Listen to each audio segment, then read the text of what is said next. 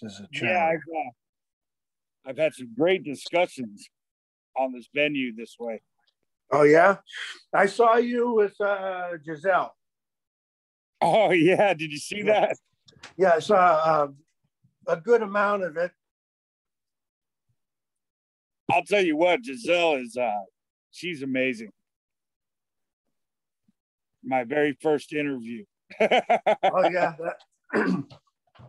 Is there anybody on this call other than me and you right now, or? No, it's just you and I right now. Oh. You're the first customer of the day. I didn't know if you were going to say victim or what there, but that's good. I like customer. That's good. Yeah. Anything in particular you like to talk about? No, I was just checking this out. All right, I think I got this set up properly now. There we go. Hey, how you doing? Hey, pal. Hey, I think I've seen you on Miranda Warren's page. Yeah, she shared one of my videos. It was very nice of her to do that. Man, I'm glad to meet you. Nice to meet you too. Yeah, you have some great links out there. You and I both talked to Emerson, I think. Say what? I think we both talked to Emerson. Oh yeah. Emerson's great. I've got he's shoot, man. He's got to be one of the most kind and if nothing else, active individuals I know. He's always doing something. Yeah. Yeah, he's a very kind individual. Very patient as well. We had to do 2 interviews. It was my first time to be interviewed. And the first interview was all over the place. I couldn't, the video and all of that kind of stuff was just crazy. And then the second one, I had the wandering eye of the portal. But I think I'm getting the bugs worked out. And as I say, Emerson was very patient with me and very kind to give me a second interview. He said the first one he tried to edit, but it was, my face was never in the screen, He was like talking to the top of my forehead and then over to the side and this and that. So, I'm working all these technical issues out. I just use my phone.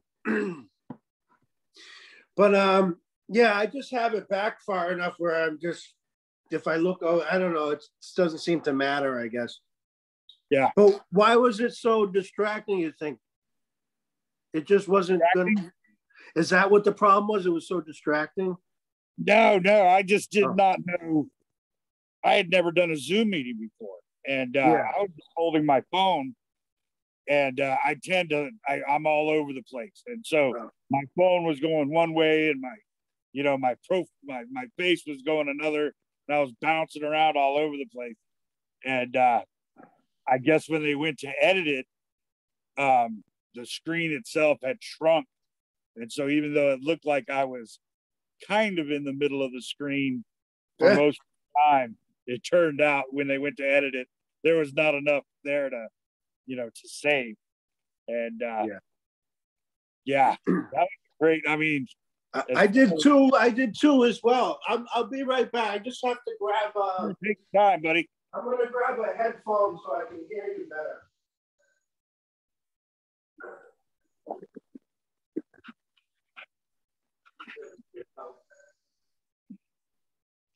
There we go. Can you hear me now? Yeah, I can hear you much better. Yeah, that's better. Let me see. I got one of my earbuds in there. That helps. Sure. I've got I did 2 interviews with Emerson because the first one didn't record, and so we talked for like 2 hours, and then he then he said we'll try it the next day, and then I show up the next day and he didn't show up. So it was just a miscommunication. So then the third try, we actually got it. Hey, let me be right back. Let me pair this headset and I'll be able to hear you a lot better. Give me 1 minute. Yeah, sure. Thank you. Take your time.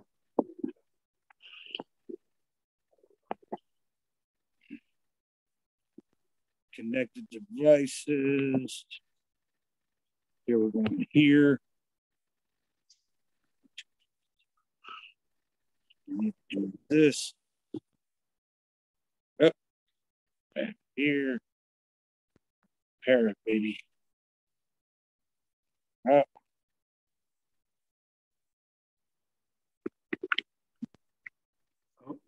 Just got a message. Do you get messages from people from India trying to sell you something, a spiritual practice or something? Hang on, I just got on. I missed that part. What were you saying? Okay, I'm trying to vet some people. I get friend requests, and I just saw one. They say they're like Vedic astrologers. Yeah. And he asked me for, I think he said $250 or something. Oh! For, wait. He would incorporate me into his spiritual ritual. Yes, sir. But insert my name into it. So, but I get a lot of these requests. I'm just wondering, I wouldn't ask this like, well, this is being recorded, but I never want to sound like I'm being disrespectful. Right. To any traditions, but it just sounds like they're just looking for money. Well, yeah. I mean, we had a beautiful young lady come in last meeting, and she was into the astrology and all of that. And she seemed fairly knowledgeable about it. I have no qualms. I mean, sure, whatever. But she would not, she wasn't about the money at all. I mean, she just wanted to kind of assess. She asked permission if she could do this or that with the dates and the times. And different people went off with her on a little sidebar. And she said she was going to come back by today. I hope she does. I mean, it's not my thing at all, for various reasons, but there's no, I don't know enough about it. It's just whatever you're into, whatever you like to do. Astrology to me, I don't know, brother. What do you think? Oh, no, I don't believe in it, but I think what's interesting is, I think they find me because I'm on nothing, maybe they saw that interview or they see some of my comments, but they don't really understand what I'm saying, because if they did, they wouldn't try to sell me astrology or anything. Because I mean, all I talk about is like the end of seeking, basically. Right. So then when somebody says, "Oh, I saw your video, how would you like to pay for my services?" I'm like, I don't think you really watched my video. And usually they haven't. They're just like, oh, he's a spiritual person. Maybe he'll want what I'm selling. They're taking a stab at it. Here's an interesting little tidbit I ran into this weekend. Somebody asked me, how does this work? Do I pay by the session, or do I give you a donation or whatever? And I said, well, I've never, nobody's ever asked me before. I mean, I've never charged anybody for anything. And, I've got a PayPal address, and, I'm not above it, but it's not that I need money. But I thought that was I was very flattered. I was honored that somebody would even, but I know some people that absolutely refuse to take money. And then I know other people that won't do it unless you pay. And I mean, for me, I just like talking to people, and I'm not going to stop somebody from giving a donation. I mean, but at the same time, it's not like I need money. And it's not like I want to make money doing this kind of stuff. For me, it kind of defeats the purpose of the honesty of the moment. I mean, if you're looking for money, good on you. If you're not, good on you. But if for me, I just want to be honest in the moment. I just want to have that experience of a good conversation, and that even is paradoxical in that the illusion of separation in the form of two people having a conversation is not what it appears to be. So it's not, as I was saying to Giselle, it's not two people having a conversation. It's the appearance of that, or the story of that. And right. That's a difficult thing for a lot of people to, to understand. It's kind of like, realizing that everything, not just you or not just others, but existence itself is kind of like a marionette that does and does not have strings. It's kind of both. There's no cause or effect for it. And so it just kind of appears out of nothing. And people have a difficult time, paradoxically saying others or people have a difficult time with that quote unquote understanding that there is no reason or meaning or cause or effect. There's nothing causing it. There's no purpose for it. And so it's one of these things where I don't know, how do you charge for something like that? I mean, and what's the meaning of that transaction? I couldn't tell you. I know is that I have a PayPal address, and I thought it was flattering, but that's about it. Yeah, that's cool. Yeah, no one's ever asked me that. I'm not really putting myself out there very much, though. I just make little videos, and I was taking questions via email, but I had a hard time with that because they're very personal and heartfelt, and there was a lot of pain in some of them, and I just felt like those questions might be better for a therapist or somebody more equipped than me, because I don't think it makes people feel very good just to be told it's just what's apparently happening, because I can't give like practical, concrete, like this is what you should do in this situation. It's just, so I kind of stopped doing that because I felt like it maybe wasn't fair. I don't know. I don't know. I think personally, the way I look at it is, we're subjective points in time and space that appear to be sharing intellect. We appear to be sharing information. Yeah. And within the context of a Q&A, that illusion is occurring. We are subjective points in time and space, having a Q&A. So as far as I'm concerned, within the context of that subjectivity, we can't, we can, but we can negate the self to make something whole that's already complete. But the thing about it is to negate the conceptual self in the context of a Q&A is, you can do it. You can say self doesn't exist or whatever, and that's fine. But it only gets the conceptual self so far. And if we're going to do the Q&A, if we're going to have a conversation, if we're going to play this game, well, let's go ahead and play it.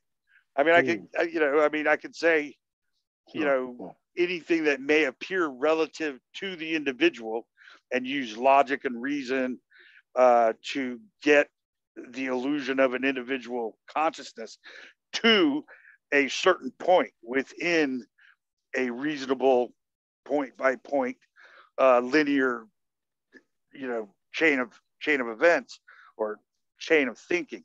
You get somebody logically to a spot, and then from that point, once they, if you can get them to understand that it's subjective, that everything is subjective, from that spot they can kind of go with it as they wish. And being that it is, well, can I give you an example? Maybe yes, please. So, like somebody suffering from chronic depression. Yes. And when that question was kind of thrown at me, and this impending doom, which I've felt, but not in a clinical depression sense. But I just don't feel like I have anything helpful to say to that person, other than it's what's apparently happening, which I'm sure they would probably want to kill me for saying that.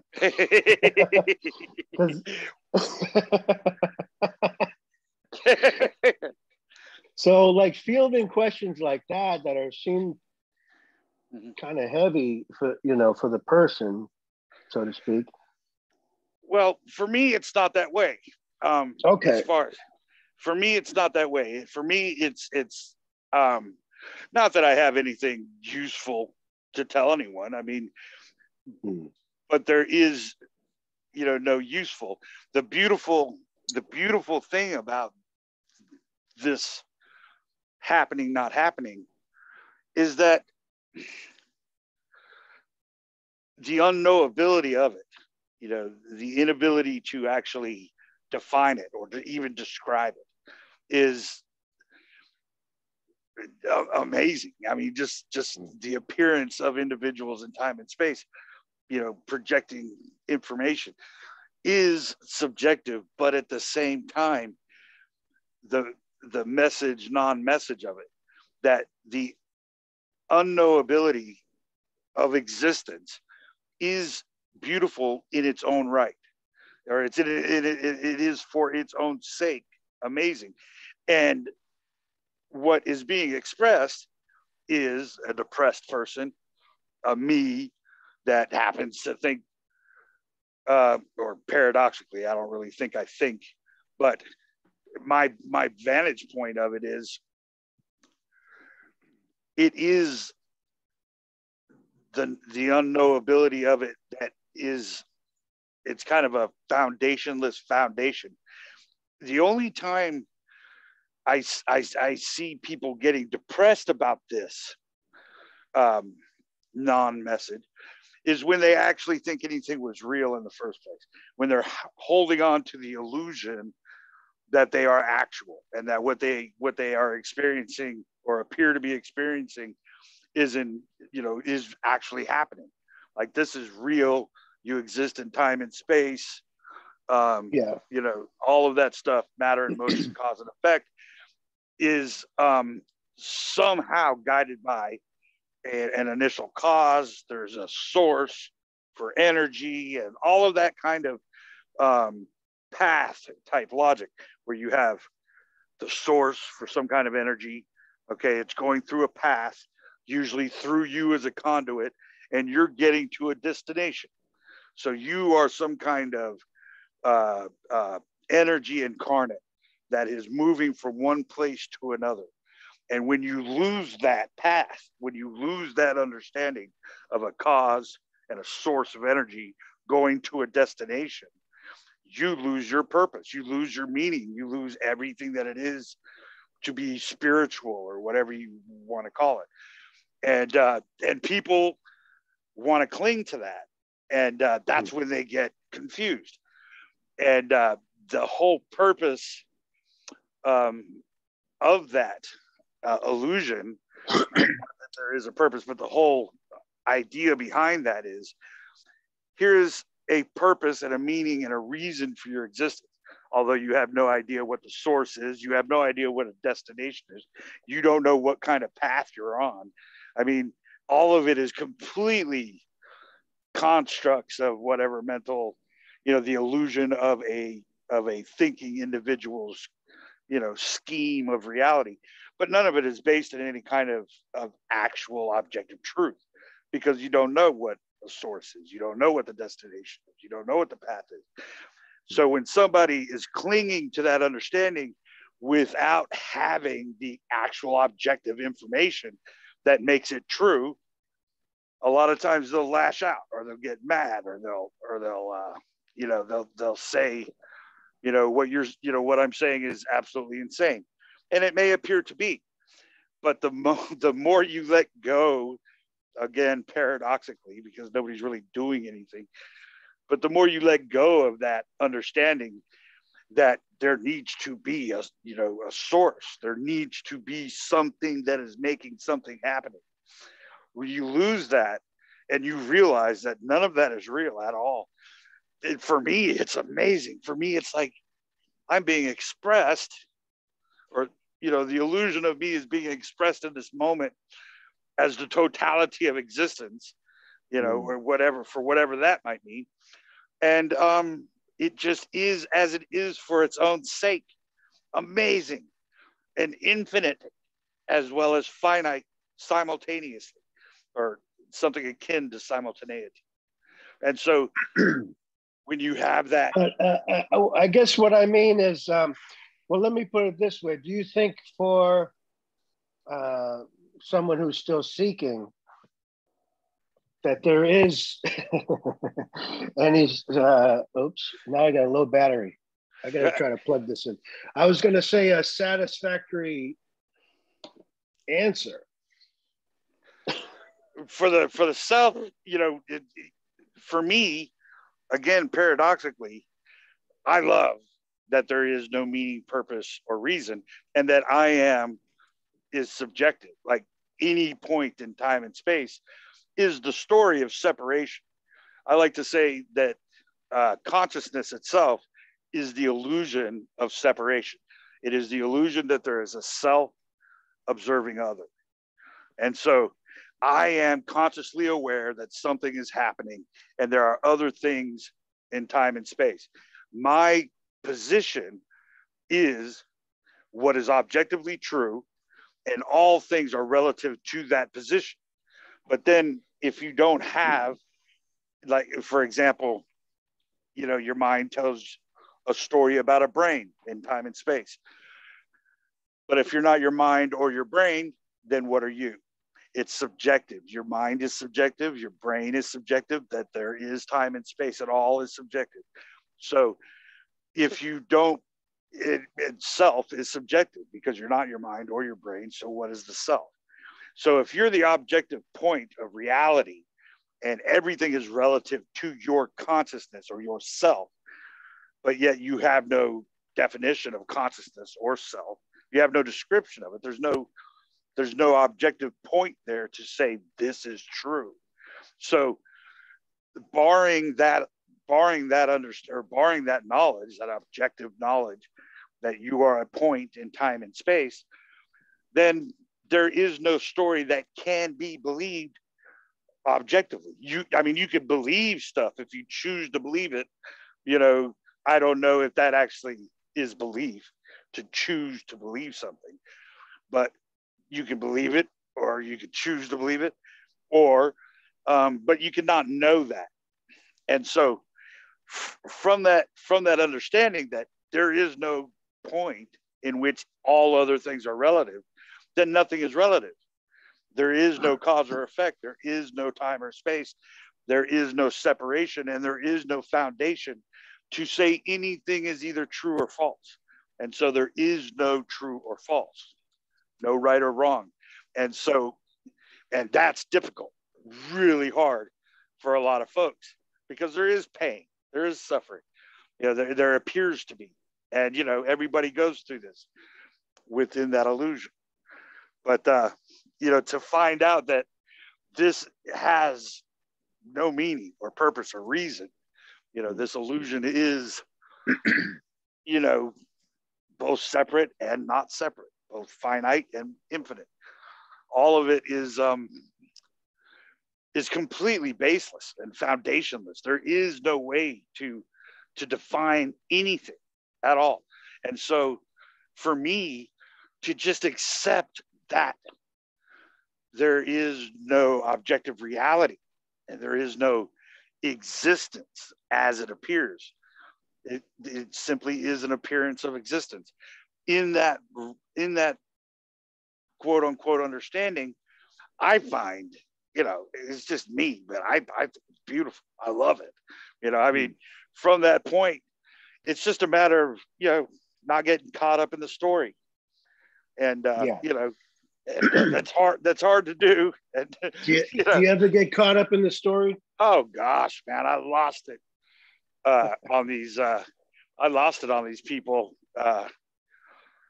The medical bed. I bought a medical bed and all this other kind of stuff. I spent, over 10 grand trying to get me and my landlord comfortable with this medical equipment that was supposed to be a turnkey operation, and I was assured everything was going to go smooth. Nothing went smooth. It's been going on for 8 weeks. I'm in the whole 10 grand, and I'm worse off than when I started with this company. And I lost it because it was more so because my landlord, he was dying of cancer, and a vet, and the guy that I'm trying to help because he helped me while I was going through the bureaucracy of disability and the VA and all that. I've been living in his house, so when I finally got I got a little bit of coin back for back pay, I wanted to help him out. So instead of helping him, I threw all this money at it and didn't get what I was promised, and I ended up making my best friend and somebody who I owe a lot to less comfortable rather than more comfortable. And he's up there dying of cancer, laying on a mat because I can't get his bed here. And that, to me, it's harder for me to deal with that. Like, I'm making a friend uncomfortable. It's a little easier to deal with a personal thing. Like, it's me, so it doesn't matter as much. I can deal with that, but I'm responsible for making a friend, uncomfortable in his dying days. That, I lost it, so there's an attachment there, but I'm not going to apologize for that, because within this appearance, all this illusion is happening, not happening. Still doesn't mean that I can't get mad when somebody doesn't, do what they say they're going to do. And I have to do what I can do in order to make, the illusion kind of, act the way I want it to be. It doesn't make anything happen. It doesn't make anything true or false. And it's all emotional and it's subjective, but it's still, I get caught up in that. Sure. Yeah, absolutely. Yeah. Occasionally I try to ask people about that, but I get weird responses, I'm in terms of on like a broadcast, something that's, you know what I mean? Not like a private, well, this isn't exactly private, but I feel people are more honest in a situation like this. Yes. Because last time I asked somebody, they were like, well, the me always gets caught up and blah, blah, blah. And it was sort of a deflection, I guess. Can you give me an example? Do you want of the deflection? Yeah. Well, that was pretty much it. Unless the question wasn't understood, but I had typed it. And the question was asked. I guess I just said, are there times when the character gets caught up in the story? I phrased it like that, I'm pretty sure. And they say, well, then they started talking about the me. The me gets caught up, blah, blah, blah. Right. And that's not what I was asking. You know, the me is just it's just it's just part of the story. It's just an idea. It's just a made up belief concept, but it has no, you know, no reality in my view. But so it's like I'm not talking about your shadow. You know, if someone steps on your shadow, does it get upset? What I'm saying is, does the character, the person I'm talking to,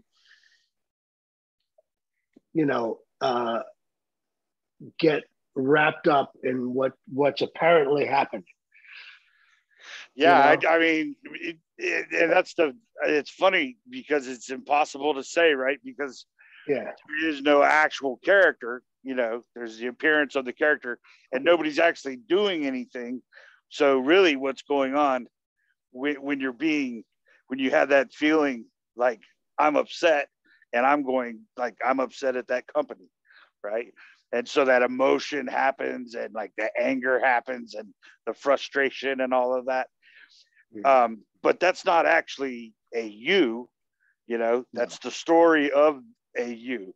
And the beautiful thing for me when I watch myself, because I can get pretty sharp with people in that situation, like with different, you know, teller, like when somebody is trying to explain to me why this isn't going to plan and their explanation is not acceptable. You know, I mean, it's just not, you know, it doesn't make any sense. And I could really get sharp. You know, I can be kind of a, you know, kind of a, in that case, kind of a jerk. You know, I mean, I guess, but still, I've got to get this thing done. Now that's the illusion of a self having a choice, having a will. And that in itself is as it appears. That's also the appearance. Yeah. It's the character appearing to get upset about something that's not happening. But even that's not happening. It's also just what's appearing. There's no there's no way out of it, and there's no one to get out of it. Right. Well, and the beauty of it, and the beauty of that to me is there's, you know, it's the thing with the strings. There is and there isn't strings. There seems like this thing pulling me into an angry situation, or reacting in some way, whether it be positive or negative, or if I think I'm thinking and I think I have a will and there's a reason for stuff, and I get pulled into these things, and I could laugh at it even when I'm mad, because it's almost like, I want to say disassociative, but it's almost like another subjective disassociative individual within the context of a person who's not their mind or their brain. And so I'm sitting back watching this appearance of a person called Howard lose it on these people in an office that, you know, aren't doing what they said they're going to do. And it's the real and the unreal, you know. It's happening in something akin to simultaneity. Real and unreal, both happening. I think of it like, did you have a situation, and, you know, were there people getting upset? Sure, but then you have to look at the other side of the coin. You know, it's the real and the unreal. It's always apparently staring me in the face. Always. It's like this table is solid, but it's not. You know, it's this is the duality in non. Right. Yeah, it's I like that though. It's the real and the unreal, the duality and the non-duality. Yeah. Kind of happening at the same time. But it's I don't know how you look at it, but for me, it seems like my immediate experience is expressing a me, expressing a you right now. We're having this Q&A or this conversation. And in my immediate experience is my room here and my consciousness that is full of stories about a universe that exists beyond my immediate experience, the Big Bang and planets rolling around the sun and all that kind of stuff that has to do with astrology. All of that has something to do with cause and effect, and it affects the way I look at things. And that to me, the consciousness illusion can be infinite. It can be seen as infinite because there is no definition or description of it. And so within this appearance of immediate experience that is just this, there is also that infinite, undescribable appearance of a consciousness. And so it is just this in that there's no time before it, no time after it. There's no point in time and space that it is relative to any other position. And so it just kind of happens in this finite, mundane kind of, room that's expressing us with our separate consciousness. But within that, the separate consciousness aspect of it is the illusion of an infinite beyond timeline, in that, there's really no individual. Say in the, for example, talking about a shift in perspective. People always say, well, no one really has a shift because there's no person, right? But just as there is no person here, okay, there are no two people here having a conversation, there appears to be. And so within that appearance can be the infinite illusion of a consciousness. So it appears infinite. I have the memory of sort of a before and after. Yes. Yes. But I guess you could say because the after revealed that there was no independent, separate entity ever, anywhere. Not just me, it wasn't just like I realized something about myself. I realized something about all the apparent selves. Sometimes I feel like that gets missed. I know people are saying it, but as a seeker, I remember I never heard it. I always thought it was unique to them, to the person speaking. And I could never see how it applied here until, you could say the veil was lifted. And then it was like, wow, now I get it. Yeah. There's no foundation or tether to any kind of objective reality. And once that, for me, again, paradoxically for me, within this context of people talking, I mean, for me, it appeared as if suddenly, there's no need for, there is no answer. There's no need for any of that because it's not relative. There's no,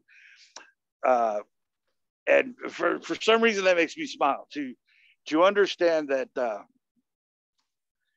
that there is no tether or foundation for a reality. The non-real or the paradoxically real, not real, is it's just kind of blooming out of nothing, and there's no and it becomes for me, it seems like the less need of an answer, the more it blooms in this unknowable, beautiful, amazing, just happening, not happening. It just kind of appears, and it doesn't give you an answer. It shows, for me, the whole playground of subject object. It just appears to give more non-answers, and it just these beautiful paradoxes that come out of nowhere that you can't explain, but they don't give you, it doesn't give you an answer. It gives you more unknowability. And well, like you said, we're part of this expression, or this I always think of it just like nature, just like grass growing, or all that's apparently happening. This is just a part of that. For me, I look at us talking like birds chirping in a tree. There's literally, it's like birds chirping in a tree. to say that this is it, okay, is basically baseless. I mean, because I'm a subjective point in time and space. You're a subjective point in time and space. So for us to discuss what is or what is not just this is completely without foundation. There's no way for me to say what is this or not this, and there's no way for you to know that is true or false. And the same for you. You say something is real or not real, or it's just this, and I ask, well, what is this? And you can give me a rendition of what appears to be just this. But in the end, it's birds chirping in trees, because, like, for example, I can't tell you what ginger smells like.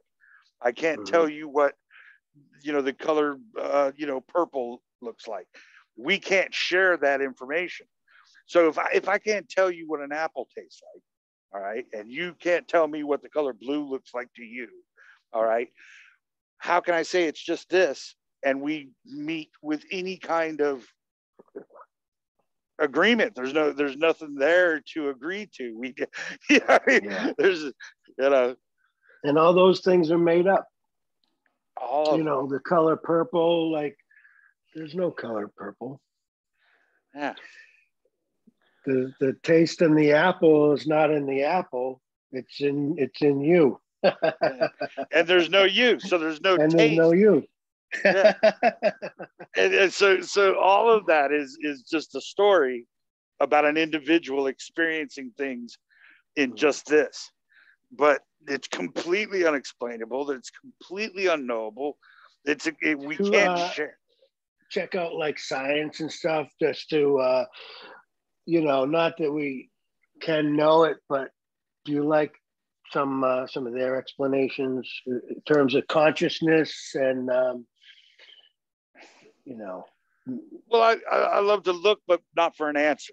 What I do universal mind, any of these? What do you think? No, I can't. No, I don't. There is no mind. There is no universal consciousness. None of that. Nah. But I love science because it negates itself. Science itself negates itself. If Stephen Hawking was here, and if Albert Einstein was here, and if Penrose was here, Roger Penrose was here, who I like the most. I love Penrose and his scalelessness model. I've been flying that guy's flag for 5 years, and he won the Nobel Peace Prize last year for scalelessness. I love it. Wow. Yeah. So I'm not familiar with that. Yeah. I'll link you a couple of things. It's amazing. Oh, cool. I'll check it out. Yeah. It's he's got some great alternative ideas for the Big Bang, rather than something starting and stopping. It's scaleless and infinite. It never stops. And when you look back at what appears to be the Big Bang, appearing out of nothing, and going to not even nothing, it basically popped out of a lack of dimension. And we are that lack of dimension. We are the appearance of a dimension in scale. And what he is saying is, instead of the Big Bang occurring, time and space appearing, and gravity splitting and all of that kind of stuff, and expanding into not even nothing, he's saying that in a trillion years, in a trillion light years, when whatever can observe this, what's happening here now, within this appearance of a scale, it will look like an infinitely hot, dense point. Even once it goes to the big rip, when black holes evaporate and the atoms shred apart, and there's literally not even nothing again, um, barring the Hawking radiation that occurs with this energy pulling apart. And he says, from another vantage point, what he calls an eon, which is something beyond time almost, they will look back on what's happening right here, right now, or even in a bigger expanse, and they will see an infinitely hot, dense point that is expanding out of nothing, and it will appear as a big bang to them because they're so far away and looking at it from another section of space that it will appear as a big bang. So we are a big bang, actually, a happening now. We're an infinitely hot, dense point to one person, or to one vantage point, and we are infinitely spread apart into nothing from the last viewpoint. But we are here now. They will be an infinitely hot, dense point to another, and it just grows. But then dimension itself hanging all the time. Yeah, so it just loses any kind of scale, loses meaning, and so dimensionality is subjective, and so you could get, and then from that point of view, it is infinite, but then infinite loses its definition. If it is infinite, then there is no time, and therefore no infinite. So it's paradoxical. Yes, I love science, but I love science. Send me that link if you can. That sounds really interesting. I will, yeah. But that's the thing about it is that science will show you the unknowability of existence. As I was saying, like Penrose, Einstein, Hawking, they all would have to say from the outset, before they even got into all of the theories and everything that appears to be, they all say that this is subjective, that there is no way to know that this is actually happening. We're just saying that this is what appears to be happening. Every physicist, in the last 200 years, worth their salt. Well, it's like when a good speaker, a non-duality speaker, starts to talk, they'll say, nothing I say is the truth, It's all concepts. It's all concepts. There really is no truth. There is no false, no truth. There's no relative point in which to say something else is objectively true or false. So for me to say, hey, this is the way it is. There's no strings. Da da da da da. It means nothing. It's a bird chirping in a tree. It doesn't. Well, we are the mystery. It is amazing. We are the mystery, and the words coming out of our mouths are the mystery. And any answer we can come up with is a part of the mystery. And that's the smile. And that's the beauty of it. That's the beauty of it. There's no way that we could know. For me, that just brings the most amazing joy. To not be attached to any story is, and then it's not like you got to stop looking, the fact is that you're not looking for an answer so much. It's just the more you look, the more it shows you that there's no answer. And it just shows you different ways of how you can't know.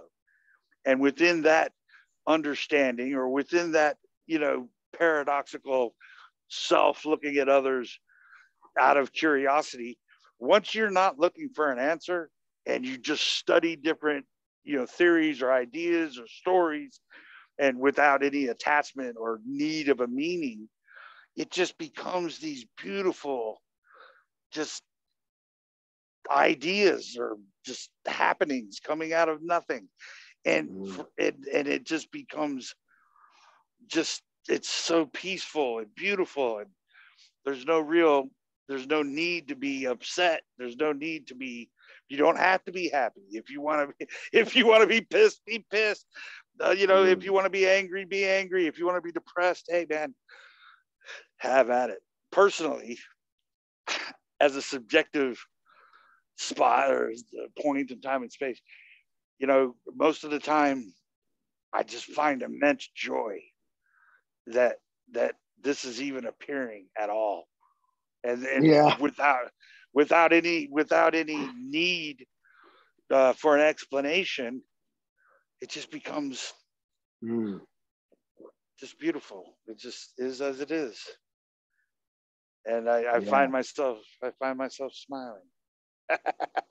I'll shut up now. So how about you? I saw one link. I've seen a few, but I love this one. You were in a park, and you're just going through the list of things that seem to be around you. There's no squirrels there. This is all just appearing out of nothing. It was just all the different things you were looking at as you were walking through the park, and I found it beautiful. I loved it. Oh, thank you so much. Oh man, I think that was the first one I ever did. I've probably done maybe 10, and then I took a break. I had enough, but I might go back to it. But it's just for fun. It's just an expression. It's just like you said, birds chirping. But I play the drums. I could just sit down at the drums and play, or I can turn on my phone and talk into it for 5 minutes and put it on YouTube. It's just something to do. But yeah, I like that there's no agenda with it or no intention behind it. It's just, this is what I'm feeling like, just like you and I talking right now. We're just riffing. I get that energy. That energy arises like, I kind of want to do a little riff on this thing. And I just turn on my phone and I just go for it, I love it. But yeah, sometimes I'll look at animals and I'm like, it's so cool that the same is true for my cat right there. There's nobody in there. Right. This is just this same nothing being everything. Expressing as my cat. And it's beautiful and it's unique. It appears to be unique and all these attributes that we can give it. And it's beautiful. And you can celebrate the appearances. You don't have to just deny them, Yes. Both can be, you can sort of, I don't know, celebrate both things. The beauty of the cat, but then knowing that the cat's essence is the same nothing as mine, or same as what's here, Yes. That's just cool. It is. Just mind blowing at times. No, that's it. That was done. Well, yeah, I mean, I agree. It's yes, it's tough to say, isn't it? But yes, within this foundationless appearance, the cat, the birds, I had I had a little moment of Mutual of Omaha, Wild Kingdom, in my room the other day. I have, there's different critters that come and go, and I'm kind of permissive.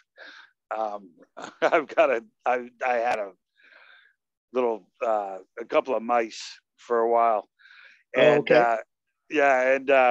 it was funny because we had like an agreement, the mice. We kind of lived with each other a little bit, and we got comfortable with each other. I didn't know if that was so you don't have cats? Well, yeah, my landlord has one left. Oh, And okay. but gray guy's getting old. We used to have three. So what had happened is, I finally got the place cleaned up and everything. The mice didn't have as much to do, so they kind of didn't spend as much time around me. They'd found other places to go where they can get some food or whatever. And at one point, I heard the mice again, and they were on the other side of the room, and I could hear them going at it. I thought they were fighting. But I found out later on that they had attacked and killed a snake. Oh. Yeah. So this whole thing, I was thinking, why are they fighting? Usually they work together. And it turned out that not only did they kill the snake, they kind of presented it to me as a gift. You know what I mean? Like a cat would. And it was, I swear, you know what I'm saying? Two mice tore a snake apart and offered it to me as a gift. And, I thought, that's just that's just beautiful. I don't know what to say. It's That's not so great. Gift. Yeah, not so great for the snake, but I'm glad they did it. I'm glad they did it because, I don't want to wake up with a snake in my bed. You know what I mean? Yeah. And, but it's funny, stuff like that. Like I had a similar thing happening with spiders for a while. When I had gone down, I couldn't take care of. I couldn't walk. I couldn't take care of myself. There's nobody to call to help. So things got kind of rough in my immediate dwelling. Things got messy, and I ended up, there are spiders starting to, colonies of spiders. And there are different types of spiders, and it wasn't until the one colony started chewing on me, I took that colony of spiders and got rid of them. And the other spiders just knew, the other types of spiders just knew not to mess with me. They would do their own thing, and we had an agreement: as long as you don't bite me, I'll leave you be. Yeah. And you think, okay, am I crazy? I mean, is this something that it's just a mental game I'm playing with myself? Do I have a communication going on with these two mice? I mean, do they really literally understand this agreement that that we seem to be sharing? And then, they do stuff like, kill a snake for me and present it as a gift. Come on, they got to know that I'm here. They wouldn't have put it right where I could, I mean, they literally put it right on my doorstep. Like, it was in, right there at the foot of my bed. It's kind of like, wow. Yeah, they killed it over there, brought it over here, and it's kind of like, hey, man, we got your back. You know what I mean? Yeah. And I now that might be crazy. I don't know. The same thing with the spiders. Of course, like I said, I've cleaned the place up since then. I've got a little bit of help now. So those are the kind of things that I was going through for a while. Like when everything was up in the air, I didn't know what was going to happen, if I was ever going to get any money so that I wouldn't be thrown out on the street. And, I didn't know what was going to happen. So I occupied my time with this little Serengeti that was starting to appear within my dwelling. all these different critters, and we ended up having like a pretty balanced. I almost regretted having to clean all that up because they were almost like friends. But it was weird. It's like the next generation of spider understood what the last generation learned. As long as you don't mess with him, he'll leave you be. Yeah. And, it was just amazing. So, with the cats and all of that stuff and everything appearing out of nothing, I completely agree. It's just the story of different objects in a place, but this is not a place. There are no objects. And that's what I meant by immediate experience being relative to no position. And so because this immediate experience is relative, it's not like there's a universe outside of it. And once you realize that there is nothing outside of immediate experience, and there is no after and there is no before, then what appears out of nothing is not separate. It's just a story of separation. And that's the... Yeah, any knowledge has to come from a person, or so it has to come from a part of the so-called illusion itself. There can be no knowledge. Right. Strictly speaking, there is no knowledge. Knowledge. There can be, yeah, and there can be no understanding. Yeah. And it's just like there are no words. I mean, yeah. It's like to say. I mean, I agree with you. It's not that there's knowledge. There's not understanding, and it's not like there are no words to express this. There literally are no words, because words require separation. And so what it is the appearance of individuals in time and space communicating. But that's the story of the appearance. It's beautiful. It's absolutely amazing. I gotta get my glasses. Yeah. No, it is. So let me ask you, are you attending any particular talks or reading anything in particular? Do you have certain people you enjoy listening to, reading? Yeah, I like Sandeep. I don't like a lot of I like Andreas Mueller. I have oh yeah. I like Andreas's. I've got an interview with Andreas on the 7th. Oh wow, that's exciting. Isn't it though? I mean, for me, it's because I love his style, And I said, you know what, you only live once. I've spoken to him a couple of times, and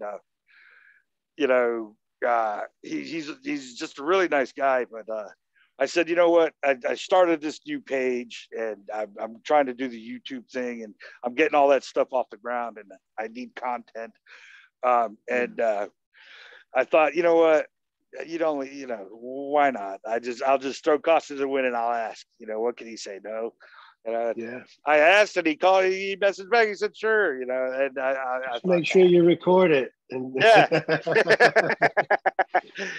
And so, yeah, that's I would say Andreas Mueller, as far as just this, is probably my favorite. Yeah. He's pretty spot on. Yeah. Yeah, there's the simplicity of it, and but it's paradoxically difficult if you try to understand it. It's not an understanding, the messageless message. So I think I really know how he comes at questions, That like he would. I think if we had asked him about that getting caught up, he would say, well, not really, because no one is getting caught up. Like there's no one there to get caught up, and there's nothing to get caught up in. But it apparently, it can appear that we're getting caught up, Well, it's only what's apparently happening. Yeah, I mean, we're not having a conversation, but we appear to be. So within the context of a conversation, we have conceptual selves, and those conceptual selves have these consciousness with these memories. And even though that is all an illusion, even illusion is incorrect, because there has to be something real to be distorted in the context of an illusion. So there's no reality in which there to be an illusion. So, but I like what he says. I just like to expand on it, because if we're gonna do the Q&A, if we're gonna, if this appearance is gonna happen, well, let's dive into that. Let's dive into. Do you think you can sort of get different answers from him? Oh no, no. It's just because I would love to talk to the guy, like, and with cameras off and all that, but it just to interview him about non-duality, I mean, I think I already know. I don't think he's going to surprise me with any of his answers. Well, see, this is the thing. I don't know if I can surprise him with my questions either. Right. It's kind of a question A goes to question D, and answer B goes to question A. It's a playbook. But to go out for like a couple of drinks or coffee or whatever, and just shoot the shit, like regular people, that would be more fun. Yeah, that's kind of what I did. It was weird the way we hooked. It was weird the way I ended up getting to talk to him. I've told the story already a few times. It's one of those things that I saw one of his links. I said, wow, I would love to be able to talk to him about that. And, it was one of these things where I knew I was going to talk to him about it. His next retreat. And, however you want to say that, I'm being loose with my language, but I knew I was going to talk to him that weekend. Yeah. But I heard you tell Giselle about that. Right. So what happens is I go to talk to him and he's having it. And then we ended up having a conversation later. And it turns out that, he has no attachment to his message, non-message, as far as you can say and do and anything you like. There's no foundation for any truth, and there's no one way to do it. So within the context of just him and I talking, I was kind of nervous. I've been watching all his links and stuff, and I just said, look, it's just all this language. It doesn't mean anything. There are no words. So we're just birds chirping in trees. And he agreed. And I said, I was just like, maybe someday we could do a collaboration. And he said, if it happens that way, it will be just what's happening. And it'll just appear that way. And I agree with him.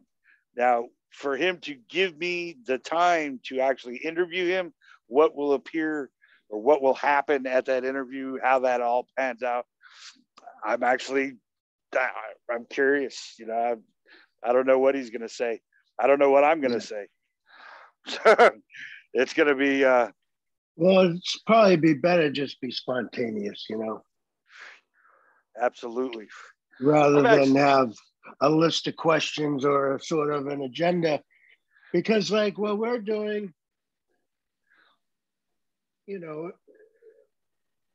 I think is much more organic, and the topics that come up are not things that I would have thought of, if I was like, oh, right, I'm going to have this conversation. I want to be prepared. when I took him through the logic of what I wanted to ask him, and he agreed. He also said, with the caveat, you're getting, conceptual, you're getting more conceptual than I like to get. It's not wrong. It's not right, but I don't get into that conceptual thing. But knowing full well that that there are two people having a conversation is conceptual. So what I'm saying is that within the context of a conversation, if I'm going to have meetings, if I'm going to have Q&As, if I'm going to have conversations about non-duality, there are certain assumptions that appear within that context of a conversation. So we have to assume separation in order to speak to each other, but it doesn't mean that it means anything. It just so, and he's saying he wants to he's saying there's no one there assuming separation. Right. And so he says from right off the bat, there is no us here. And my thing is I like to dive into why that is so, why that appears so. And but you can't answer the why. Right. Yeah. Yeah. It I can't even answer the hows. There is no how or why. That's the hardest thing for quote seekers, for example, to understand. There is no cause, there is no purpose, there is no reason, there is no how, there is no why. It's like it's like with science. Okay, there appears to be these theories that try to describe why and how and what happened and what's happening now and what's going to happen, all of which, as I said earlier, all of which any physicist, theoretical physicist, quantum physicist, standard model, I don't care, any physicist worth their weight in salt has to say from the outset that it is an illusion, or it is not necessarily so, that there is someone thinking and that there is a consciousness aware of other. That is subjective, and it's not something that can be known. They, from the outset, they must assume that the story is true. From the vantage point of science, that a brain exists in time and space cannot be objectively verified. And therefore, there is no neuron that is observing something other than itself. And there's the story of that. And so, and there's no way to prove separation. There's no way to prove any of this is actual at all. And the beauty, the reason why I like science so much, it is because it's the dogged search for answers, for truth, for this and that, but knowing straight out of the gate that is impossible. It's impossible to have an answer, because it's impossible that the story is true. It is impossible to know one way or another whether the story is true or not. And so science, in the paradox of looking for objectively true answers, realizes from the outset that everything is subjective and there is no objective truth. And so the paradox of science is that in the search for truth, the first thing you understand, the only objective, or the closest objective truth that a human can know, even within that appearance of a human existing, is that they can't know that they actually exist. And so the only objective truth that we can know is that there is no objective truth. And therein lies the paradox of science and answers and questions. There is no answer. There is no question. So there is no reason. There is no purpose. There is the story of it. And so within that story, though, here comes all of these ideas that make. We are the meaning makers. And good ones too. Yes. I mean, that's, along the way, I will say, I might have been a little, I guess you could say, pessimistic earlier about helping people. But now that I think back, there were little nuggets along the way. And one of them was like someone told, well, I think it was maybe Course in Miracles or something, but that I give everything all the meaning that it has. And I really dug into that, and I was like, wow. And that kind of blew my mind, seeing how I project onto everything, Yeah. Like, and that, I still was a seeker and everything else, even though I had that little thing in my back pocket. And then I would add, it was like a spiritual toolbox, just keep adding to. And I carried that thing. I carried that toolbox around. It got really heavy. And then, I love it. And then eventually got to throw it in the river. Yeah. The lack of mechanism, the lack of, it just, for example, I love this one. We were talking about, just in terms of science, E equals MC squared, for example. People, a lot of people take this as a given. But even Einstein himself says, okay, and he says it in the paper that he writes. He's like, this is, it doesn't really make any sense because we're assuming a mechanism. He says energy equals mass times the speed of light squared. But if energy, the definition of energy in physics is one system being able to do work on another system. Okay. Mm-hmm. But if both systems are made of energy, okay, then you're basically saying energy equals energy. And it's not, it doesn't make any sense in the actual objective truth of energy. I mean, there's just say that there is energy is to say that there is a no energy. And we have no example of no energy. Therefore, energy itself loses its definition because it's not a cycle.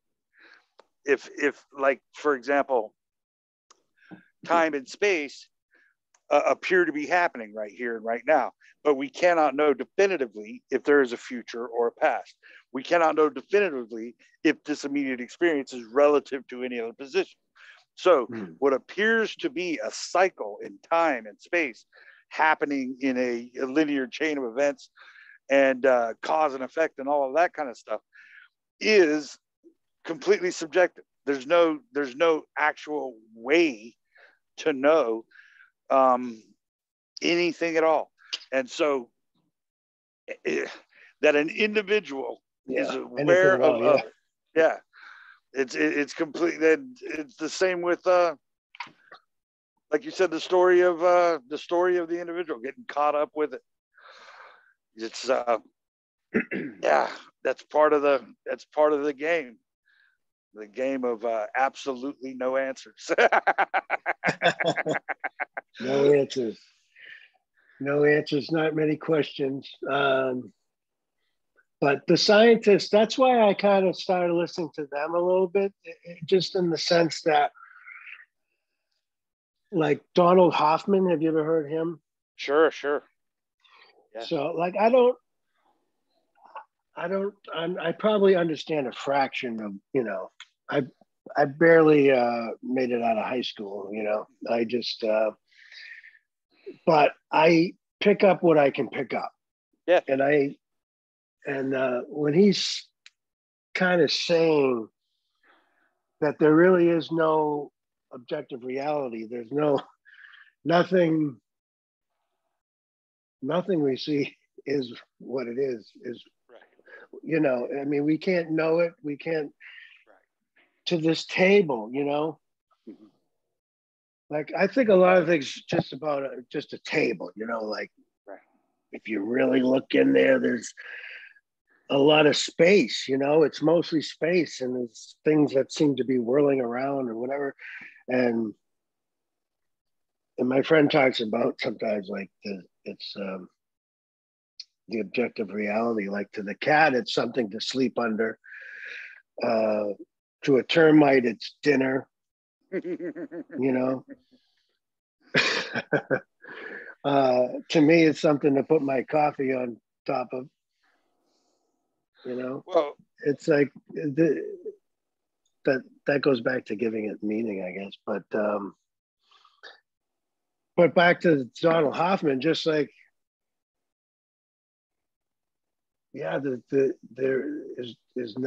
there is no reality. He's basically saying.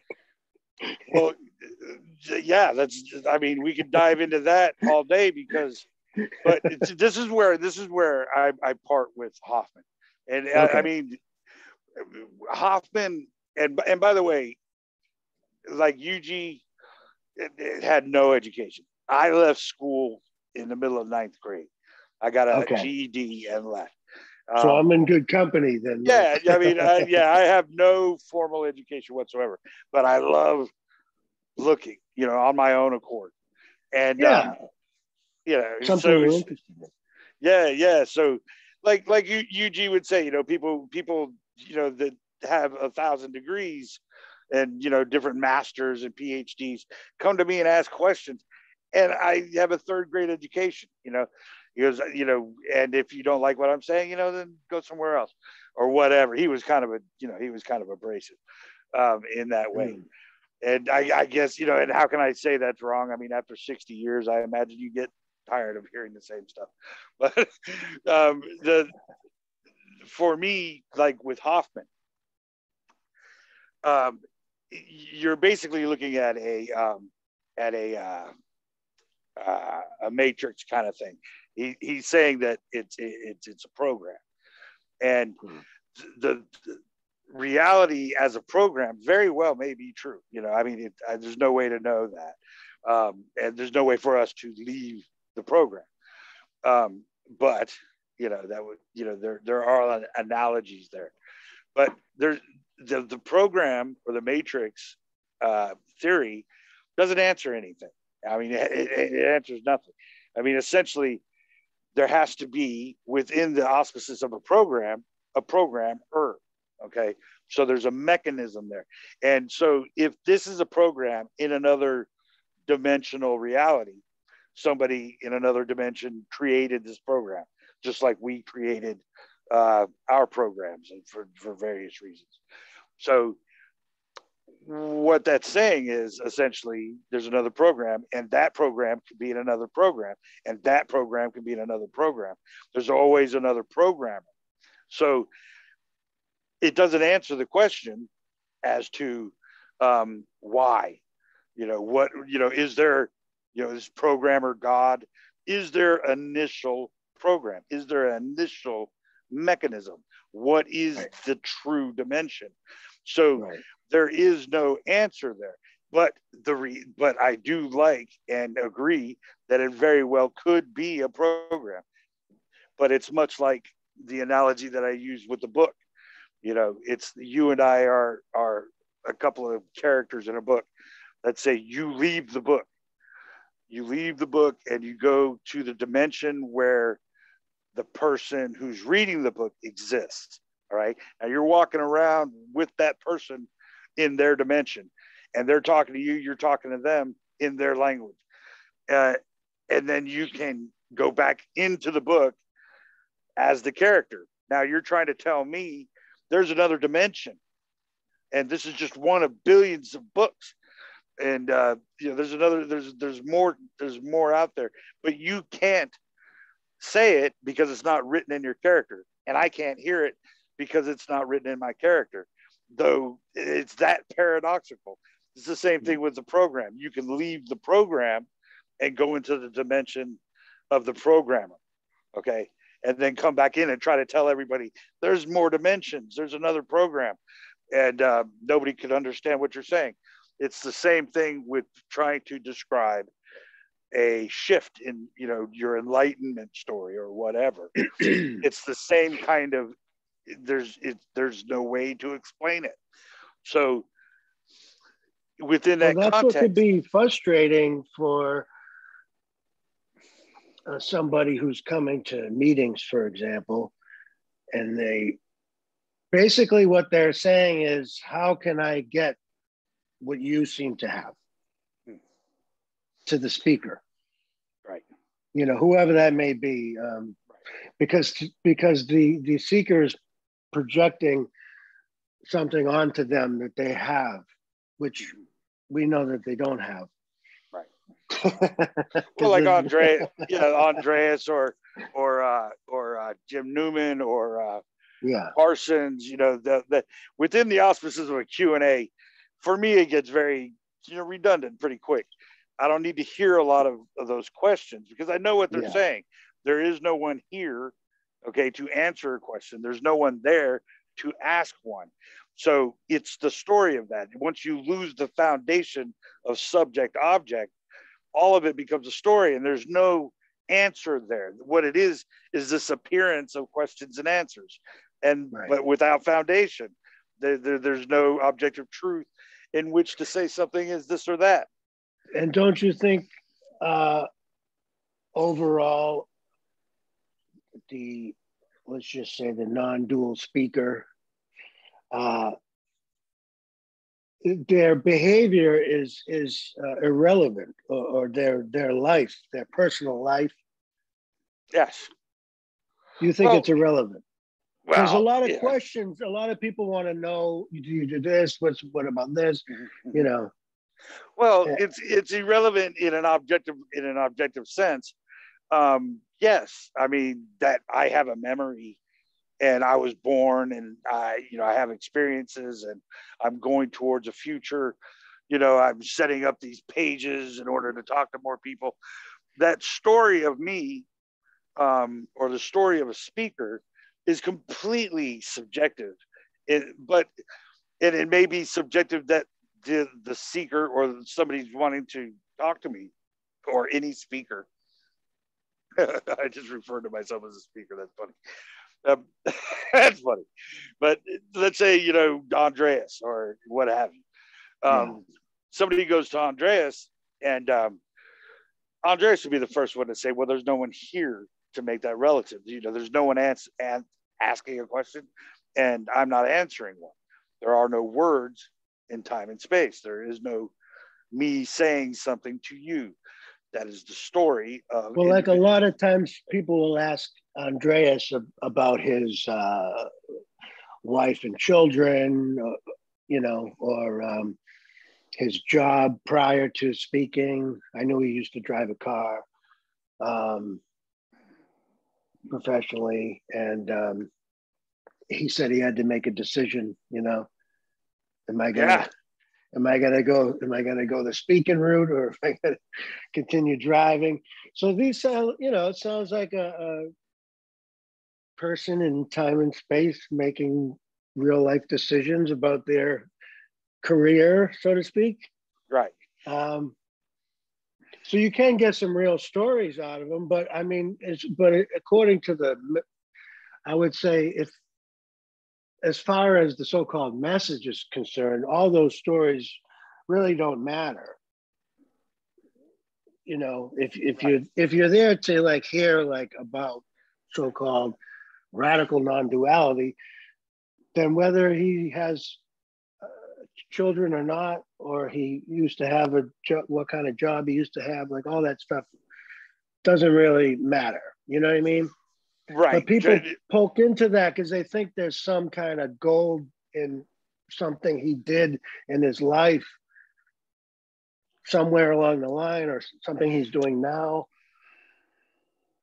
I think what it is that the seeker, and this is all paradoxical again, because there's no actual seeker, but in that context, I think what it is that a seeker wants to have some kind of understanding or guidance insofar as the conceptual me that's asking a question right now to the conceptual you that is answering.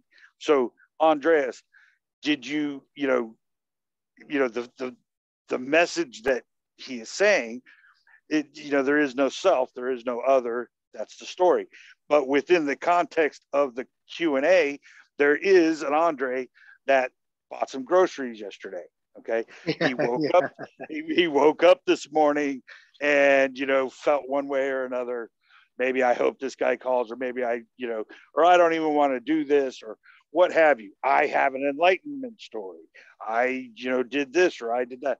The person that is asking the question wants a relatable answer to that appearance of a person that exists in time and space.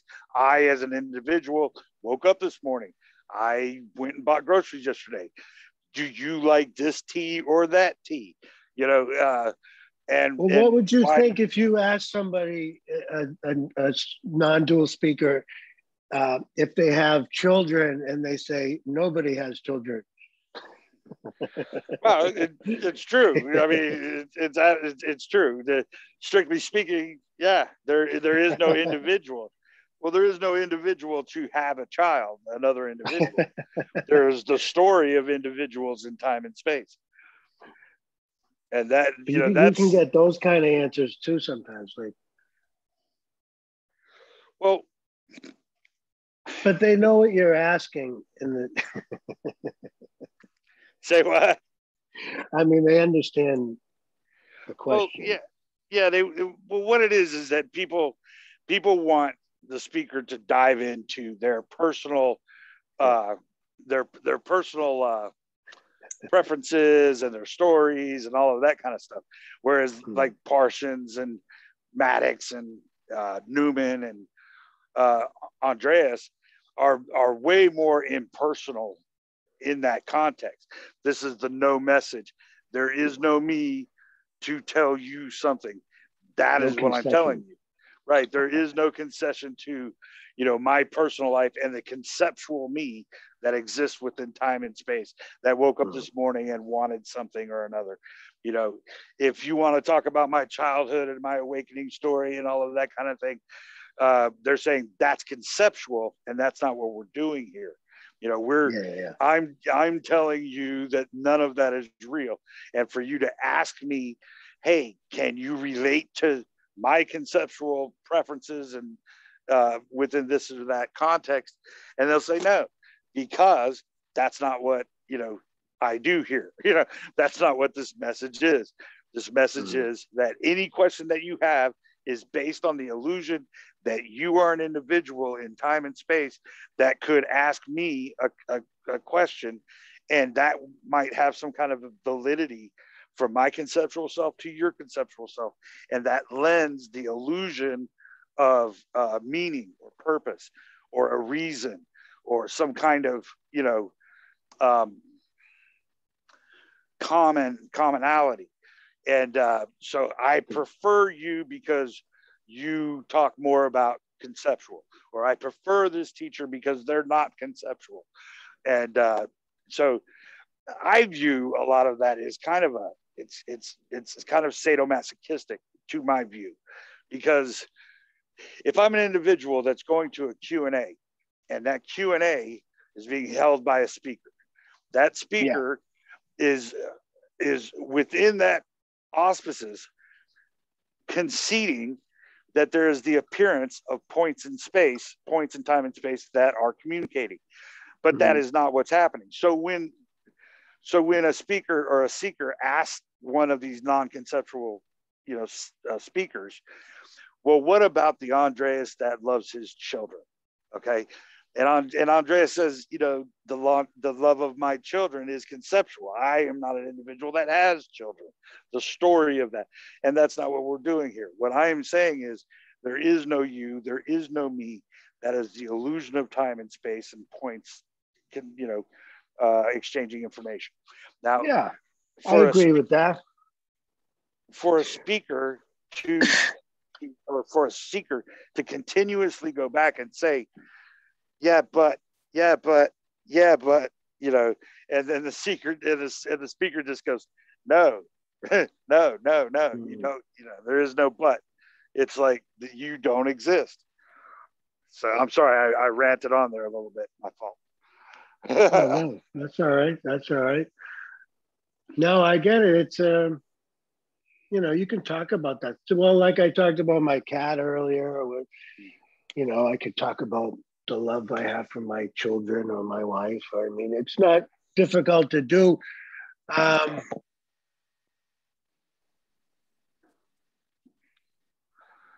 But I guess I would wonder if it was in the proper context of the meeting, like you were saying.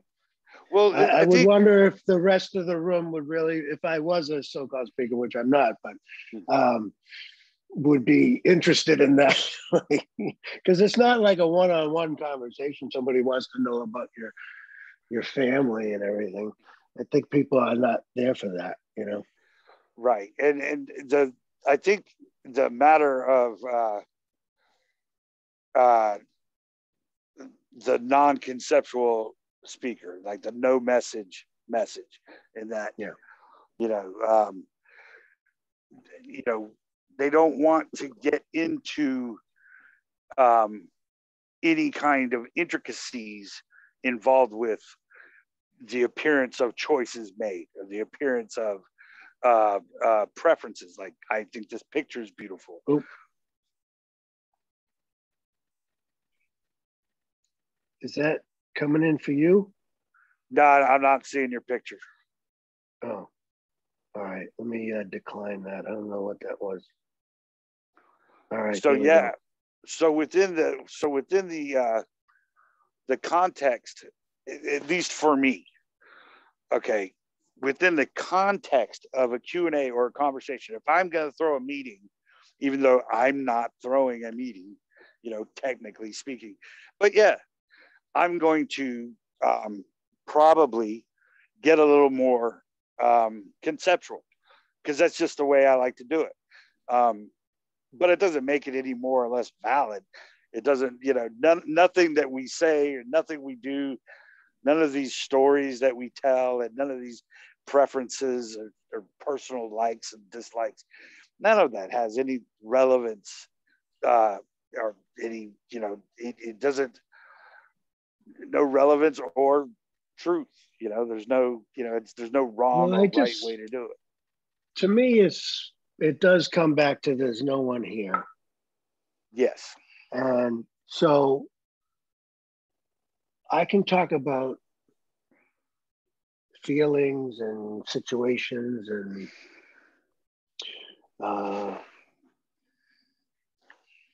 you know, difficult situations.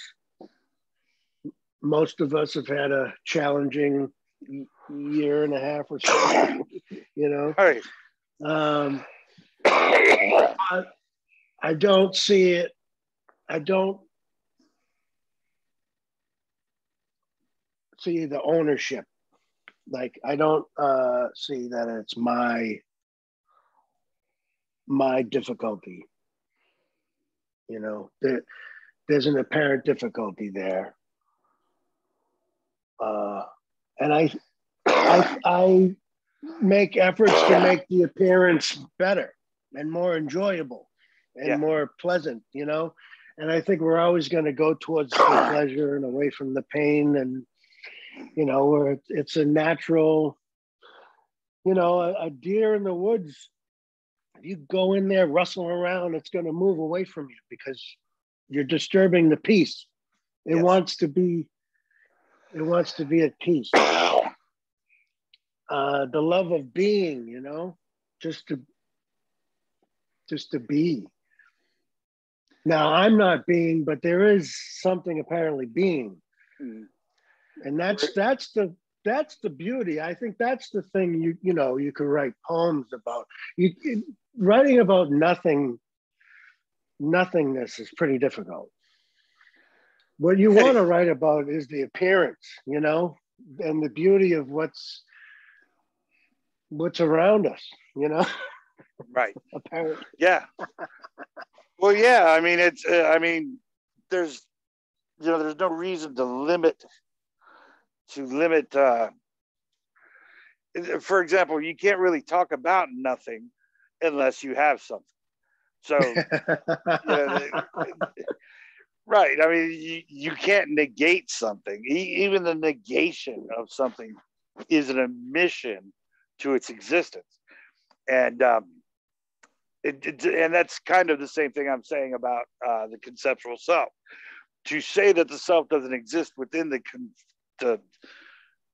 context of a Q&A or a conversation is to negate this conceptual self to complete something that is already whole. So that also is incorrect, because we appear to be here as conceptual selves. And I mean, it's not, we don't appear as we don't exist as we appear as individuals in time and space, but we appear to exist.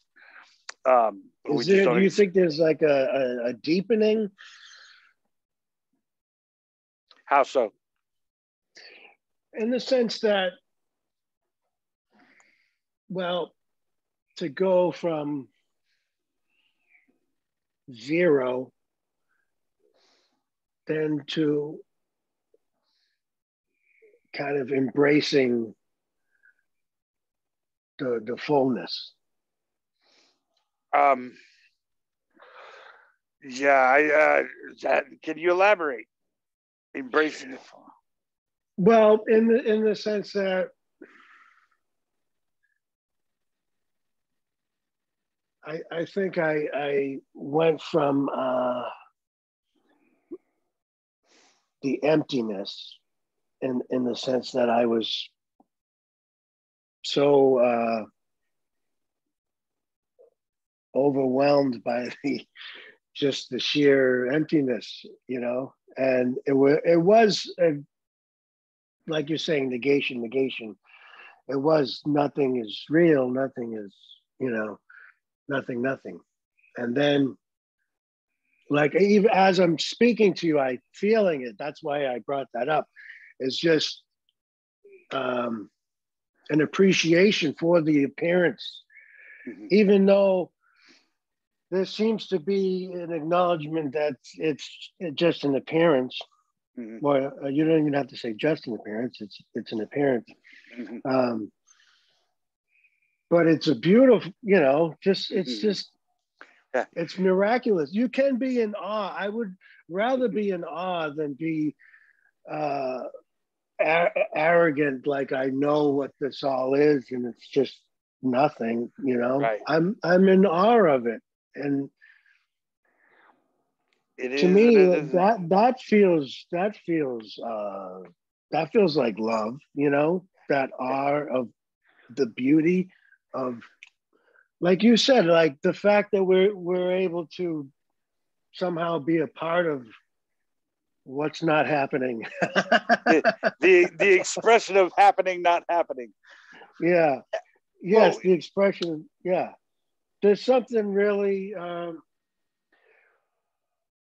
miraculous about. I don't know what other word to use. Just wonderful, awesome.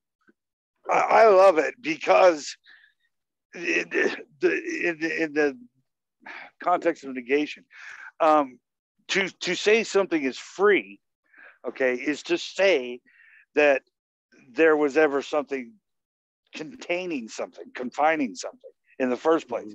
So freedom is even inaccurate because there never was anything to confine. The same thing with like dimensionality or the non-dimensionality of, say, the Big Bang. In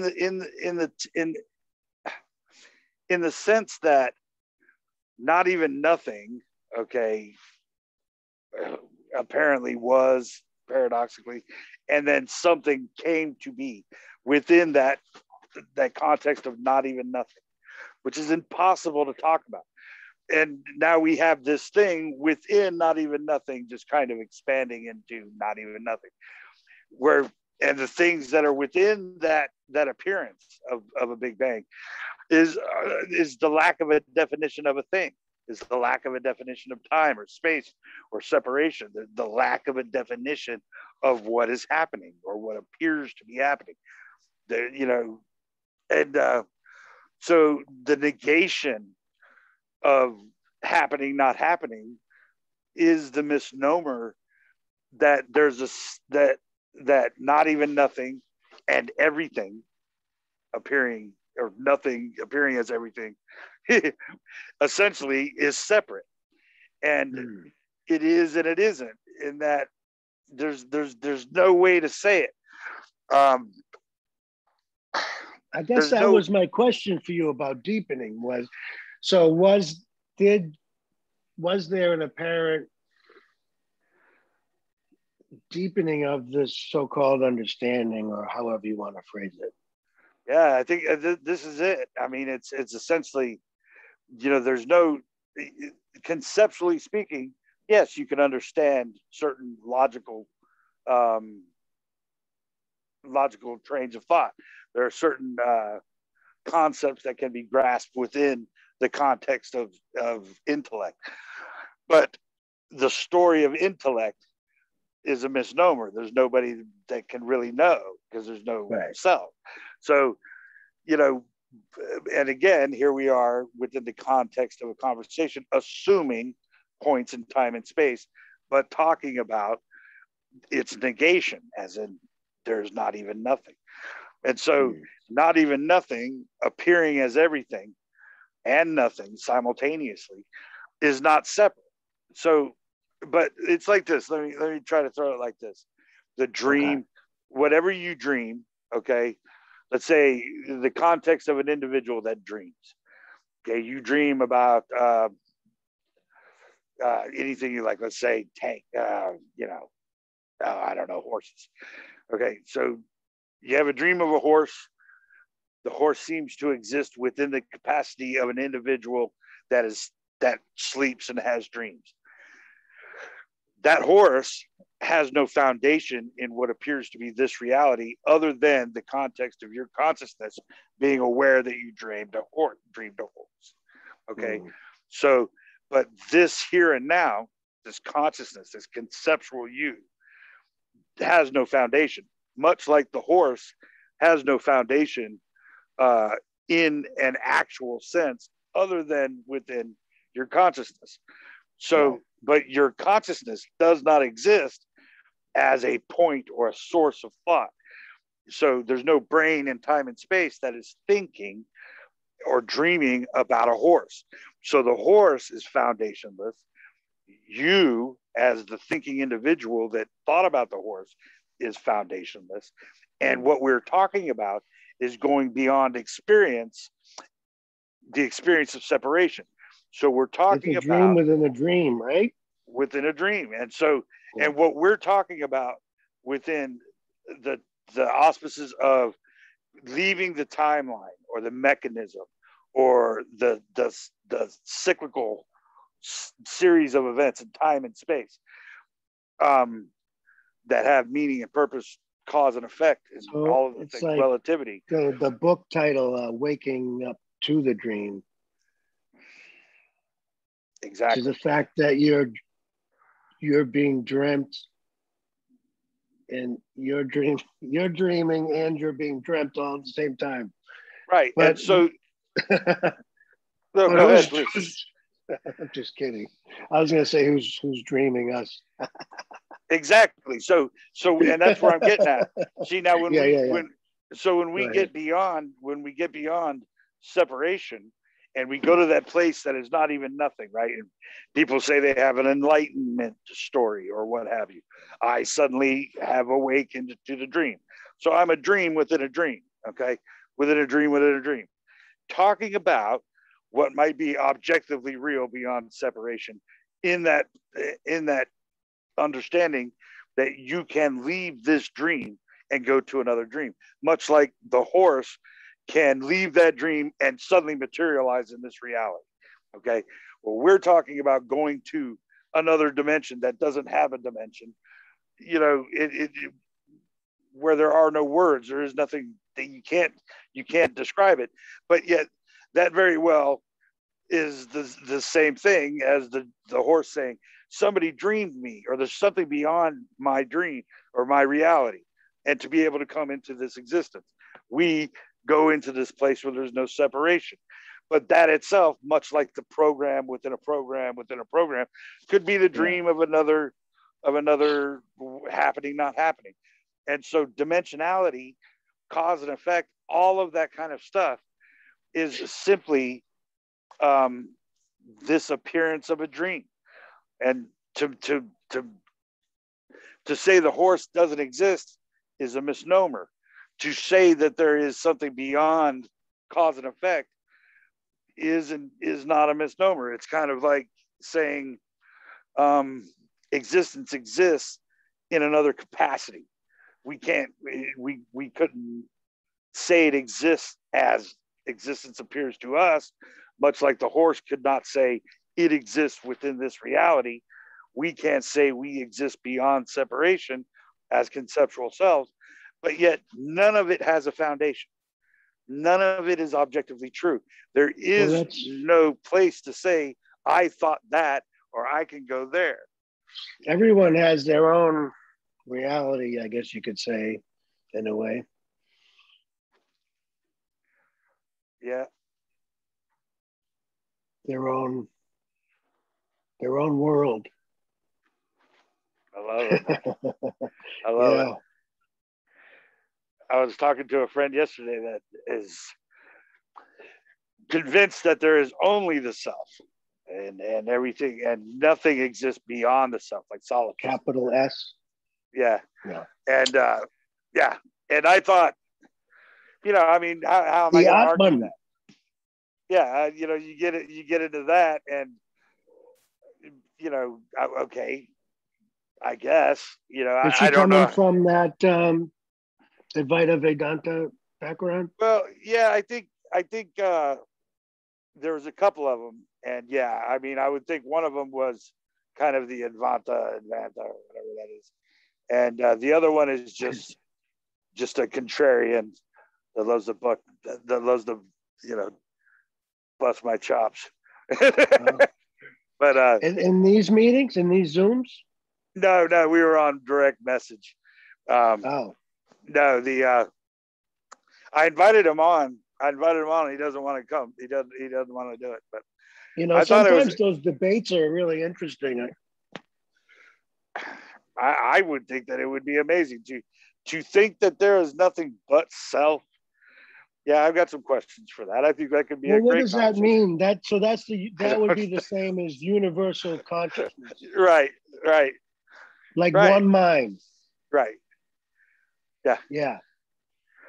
Yeah, that's a lot of people have that kind of thing, like the one mind, and the way, oh my God, some of the links I get, with the universal consciousness, to me, I mean, it's just comical. I mean, it's just ridiculous. I mean, you want to believe it, go ahead, but it's just a belief. I mean, and the evolution of consciousness, all of it. Are you a Rupert Spira guy? I don't know much about him. What I have heard, I like. I like a lot of what I've heard. But no, I mean, it's the popular guys I try to stay away from as best as possible. Because I'm just kidding, actually. I didn't think you were. Yeah. Well, it's so watered down, Well, he talks a lot about consciousness. That's so I wasn't sure if you were familiar. I don't. A lot of people. That wouldn't be a topic because I don't know. I don't even know what that means. What's that? Consciousness. I don't. I know it's like the I am. So to me, because I did really like Nisargadatta, and one thing he would say is you're prior to consciousness. You're prior to the I am. You're prior to awareness. And so anything someone would throw at him, before that, and what's before that? Nothing. Right. It all comes from nothing. Right. Yeah. So, I'm the child of a barren woman, he would say. Yeah. I'm a married bachelor, To say, I get a lot of that. I get a lot of that. The prior to thought, and people will use God in this context, and the beyond separation, they'll use God, and that's fine. It's just language, whatever. But it's it's dualistic. To say that there's no separation, but then there's a God. Okay, so I mean. It's the same thing. There's no supreme self. Yeah, so prior to self, there is this God, or there is this, prior self. And that's just. No, but what I think he's saying is that there's this nothingness. Right. And apparently, this is only a story, but out of this nothingness appears the everythingness. that we keep talking about. You and I keep doing that dance between the everything and the nothing. And he's saying anything that is conceivable or perceivable or that you can point to or you can describe is not it. Right. So to say I'm consciousness or I'm awareness to me is not what I'm saying anyway. It's not what Nisargadatta was saying. Not that that matters. I mean, I'm not here to represent. No, I like the but guy. I was a fan of his. I can't deny it. I had my people that I liked. Well, what like for me, when it's so paradoxical to talk about this stuff because the prior to self, it is the illusion that there's a self or that there is somebody here that has some kind of intrinsic value, meaning, or purpose beyond its own conceptual understanding. Okay. Now, if there is a self prior to self, or is there is something prior to the self, okay, you're lending an objective reality to the self, okay, that it exists. But then to the prior, how do you know if it's prior to the conceptual understanding of consciousness? If it's prior to the individual, then how does the individual know that? Oh, well, I don't think the individual does. So it's beyond the knowledge. Yeah, it's beyond knowledge. I think all this is, I don't know, I just get the feeling that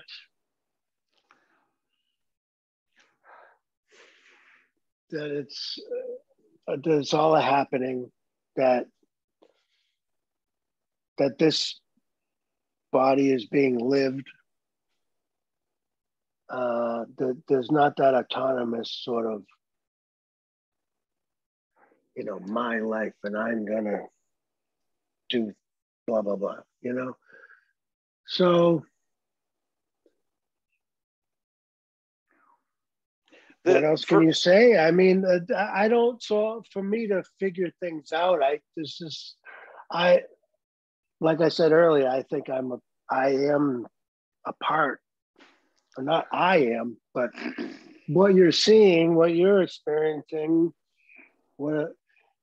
this whole apparent Walter thing is a part of this mystery. Yes. And is not capable of describing what the mystery is or why it's happening or how it's happening, why these are, or why bad things happen to good people. Well, for me, here's the rub of it. I'll try to articulate it. I think in what you're talking about. For me, it is like this. If you start attaching things like there is a prior to self or there is some other something that is not known. Okay, this seems to me that it's obvious. I mean, that we don't know anything. It's obvious that there is no knowledge. But and within that context, the beautiful thing is that we can't speak on it. So for where I go with that is because we can't speak on it, obviously there is something beyond the concept of us individuals having a conversation. So, but that's what we're saying. There's something beyond this, what we could even talk about. Right. Because we can't talk about it. But see, instead of saying, okay, and this is where it gets paradoxical, because for me, saying, can I just throw out a quick quote from I think it was Heisenberg. He said that something to the effect that this is not only stranger then no. And it says not only stranger. It's not as strange as you think. It's stranger than you can think. Can think. Yeah. Well, thank you. Yeah. And I think about that. I couldn't get the words. But thank you. Sorry, I didn't mean to jump in there. No, I'm glad you did. I'm glad you didn't make me struggle for it. And since I'm using my phone to talk to you, I couldn't look it up. At least I knew it was Heisenberg anyway. And I'm glad you picked up on it. That's great. But that's mind-boggling. Like, it's not as strange as we can think. Yeah, it's stranger than we can think. Well, so that says we can't. There's no way we can really just wrap this up in a tight little bow and present it like, here's reality. Here's the answers to all your hows and whys and the counterintuitive nature of it. The counterintuitive nature of it. The paradox of it is this, for me, to actually understand it, or paradoxically, to understand it, is to not believe anything at all. Okay, and now I'm not saying that is or is not something beyond thought or self. There is, an existence beyond what we can consider existence, and all of that kind of thing. All of that is conceptual to the understanding of an objective truth.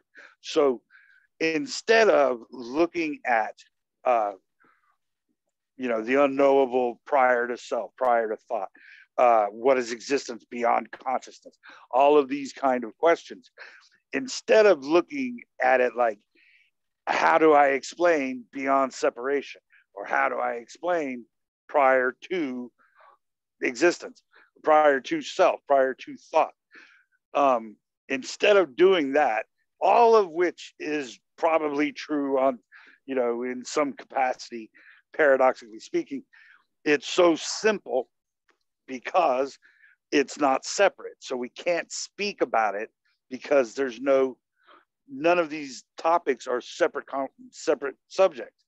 They're all leading to the simplicity that there is no separation.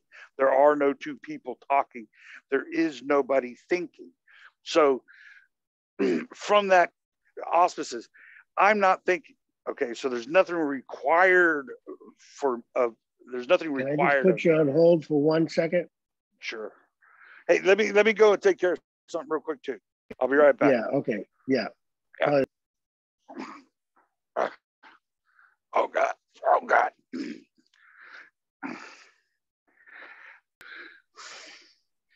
All right, we're back recording.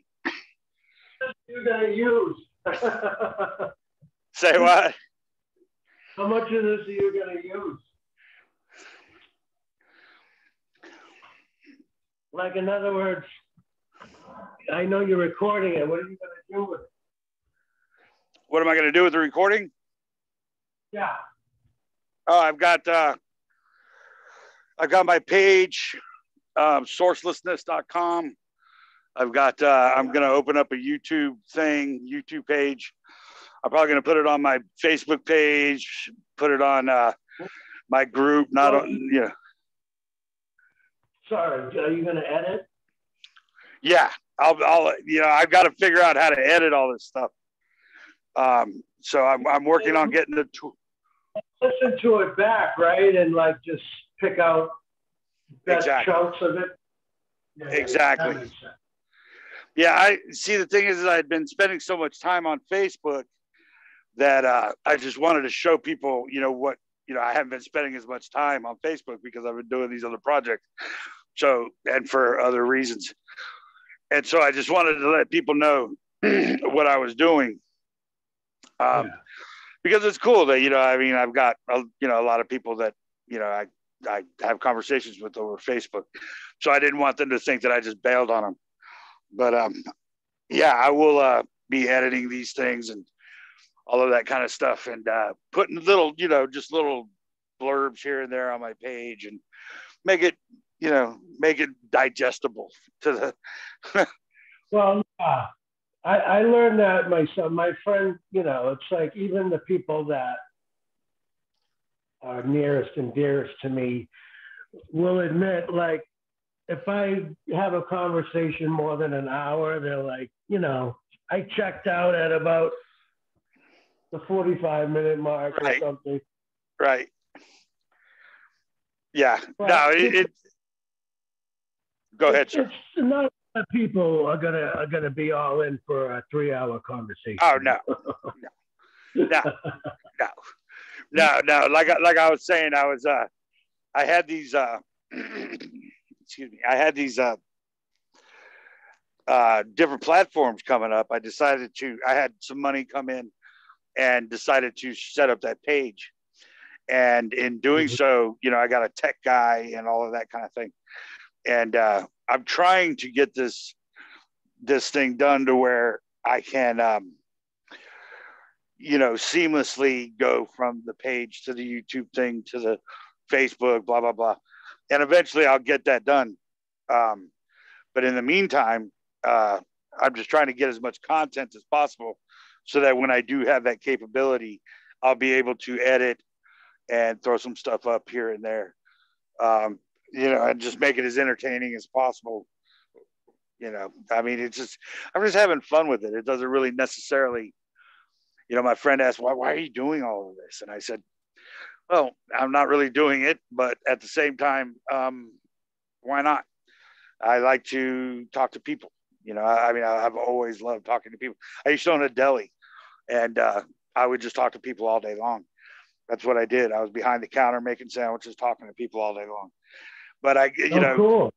Yeah. So essentially, what I'm doing, it's the same kind of thing. The subject matter changes, but and I don't have to work, you know, while I talk now. But I've always been that kind of. But you don't have to make a sandwich. But yeah, for years, that was just my thing. I just talked to people, and I love doing it. And when I started going to different speakers, I started realizing that, you know, I have my own thing. You know, I mean, I'm doing, you know, I'm not seeing the same thing I'm seeing when I talk to these speakers. And I thought, well, you know, we all have our own thing. It's like you said, you know, we all have our own deal, our own style or whatever. And this is all drunk language, just kind of, you know, I'm being loose with language, but yeah. The fact is that, you know, I wasn't hearing what, you know, I appeared to be experiencing. And so I just decided to do it myself. You and I are similar in that way. Yeah. Tell me if you relate to this, but I just, I was chiming in a little here and there in these groups, you know, and sometimes getting some pushback. Yeah. I just thought to myself, why am I doing this? These, you know, like, if I want to express the so-called message or whatever, you know, this topic, I can do that. I can just make my own videos, say what the hell I want, whatever I want. I don't have to do them. I can do them. I can do whatever I feel like. You know, I'm a grown man. I don't have to answer to people on Facebook who think what I'm saying is crap. You know? Yeah. It's like, I just do my own thing. And I can see that's what you're doing. You're just doing your own thing. And if people like it, great. If not, they can just move on with their lives. Exactly. And, you know? And that's been my attitude as well. That's been what's happening. Oh, yeah, the media. You know, I don't like being sold somebody else's view on the universe. I'm kind of over that. I'll listen, and I am interested in other people and their experiences. But if I start to feel like it's like they think this is how I should think, that's when I feel like crossing a line, and I'm like, I've got mine. Thank you. Right. Yeah. To tell me, you know, what I can and cannot say is definitely a deal breaker. I mean, I just, And by the police out there, so you got to be careful. Yeah, that's kind of why I started the group. I don't know, not really group, is because of the same thing. Everywhere I went, people were, trying to tell me, what, what was right or wrong, or what, all that kind of stuff. People can be, I love the people that want to talk about a particular point or, what a subject, but then the other people that, like, they get angry, or, they want to control a situation, and, it's just not, not what I'm, not what I want to do. But like we were talking before about prior to self, and that kind of thing. Yeah. Prior to self kind of denotes a separation, okay? Because it is and is not, what can be conceived as reality, as experience. Because so for me, this is the way it goes. That thing that can't. Yeah, go ahead. Sorry. Well, the thing that can't be explained, okay, is more readily accessible if you just don't believe anything at all. So you can't get to prior to self or other than separation by any means of logic, reason, or meaning or purpose. So the only way to, get there. Other way, nothing, maybe too conceptual. Right. But I think really it's almost like a cosmic joke to just say I'm prior to this, prior, and just get zero. And really, that's what he's pointing to. It's just maybe poetically or however you want to. But really, I don't know. Maybe it's confusing, or maybe it's just too much. Well, I mean, in the end, I think Mr. Godard is saying what Tony Parsons is saying, is saying what Andreas Mueller is saying, that there is no self. Right.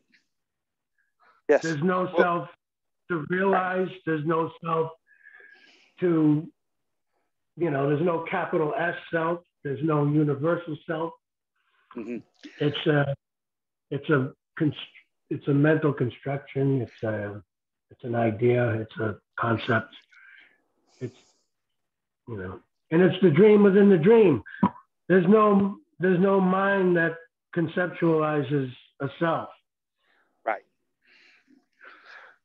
And to paradoxically get to where there is no you here or there, so you can't get there. There's no space. There's no place to get to. This is it, within that context. So so instead of looking at it as I need, how can I understand prior to self, or how can I understand other than separation? You can't. So what you do is, at least for me, is just a complete and utter lack of belief about anything. Lack of belief in self, lack of belief in other, lack of belief in prior or post. And instead of any kind of method or, anything like that, a technique, simply don't believe. It's like the anti-method, the anti-technique. And there is no you to believe or not to believe. And within all of that paradoxical stuff, I know I'm just being loose with language here, but that's the thing. If you want to get to these places that are not places, and get beyond self, prior or post or other than, and separation and all that kind of stuff, don't believe anything at all. Now, it's not true that this is a method. It just appears this way to me, in that if I don't believe in myself as an objective point in time and space, everything becomes, beyond concept. This is not foundational.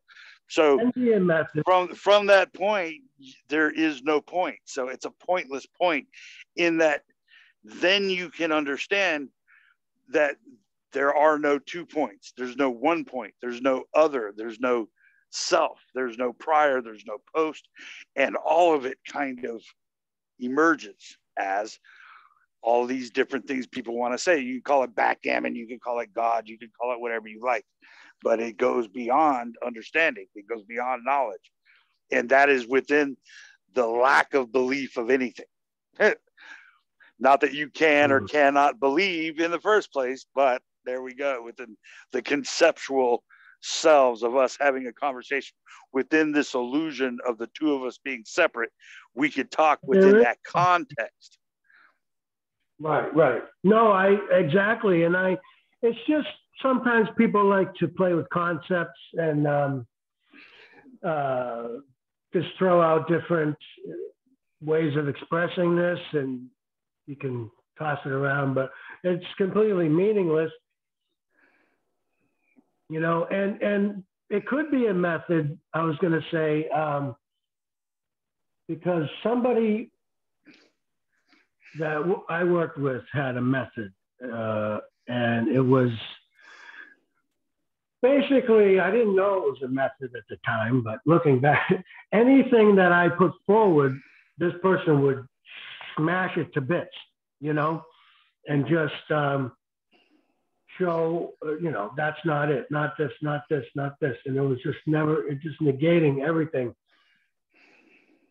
And really no beliefs. This is where, like they say, no handholds, or you're in a free fall, because there's nothing to grab onto, there's no concepts, there's no God, there's nothing to depend on, but there's no one that needs to depend on anything. And so not only is there nothing to depend on, but there's no one that needs to do the depending. Yeah. Right.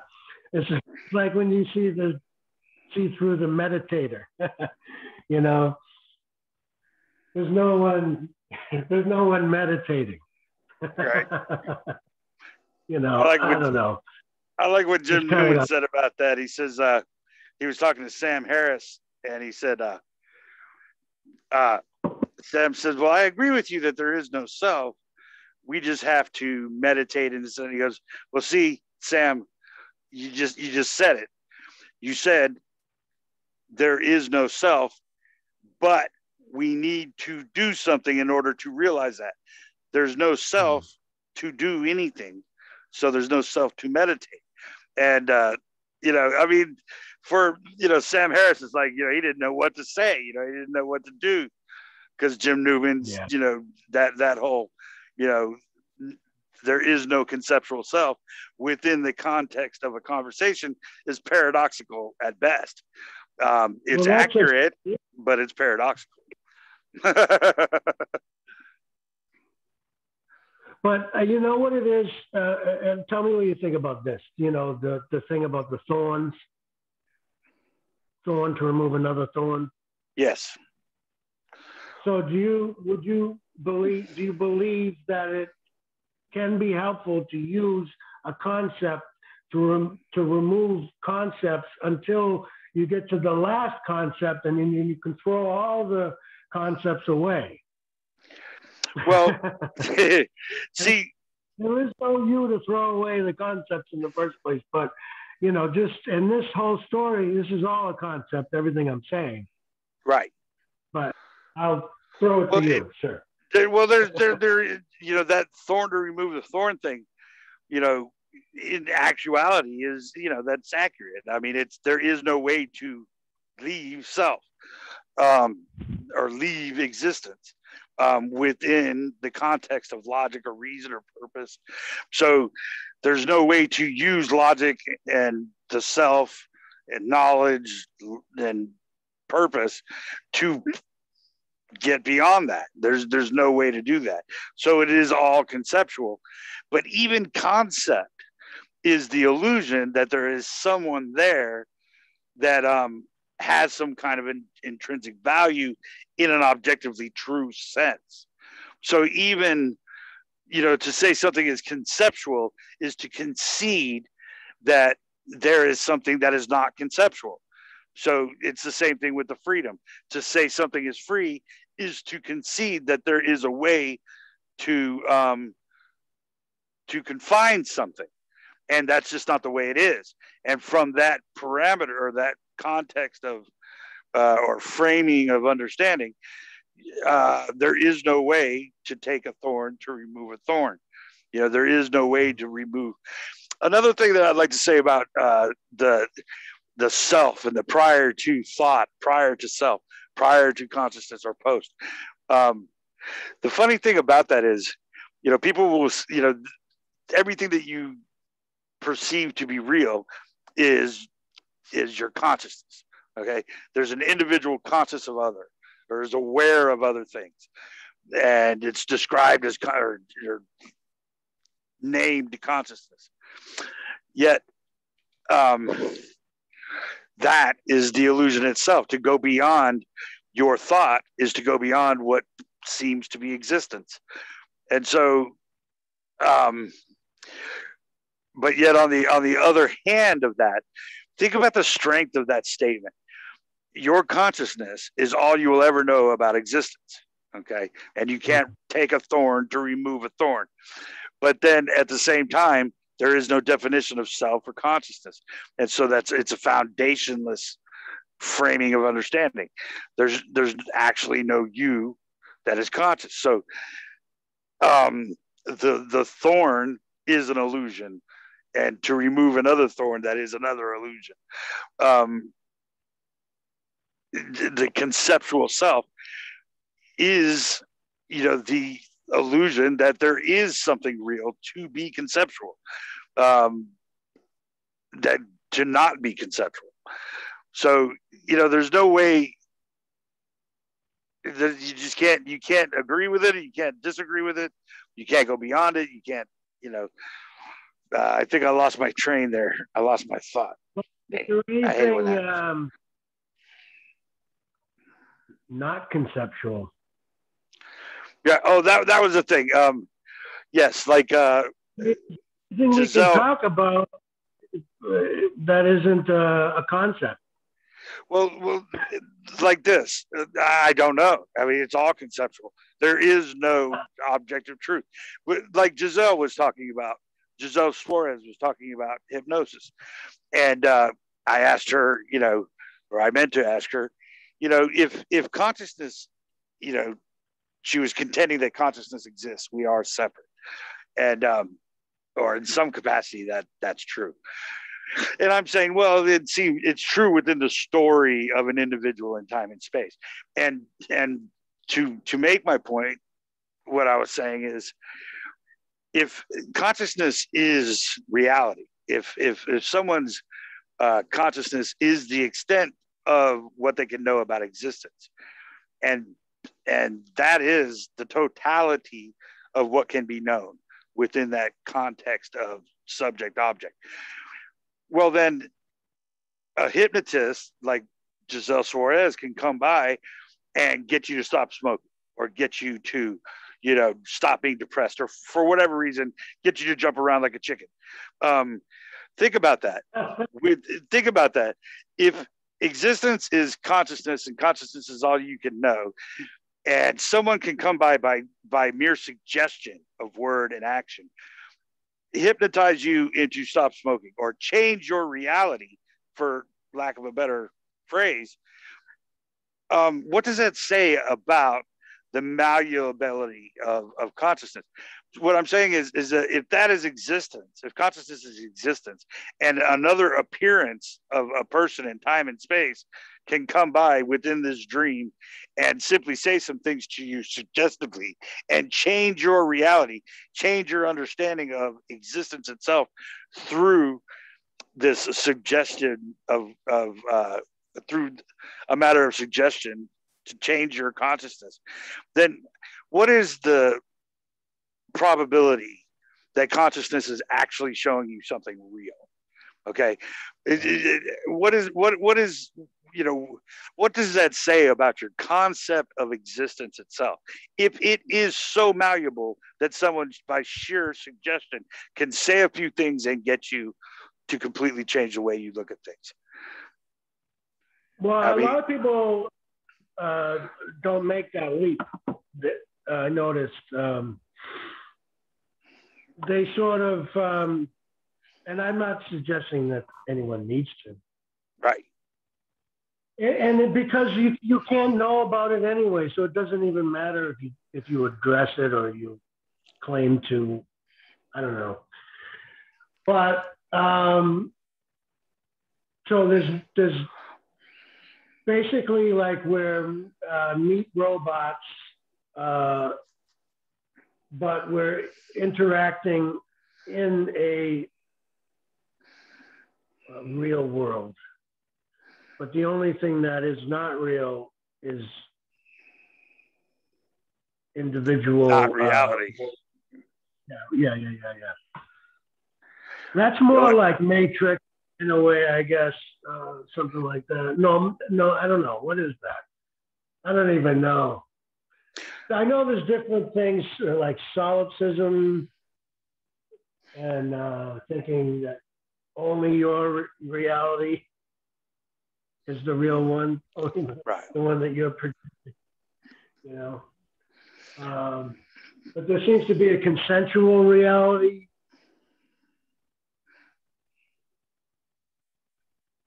Yeah. Like there are things that we seem to all be in on, most of us anyway.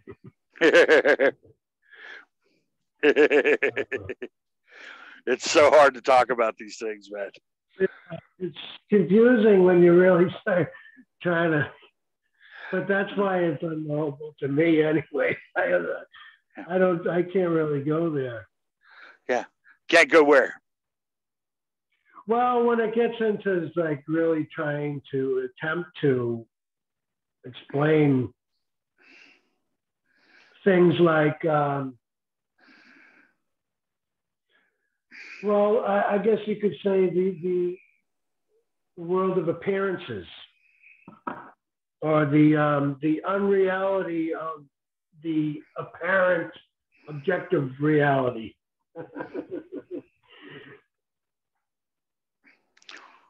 That part of it, it's just, it seems to be, I don't know, but it's just hard to talk about.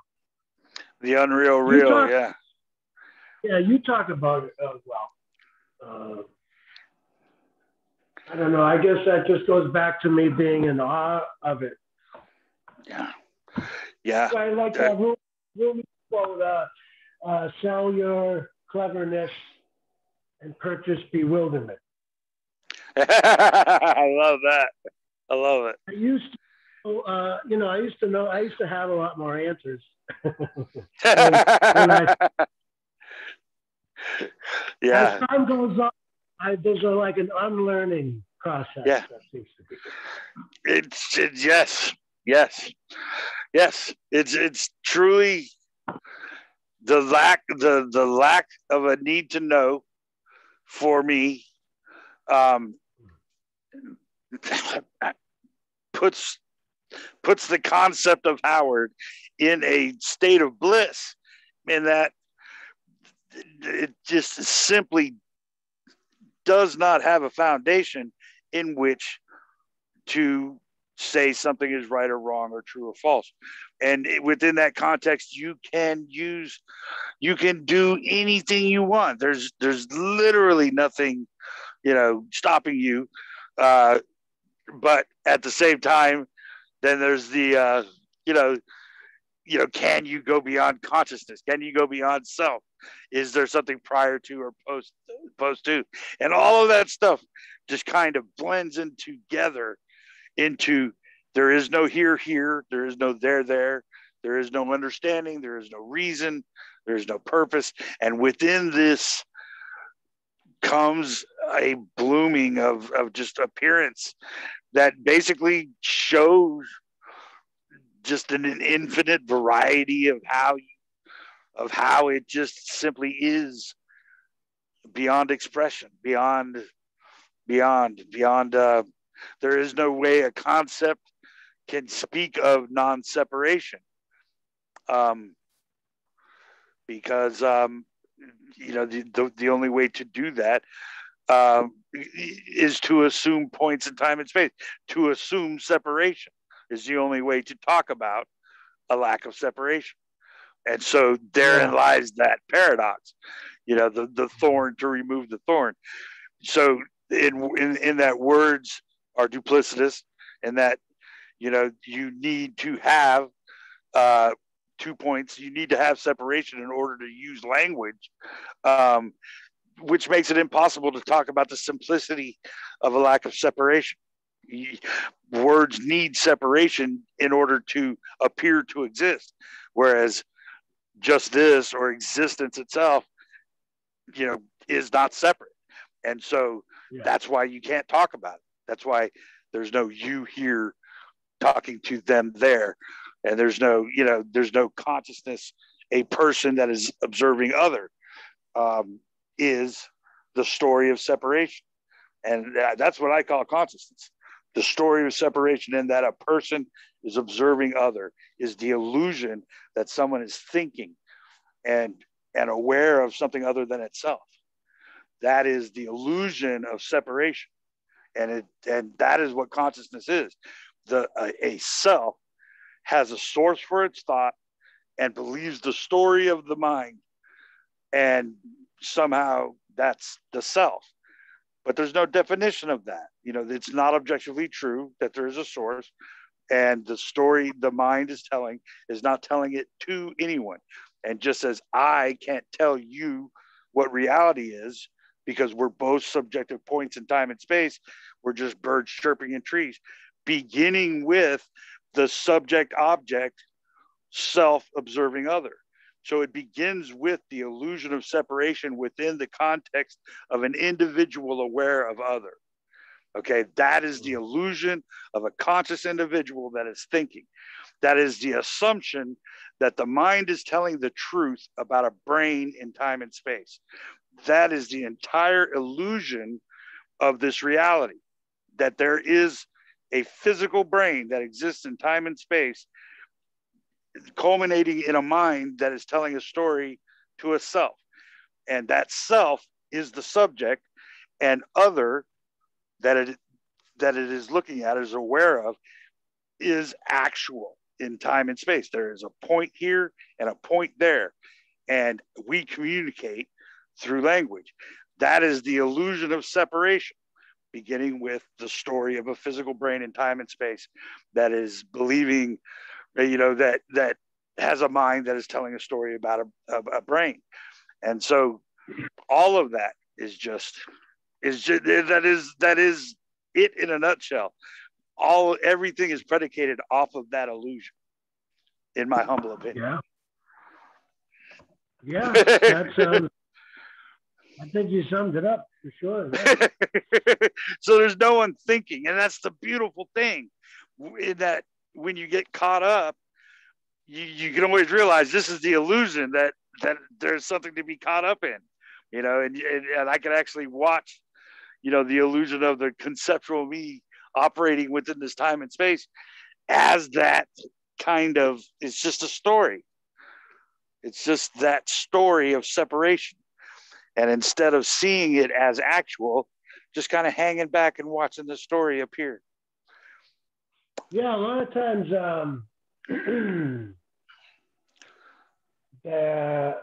there'll be, I don't know what to call it, but it's like this, and then there's like a pulling away, Sometimes there's like a fluctuation there. You know what I mean? But yes. We'll say prior to, now that's all a story, but like you say, we have to communicate. So prior to the so-called shift, this was like, and there was no distance. So talk about getting caught up. I mean, there was no not getting caught up, whatever that is.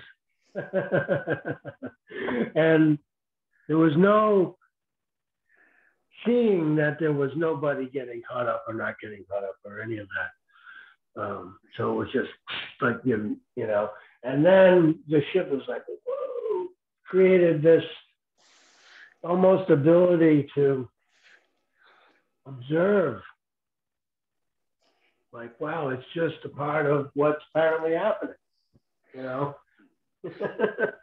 And so life, as life moves on, it seems to be this sort of, you know, it's not like a permanent, like, you know, but it's sort of a more of like that, like a flow of being like really involved, not so much, you know, and just, but all the while knowing that somehow behind all that, of course, there is no behind, there's no inside, but, you know, that none of it's real, you know, and then even when there's this like attachment, even that's not real, but it seems to be the flow of life in that way, you know?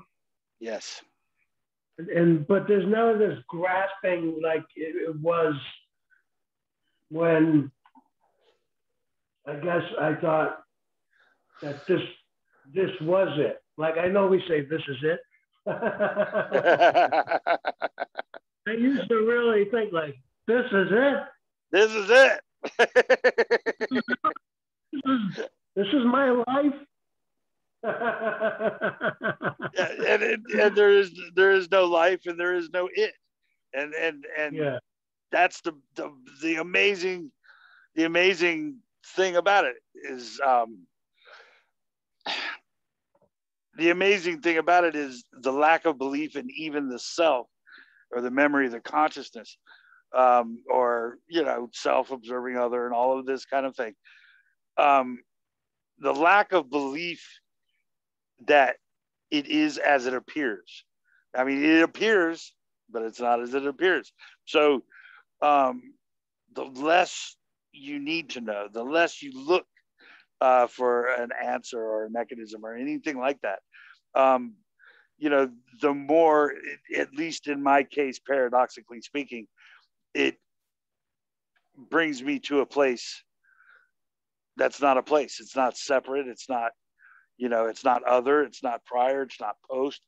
It's not anything, anything like information in time and space. There's no energy. There's no source. There's no destination. There's no path. There's no mechanism. There's no purpose. No, you know, reason. All of that stuff loses its contextual reality. And well, they have a center for any of that to happen. You know, no center, right? So if there's no center, then there's no perspective. There's no one or thing to give meaning, purpose, value, you know, judgment. Everything just is what it is. It's only an illusion of a center. You know, it's like a lot of people, I think, have used some version of that. Right. Life without a center or something without a center. Illusion of a happening, not happening.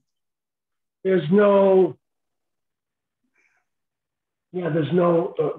point, reference point. There's no. I think Andreas, I know you like him, he has a book called No Point Perspective, which I like the title.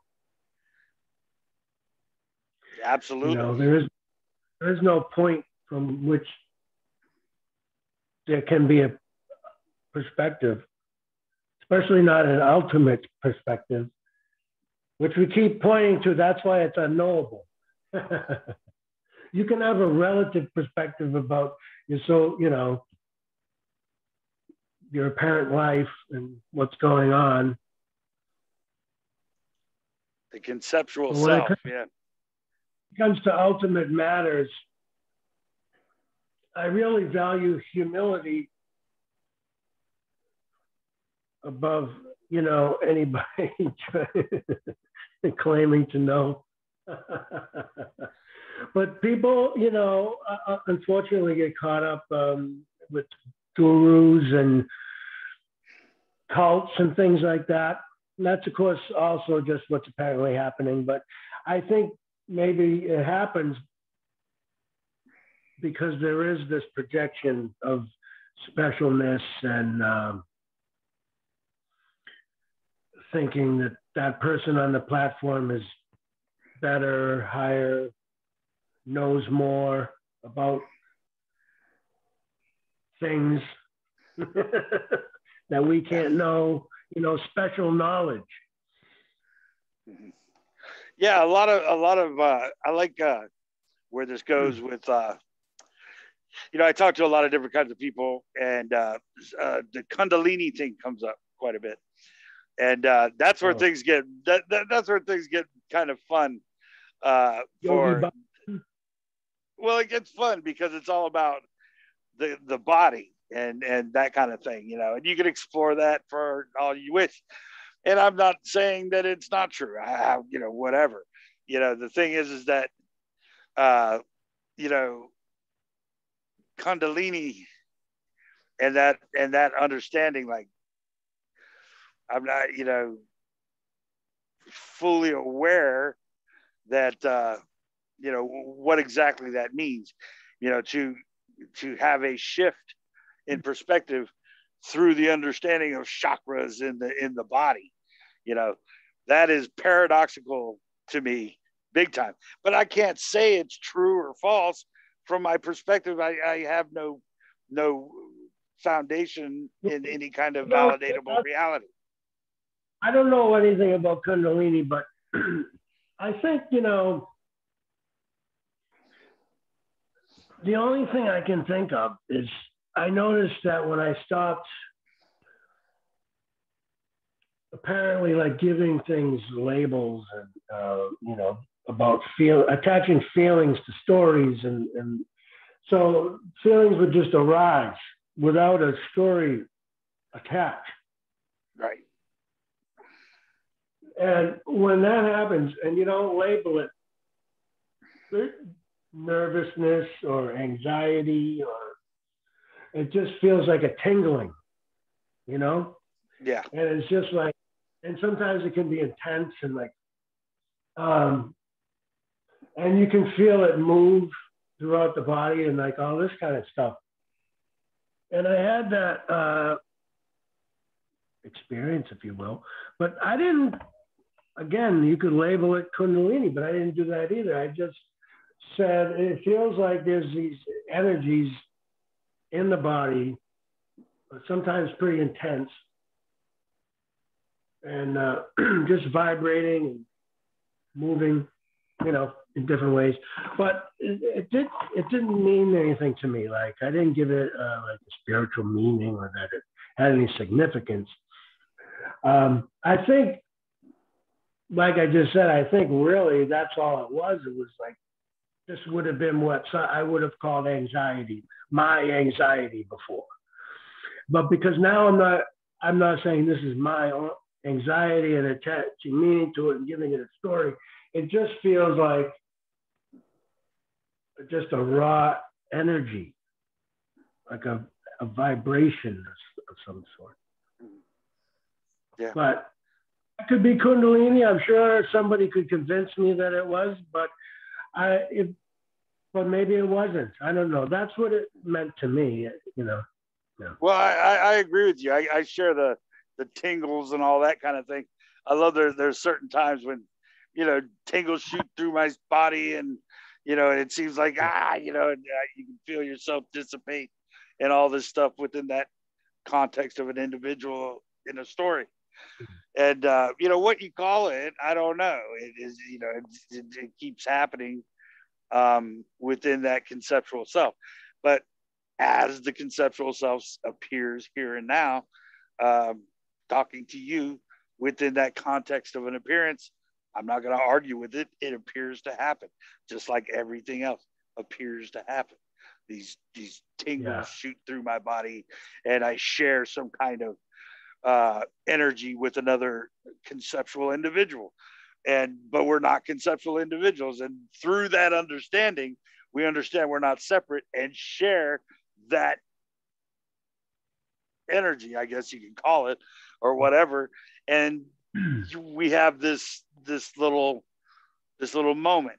And the thing about that moment is it's not, it is nothing like it appears. It's not two people in time and space. It's not a happening. It's not an understanding.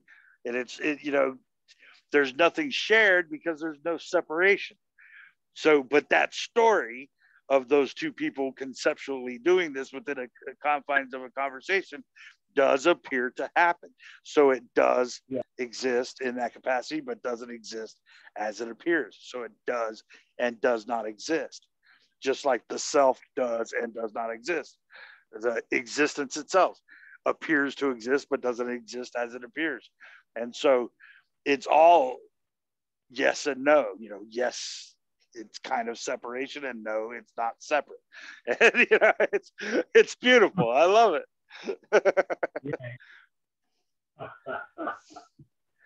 You were saying something about like unconditional love or love, and the thing about that is to accept this as it is, appearing to be separation, but not being separate as it appears, and accepting everything, the pain and the suffering and all the terrible things that happen within that appearance of an existence,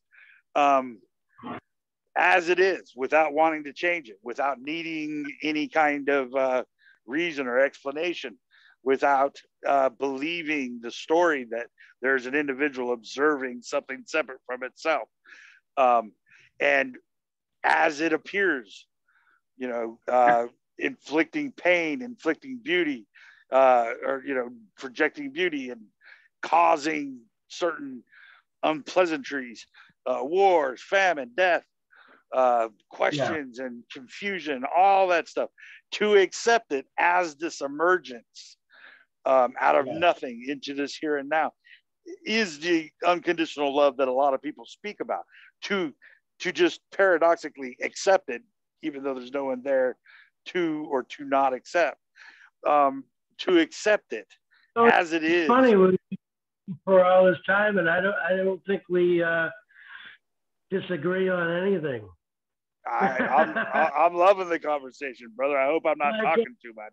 Kundalini you were talking about, I even at one point in my life,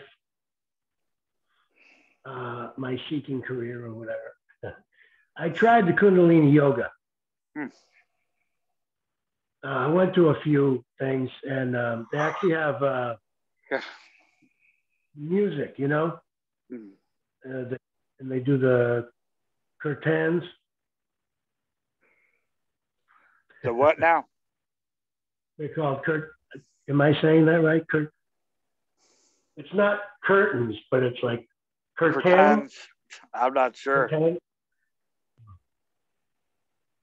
I told my dad about that once, kirtans. He's like, well, if it wasn't for blinds, it would be kirtans for all of us. I've got friends into that stuff. And, some people just immediately dismiss it. It's like bollocks, and other people, say that there's something to it, and it's, affirming or whatever. And you know what, whatever, it's probably both. It's probably both right and wrong, true and false. I mean, it does appear, but so who, who's to say, and why not explore that? Like, several, people will ask all the time, well, why not just look at these various different things? There's no reason why not to. I mean, look at whatever you like. It won't give you an answer, but it doesn't mean you don't have to look at it, or you can't look at it. Yeah.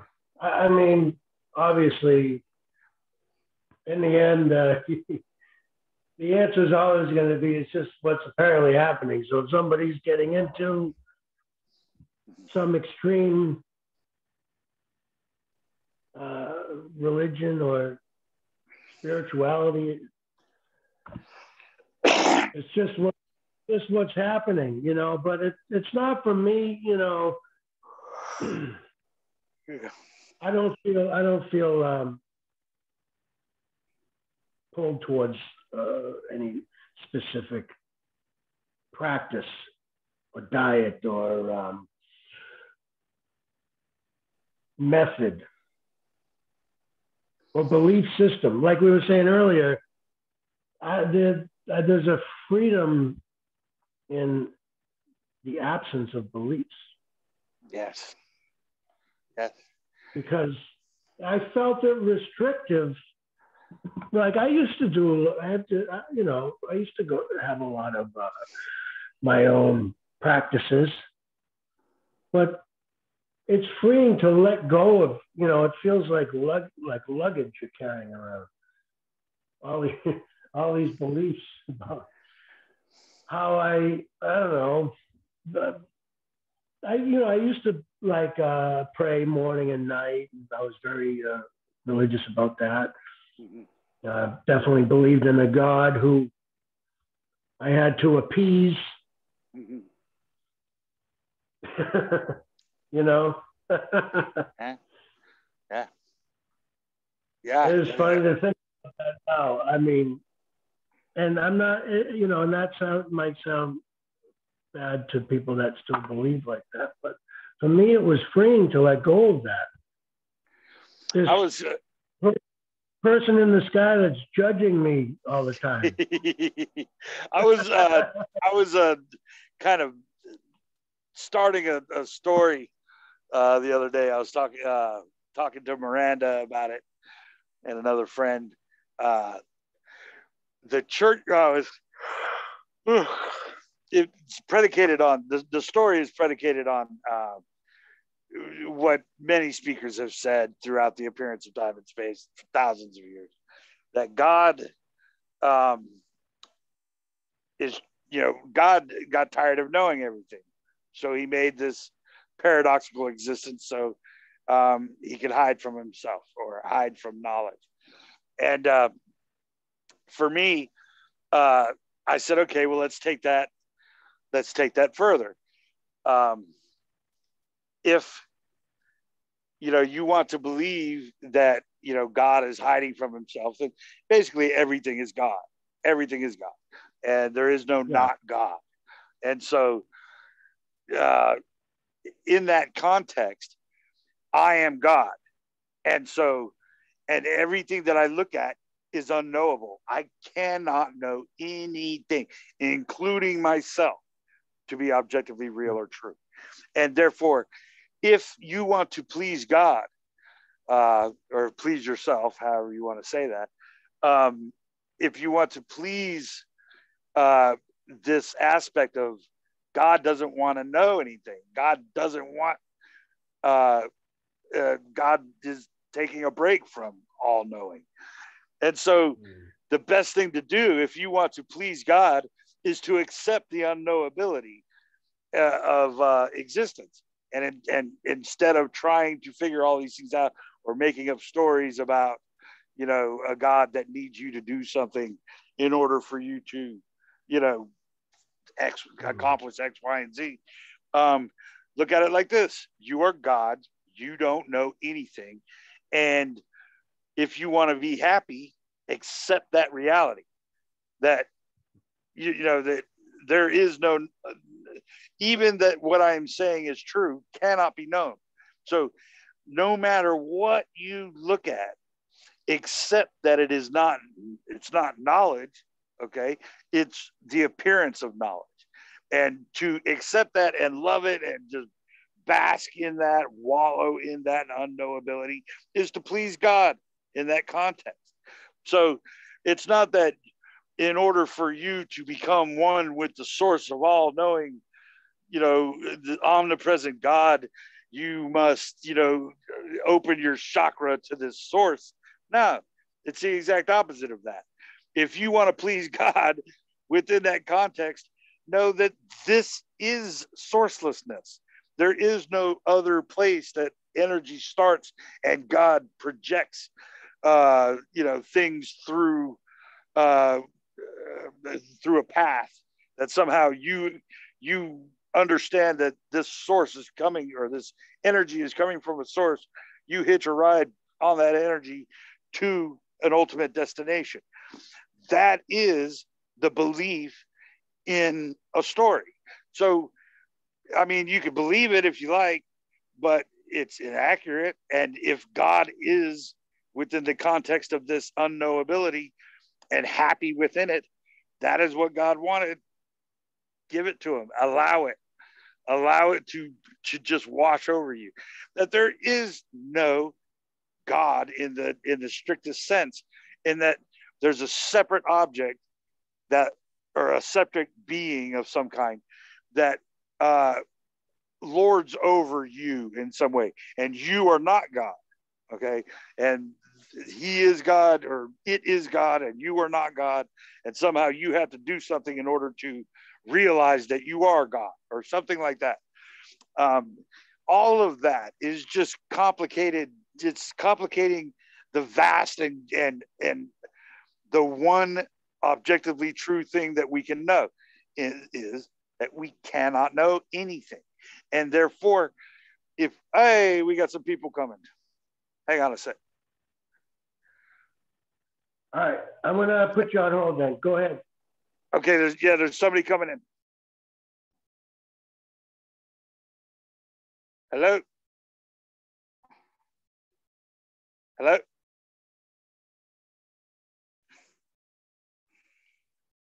Hey, Walter. You know your mic's off?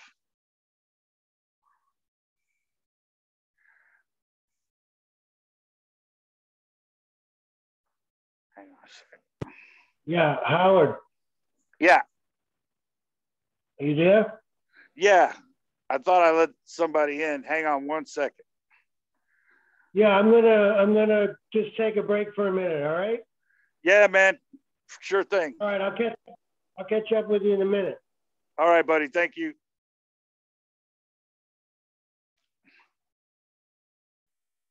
Is there anybody out there? Participants. Hey, Honor Light.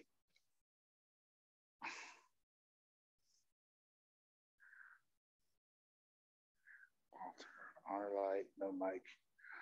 Okay. Yep. Hey, Honor Light. I was just talking to one other person. They're taking a break. So it's going to be a little boring until somebody else comes in, or until Walter comes back, unless you want to talk. I'm totally willing to sit and wait. You don't have to do anything.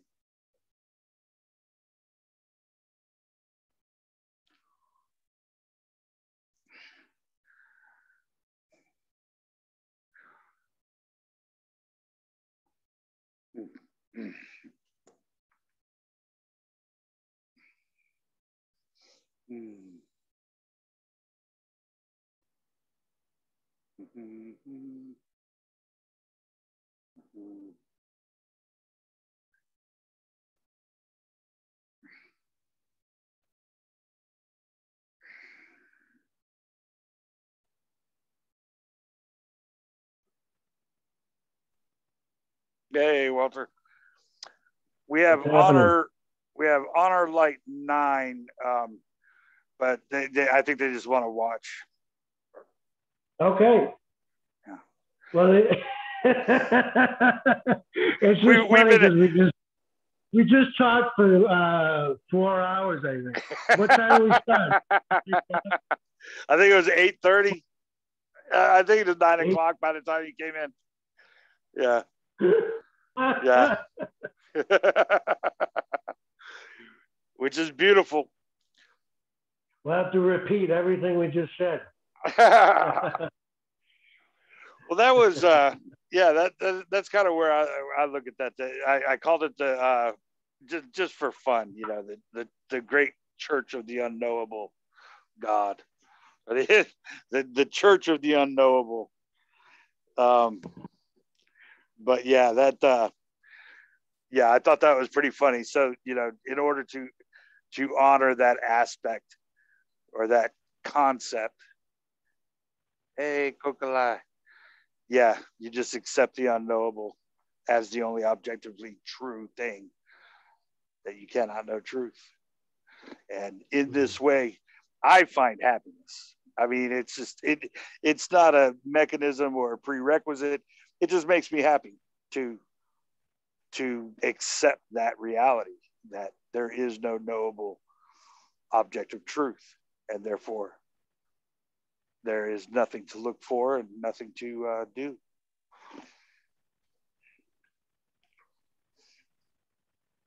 Well, there's not nothing to do. No one to do it. Well, there's just no one to do it. Yeah. Yeah. But doing apparently happens. Yes. Yes. And that's the thing. That's the one confusion people have when they go to the sort of meetings, is that they think what's being said is that there's nothing that can be done. Yeah.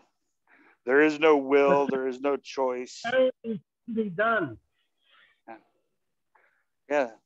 There's no one. You got mad at somebody the other day about something. Yes. You apparently did something. Yes. You did what you felt at the moment to be the best course of action. Yes. Yeah. And that didn't work out too good for me, by the way.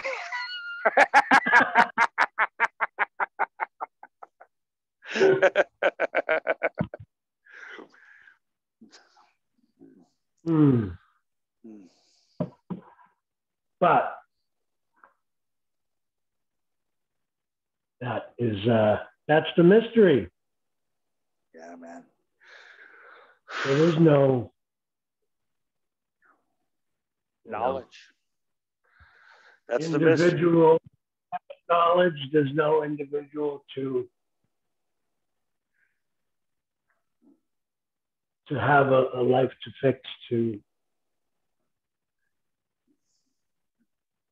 the whole thing is just a cosmic joke. Yeah. That cosmos exists is unknowable. I love it so much.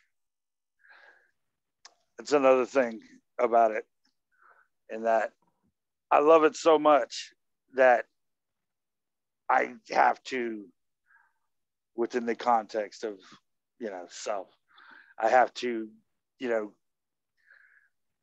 constantly be aware that that because I love it so much, there's a good chance that I am making it the paradox that I love, rather than the paradox that appears as something that I love.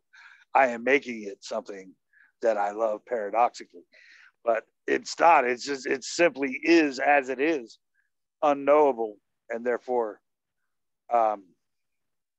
perfect and beautiful. I mean, just. And it's cool because it's not just that it's a mystery to me. It's that this is a part of the mystery. There's no separation. The whole, the unbroken whole, it's appearing to be separate things. Yeah, it's amazing. But nobody knows what that is. That's the unknowing. Yeah, that would be the character leaving the book and trying to rewrite the story that he's a character in or she's a character in. Yeah. Yeah, jumping out of it. Yeah. Yeah. because there's no author. Right. That's the hardest thing. You would need an author to be able to give a book talk and describe why the characters are the way they are, and, know the story behind the story. Yeah, it's so, to not believe in any mechanism, or to see it for the lack of mechanism that it is. I mean, to look at separation as the illusion of cause and effect, and seeing the lack of separation as a lack of a cause or effect or a reason or a purpose or meaning or any of that kind of stuff. Cause and effect, matter and motion, time and space, all of that is the illusion of separation, beginning with the individual who believes themselves separate from what they observe, without the definition of self as an objective point of reality to view all other things in relativity. All of that is predicated on the illusion of a self that has no definition, that has no description. And so, the more you want to believe the story of an individual in time and space, the more it seems that reality is as it appears. But the story of a self existing in time and space is illusionary, or it is not validatable. It's not conclusive. You can't know that. You can't know anything because you are not your brain.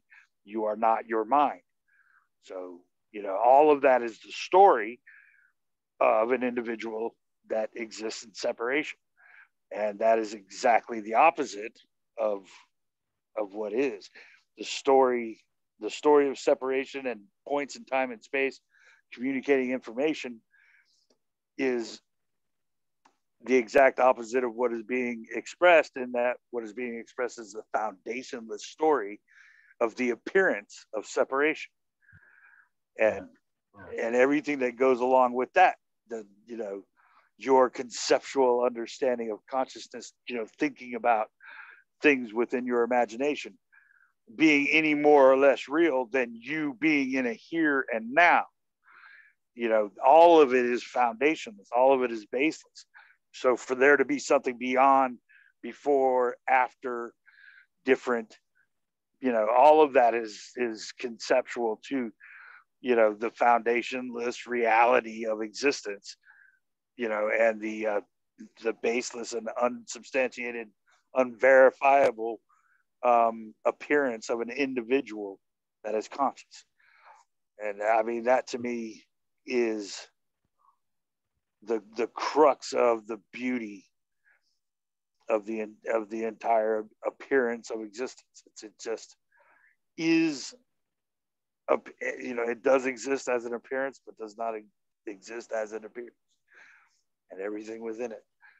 And the simplicity of it is that there is no separation, no way for me to tell you that there is no me or you without first assuming time and space, without first assuming points in therein.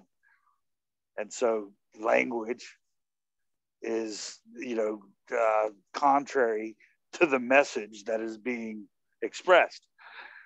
But there is no message from anyone to anyone. And that is the beauty of it.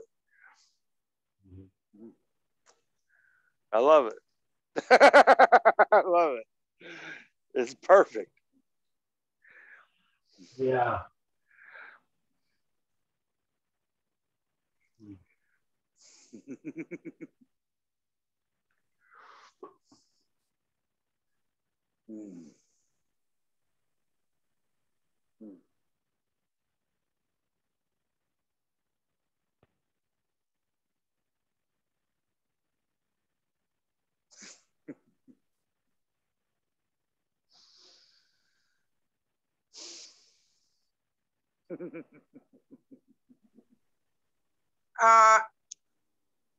Isn't it that another concept, Howard? Yes. Yes, ma'am. I mean that the concept of self or non-self or both or none of it, isn't it another fiction of do you hear me? Yeah, hey, how you doing? Hey. Isn't it another separation when you deny what seems to be, even if it seems to be, you cannot deny it. Yes. I mean, you cannot separate the nothing from the something. Isn't it that the illusion of separation by denying what is, what yes. seems to be? So yes. my point is that regardless of self or non-self, everything that is going through the process of thinking is a concept. Yes. That's my point. Even if there is no one as individual. Yes. Just cannot be denied. That's yes. my point. I'm not saying that it's not true. I'm just saying that is just another pattern of thinking. Yes, within the context of the two of us or the three of us having a conversation as individuals in time and space is conceptual, but we have to assume paradoxically these points in time and space in order to have a conversation. We have to assume in terms of words that there is duality in this context. Yes, but what I mean is like the first experience or perception when you were born, you know, is that you exist somewhere. So the idea of non-self and non-reality is more fictional than the idea of self and reality. Although they're both concepts yes. of the mind or the philosophical aspect of the existence. Yes. Because the only thing you can be certain is like your perception. You cannot be certain of your ideas in the mind because they are fictional. They are in your mind. Mm-hmm. But the first thing is the perception. I hear, I smell, I touch, everything else could be just fictional, self and non-self. Well, even well, even the concept of a self as being having a perspective, like you are existing in time and space as an individual that thinks, and everything is relative to your position. Okay. No. Time is fictional. Time is fictional. You don't perceive time. Okay. You cannot perceive it. You can only assume it. Right. From physical point of view. Physicality. Okay. So from that perspective of timelessness, without assuming time, okay, how can you assume self? No. I mean not the self and non-self, but the first you experience is the perception of I am experienced that. I smell, I touch, the identity. Everything else comes later because you're not born with the idea of non-self, or if you are, you cannot remember that time. You cannot remember the time in the womb. You can assume it only. The only thing you know is now what you were doing. And those memories that are coming into you, like I was yesterday talking with Howard, for example, are coming now as the idea of already experience that. Yes. Yes, but, or yes, and I should say, I don't want to say but, it's too negative. I want to say yes, and. Yes, and time and space are, the same thing. So to assume time and space before what appears to be a here and now, or after what appears to be a here and now, is conceptual. It's the belief in the appearance of a cycle. So for you, an individual, to say that you are observing other is predicated on the belief in a story about a physical. Hang on. A belief. The mind is telling a story about a physical brain that exists in time and space. From that belief, okay, your mind and your brain are not the self. So your self. You are assuming now a separate mind. No. Do not assume that the mind is telling an accurate story about a physical brain that exists in time and space. And therefore, the idea that a self is projecting a perspective. I mean that this idea comes first. Yes. And after the idea of the non-self, because the non-self is not a perceptual one. So I don't argue if there is a self or non-self. I just say that the first is what you perceive, and after is coming the idea from different sources, from school, from education, video on YouTube, science. This is coming after that there is no self, no matter, like in quantum physics. That an individual is being influenced by what do they call that? Conditioning, like school, work, play, whatever. That is the illusion that there is a time before, and that you were born, exist in time and space, and are now making, perspectives or perceptions about a separation within time and space. All of that is the story of an individual that is thinking and has a perspective about separation.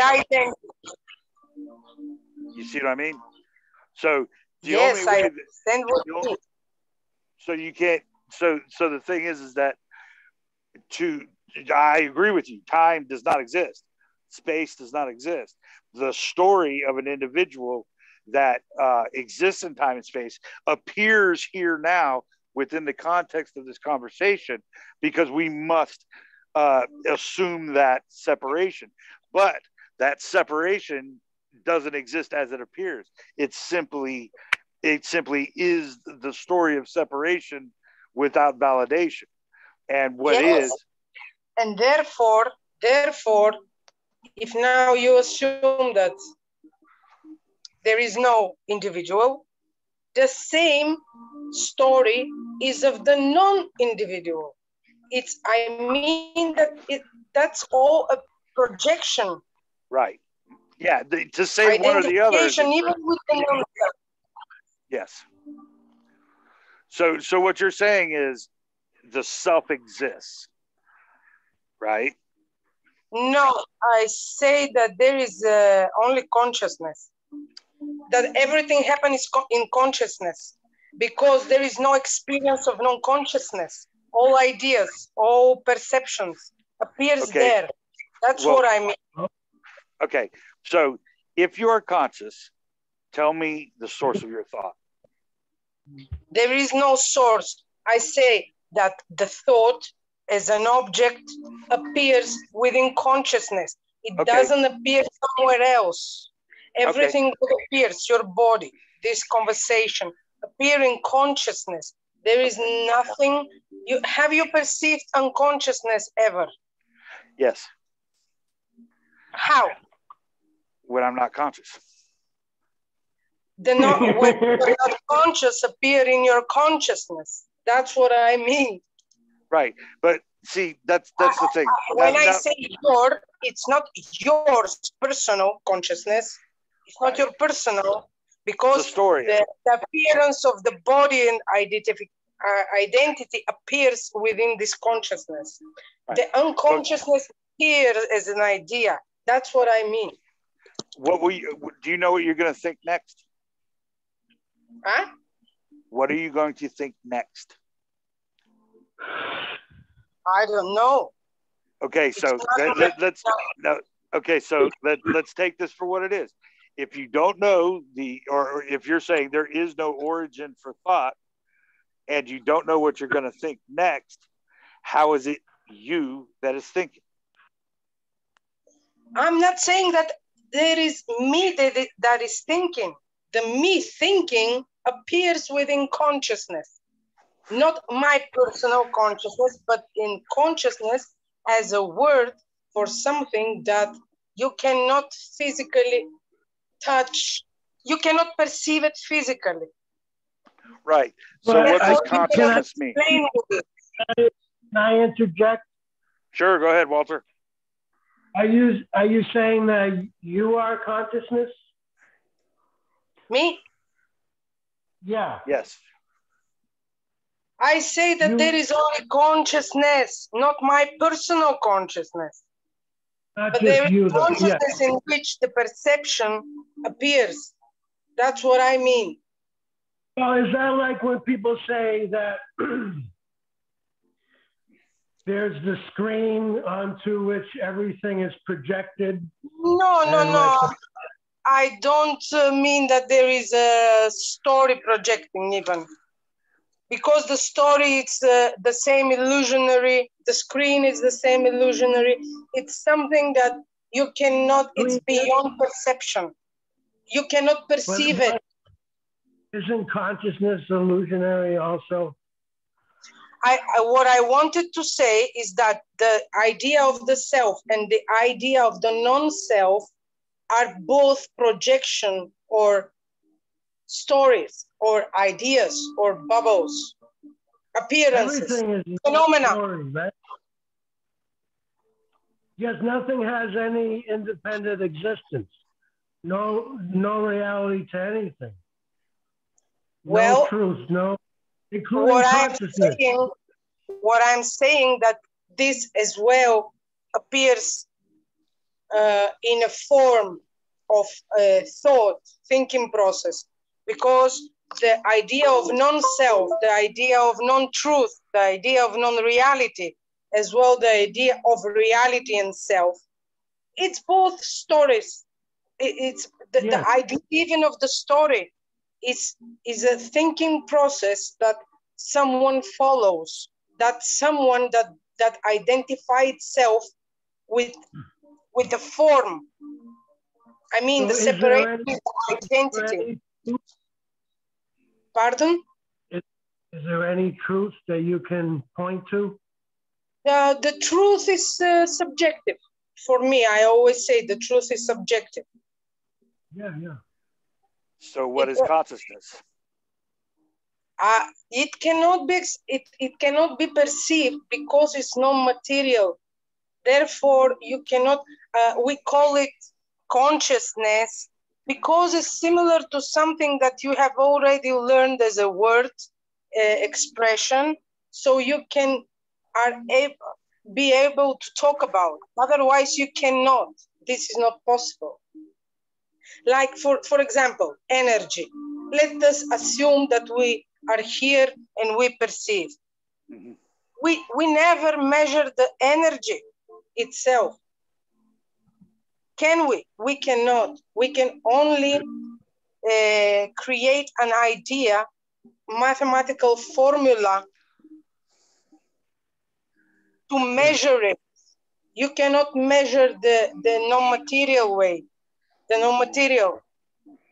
The same, I give you to compare, the same consciousness. Sorry? You're breaking up a little bit, Walter. I think you're muffled somehow, brother. The internet. Hold on 1 second. Sorry. Is that better? Yeah, way better. All right. No, I was just saying you're limited to your instrumentation. You're limited to your tools for perception and for deduction and for reasoning and figuring things out. And it goes back to what we were saying earlier about being the mystery itself. I can't be apart from it to look at it and to understand it. Yes, it cannot be understood because cannot be perceived. If cannot be perceived even as a thought form, it cannot be expressed. So the idea of self and the idea of non-self, the differentiation is still a thinking process with that someone identifies with. Therefore, the appearance of the body, of me talking, or coming into the beautiful idea of non-self or the beautiful idea of self, it has no difference. Okay. So are you saying that consciousness is the appearance of existence? No. What I'm saying that everything appears in consciousness in a form of perception, perceptual experience. Okay, so, but okay, let me get this straight now. Okay, there's no self and there's no other. Are you saying that there is or is not separation? I say that there is only consciousness. About separation is only the thinking process with which someone identified self.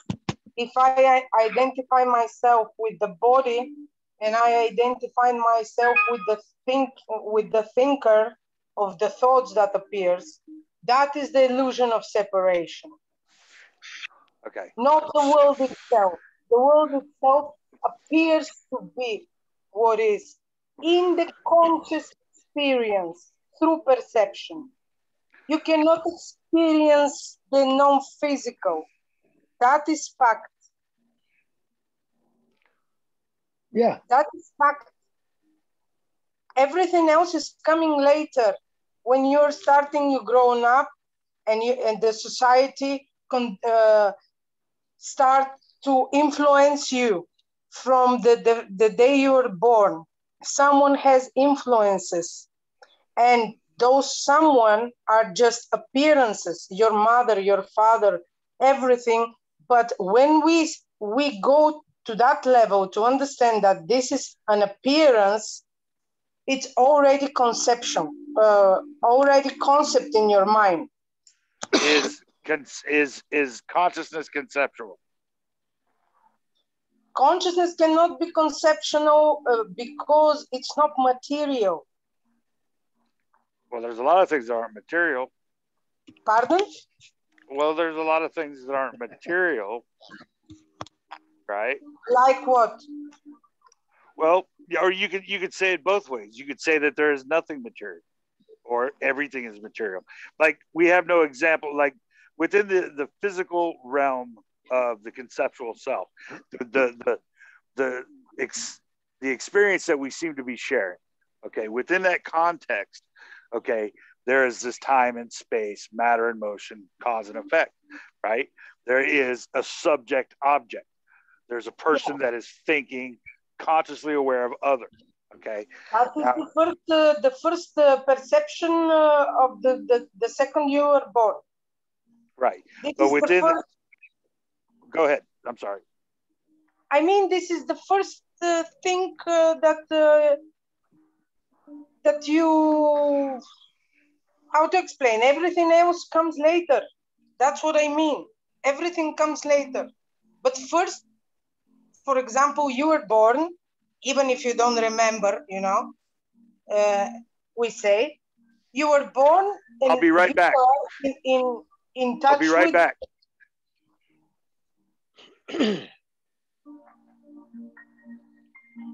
Okay.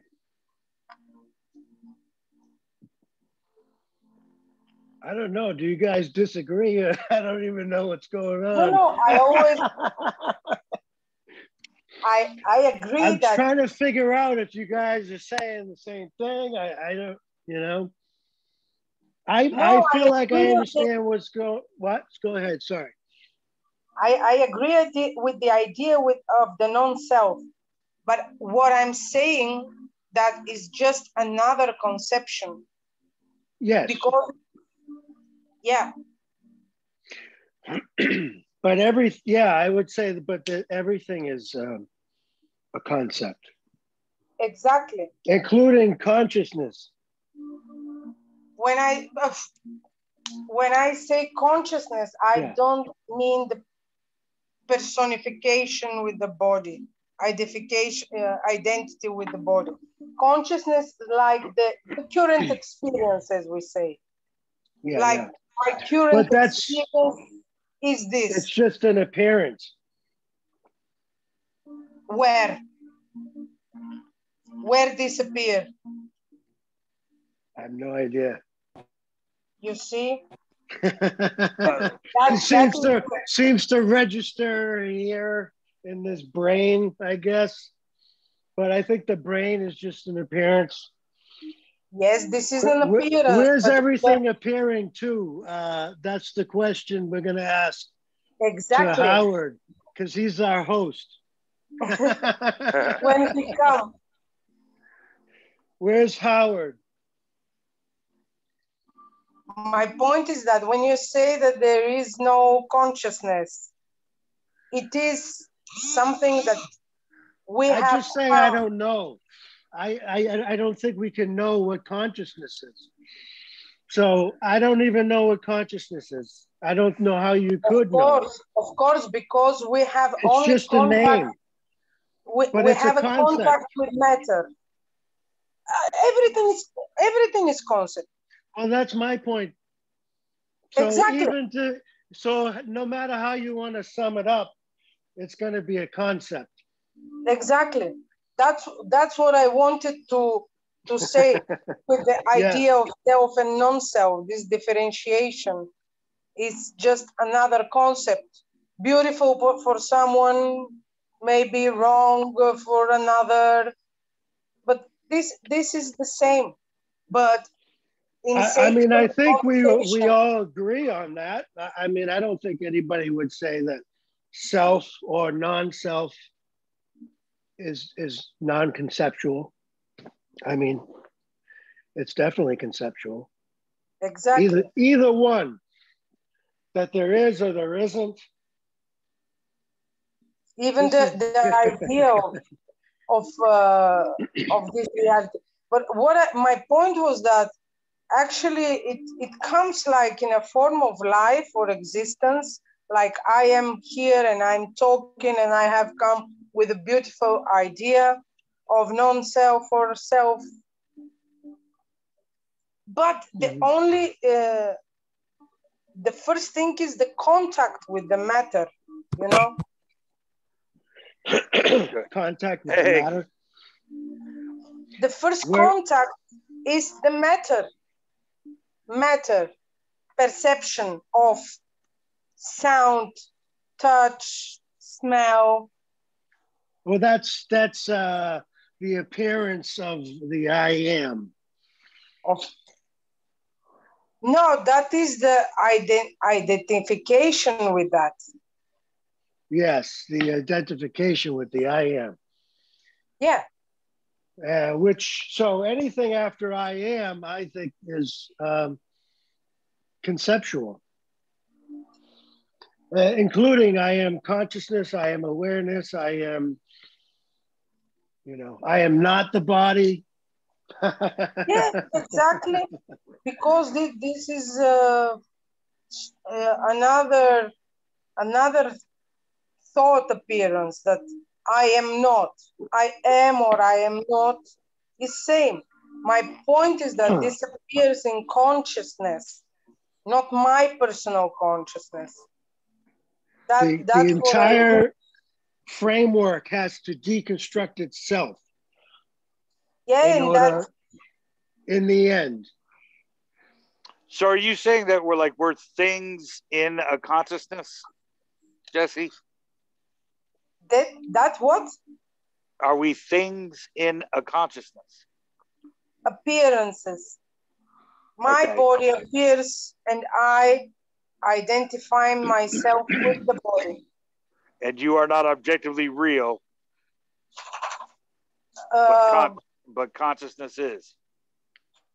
Well, from my perspective, this appearance appears in consciousness. I mean, when I say consciousness, is this like a contact, like, I don't know, I cannot find the right word. Right. Well, there's a lot of that going around, so you're in the right place. But yes, so what I'm saying is that if consciousness is all that exists, and the consciousness, as from your perspective, from what I understand, okay, it's paradoxical to say, because if consciousness is all that exists, and then as the appearance of existence, and then for you to say, from my perspective, is essentially saying the illusion of a perspective from an individual that exists as an appearance in just this, essentially. And that is consciousness. The only separation, I would say, is the identity with the body, with the thinker, with the doer. Yes. Otherwise, if you are not identified with these characteristics, right, but that's just the way it is. There cannot be illusion, because the form, it might appears, you know, it appears, the form appears, but and you're calling you're calling the appearance of form consciousness. That's what you're saying. No, I say that the form appears in consciousness, the body appears in consciousness, and this identity I have taken makes me believe lots of things. Makes me believe that I talk with you now. Yeah, but what are you? Me. Yeah, what are you? Consciousness. I have never came with the idea of non-consciousness. So do you have an actual perspective? Well, I can have my own perspective because I identify myself with this body somehow. Okay. So otherwise I would be a mummy. We wouldn't have this conversation. So if we have a conversation, yes, there is someone that identifies itself. Okay. So within the appearance of this conversation is contextual or conceptual selves. Okay. So within the context of a conversation between individuals, we have this appearance of a self and a perspective in regards to other. Okay. Exactly. And you okay. So within that context, you are saying that appearance is named consciousness. None of it is actually happening. It just appears to happen. No, it's not happening. Like, okay. Not just like something is happening. You know, my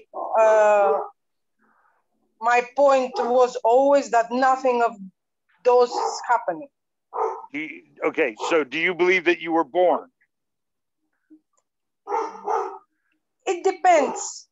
I don't believe that I was born. I don't remember my birth. You believe that you are thinking? No, I don't believe that I'm thinking, but I identify myself with the thinker. What is the thinker? Jesse.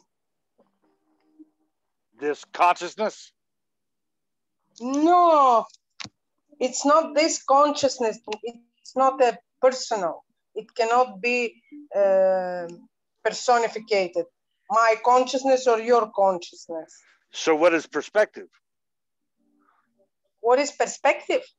Yeah, what is perspective? You're saying that one's perspective is all that can be known.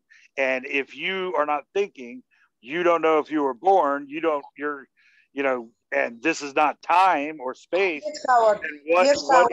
is If this idea do not appear now, I cannot say that I was born. I cannot say that I will die. If there is not some idea appearing.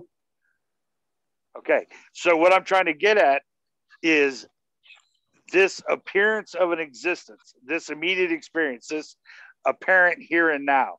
Is that what you're calling consciousness? I told you that consciousness is the experience in which everything appears. That's what I'm saying. Not mine, not you. But right. the identity of Jessie appears in consciousness because Jessie experiences herself or perceive herself as a body, as a subject and object. That's the separation. All right. We wouldn't talk if there was not this feeling of me. But if you're not the self and you're not thinking and you weren't born and you're not going to die, then we're not talking. We're not actually having a conversation. We appear exactly. To be. Yeah. So I say that this is a possibility which has the probability of a doer, the probability of someone identifying himself with an observer. So is there a doer? In which the possibility, we can say appear, we can say arise, it doesn't matter. But if there is not the identity of a doer, nothing of this is happening in actuality. Nothing is happening in actuality. So so are you saying, because what you said about experience appearing, that is basically my definition of immediate experience. There is no one experiencing it, but we are being expressed within the appearance of an experience. Yeah. Okay. Yes. But okay, so is there a doer for that experience? Are you saying conscious? Okay, so then consciousness is not a doer. No. Okay. No. Okay, so what is the difference between immediate experience and consciousness? Immediate experience, from how I want to express it, is not the perception of touching, smelling, is not the physicality. Immediate experience, it's if I can compare it, it's like on vibrational level. Don't ask me what vibrates. The immediate experience is like that. But there is nothing as matter that vibrates. Those are like frequencies, but the frequency is not material. That's the whole point of separation, because if there is something that vibrates but cannot be perceived, it is difficult to be expressed. Yeah. Only it cannot be perceived, but only experienced in different level, from not understanding, but from different level of experience, where there is no thinker, no identification, but the identity appears like a possibility. There is the potential and its possibilities, like the Schrodinger cat. Okay, so potential and possibility is what? There is a possibility in which we are talking now. There is a possibility. It doesn't mean that happens, but a possibility of experience. It has no time. It has no locality or separate or place in which it happens. It's just an empty bubble with the potential of being this world now happening. Just a potential. Mm-hmm. Like a bubble. Is there anything beyond the bubble? The bubble of your of this immediate experience? Now I don't know. Mm-hmm. I would like to have something else, something bigger, something, you know, but those ideas are just coming and looks like me talking about them. So there's not really a self and there's not really separation. There is the potentiality or the possibility that anything could be true, but nothing is actually known objectively, right? Yes. Okay, so if there's no actual truth and there's no actual false, you're basically saying anything could happen as a possibility. Yeah, anything. And if I can use the term here and now, that means that even our memories are appears now in this particular, let's call it potential. In this potential appears the possibility of that, but it's not happening. It's not actually happening. That's what I mean. And everything else is just an idea. The idea of self, the idea of non-self. Right. It's just a possibility of, you know. So there's really... Like the Schrödinger cat, it can be there, it can be no. It depends on the probability. If there is a me identifying itself with a possibility, that's the probability. Huh. What do you think, Walter? Walter, I think that I think that the oh, sorry about that. Oh, no problem. Hey, yeah, I was just gonna make some lunch, and but I was still gonna listen in. Sure, go ahead. You know, because it's an interesting conversation, but I feel like I've been at it a while. Yeah. I just wanted to, but I think you guys are interesting to listen to. So cool. But I don't have much to add at the moment, if that's okay. No problem. Yeah, that's but absolutely I'll check back in a little while. Okay. Okay. Cool. All right. Have fun, guys. All right, buddy. So what I'm saying is, or what I appear to be saying is, if there is, no self, no separation, nobody's thinking, and everything is a possibility, then really, to say that it starts with perspective, would be what? What perspective from where and to who? Subjective perspective of someone that appears to identify itself with the body, but it doesn't mean that there is nothing else. Is there actually a body? Is there actually physicality? Well, the first contact you experience is physicality. So if we say that there is not physical parts, will be a little bit insane. If we say that there is non-physical parts, it will be just someone identifying itself with a thinker, because this is another concept. Those are tendencies of the mind. Like there is not separate mind, of course. Right. But it is tendency we follow. So really, as insane as it is, that there is physicality,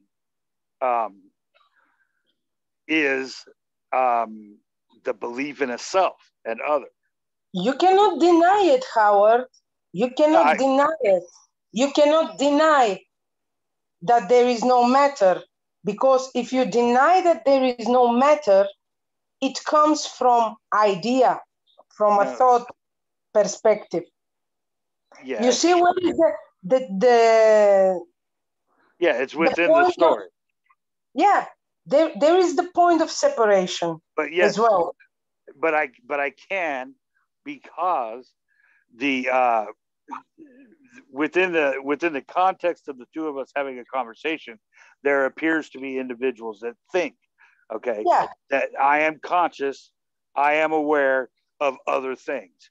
Okay, that is the illusion of an individual in time and space aware of others.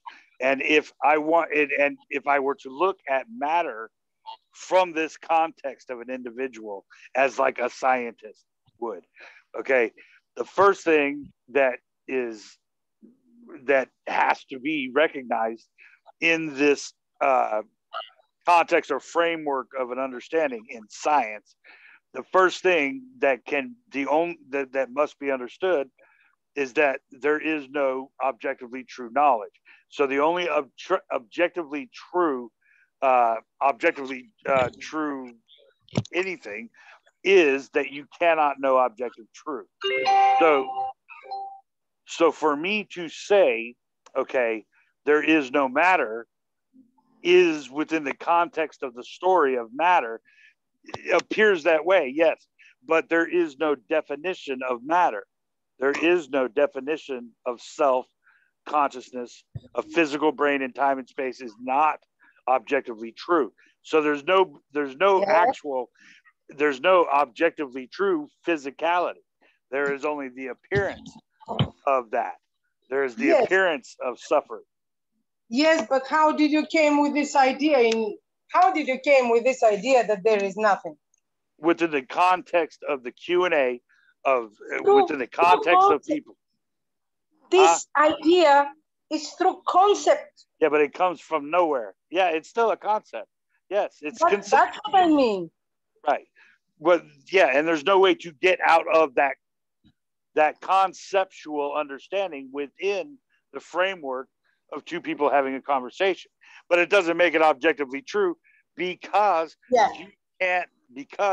you can't know that you have a physical brain that manifests mind telling a story about a self, because you are not your brain or your mind. Therefore, self is subjective. And so everything that appears to be a self and mind and matter and all of that stuff is subjective. Therefore, there is everything is subjective. Everything is subjective. The point is that there is only one subject. Right. One subject. You cannot experience non-subjectiveness. Yes, but it does. But it appears to be separation and physicality, but it is not as it appears. And then I would ask you where the separation appears and to whom the separation appears. To no one. To no one and nothing. Because there is no foundation. No one. Have you experienced the no one? Well, paradoxically, you can say these things like, how about this? Within the context of a Howard and an Enlightenment story. There's this timeline. There's a cone of Howard that, with all the matter and motion and the appearance of self and other and all the physicality and matter come down into this point, and here comes this graph paper of the appearance of a here and now. We're conscious. It's a timeline. Like we're born, we're living, we're going to die. So here's this cone of physicality coming down to a point on this timeline. And then, so Howard was enlightened at this point. And on the other underside of that timeline is timeless, spaceless, nothing, no center, no ability to know truth, or in any way explainable, or it's paradoxical in that it appears to be somebody had an experience in a time and a place about timelessness and spacelessness, right? Again, this idea is again subjective, right? And yes, and so what we're talking about here is calling something consciousness, okay, without having a doer or an observer or a mechanism or an origin for energy, a path in which it can go to a destination, all of which are the appearance of subjects. This is appearance of a reality. This is, everything is subjective. There is only one subject. Right. In which, and it's not physical. That is the paradox. It's not physical. And yet the idea of non-self and non-consciousness is the same as the idea of self and consciousness, subjective. Subject. It cannot, the idea of death and birth,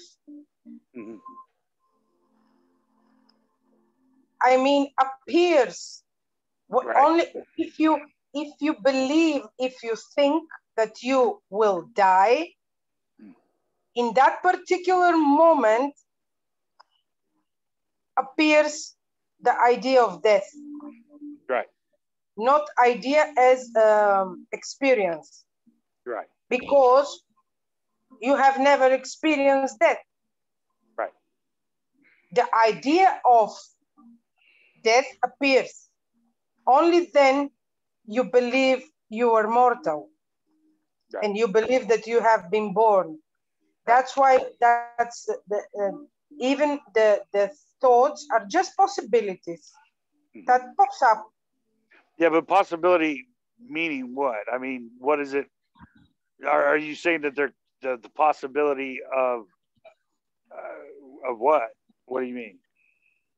A possibility in which, like you believe, there is a possibility of death which you have never been experienced, never, ever, because your memories, your thoughts are not material. Yes. The memory of, for example, you as a child is not material. It just comes now in your right. So the idea of material or non-material is meaningless because there is, like, for example, what is not material? I don't know. This is idea which we come with. Right. So what is material? The same idea of perception. So there's no, it is and it isn't. It appears to be, but is not as it appears. Exactly. So, okay. You cannot put it in a frame. Right. So we appear to exist within this context of a Q&A and people talking and in separation within that framework, but that is not what is occurring. Yeah. Okay. So there is no self and there is no other. There is the story of separation in time and space, right? Exactly. But if we say like that, the separation do not exist. Right. Because it's illusion, isn't it? Okay. And then I'm asking where this separation appears. Okay. So to one subject, you cannot, what I mean that the subject will be forever. You cannot Right. escape it. Right. Not in the Kailash mountains, not in meditation, not Right. under the water. No, And you cannot escape this. And so this is what we were talking about before, and I think that this is, you know, this is the idea that there are two people, okay, talking in time and space is the illusion that we are separate individuals having a conversation. Yes. But what we're talking about is the lack of separation of points in time and space, and therefore it's impossible to talk about because it's so simple. And words are duplicitous. Language is duplicitous. We have to assume separation in order to talk. But yet, what we're talking about is the lack of separation. And therefore, it's impossible to say. Because there is an idea of separation, which is the same, that this idea of separation is the same appearance. The idea of separation is appearance as well. It's subjective as well. Yes. Yes. And so neither, you know, separation or non-separation or the self or no self, all of that is a story about an existence that does not appear as, or it does not exist as it appears. So and yet this is, and this is another illusion. Everything that is coming as an idea is that there is someone who identified itself with something, even with the idea of non-self. Right. That's the point.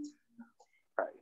So what it is that potentiality or possibility or any of that kind of stuff means what in that context? What is a possibility?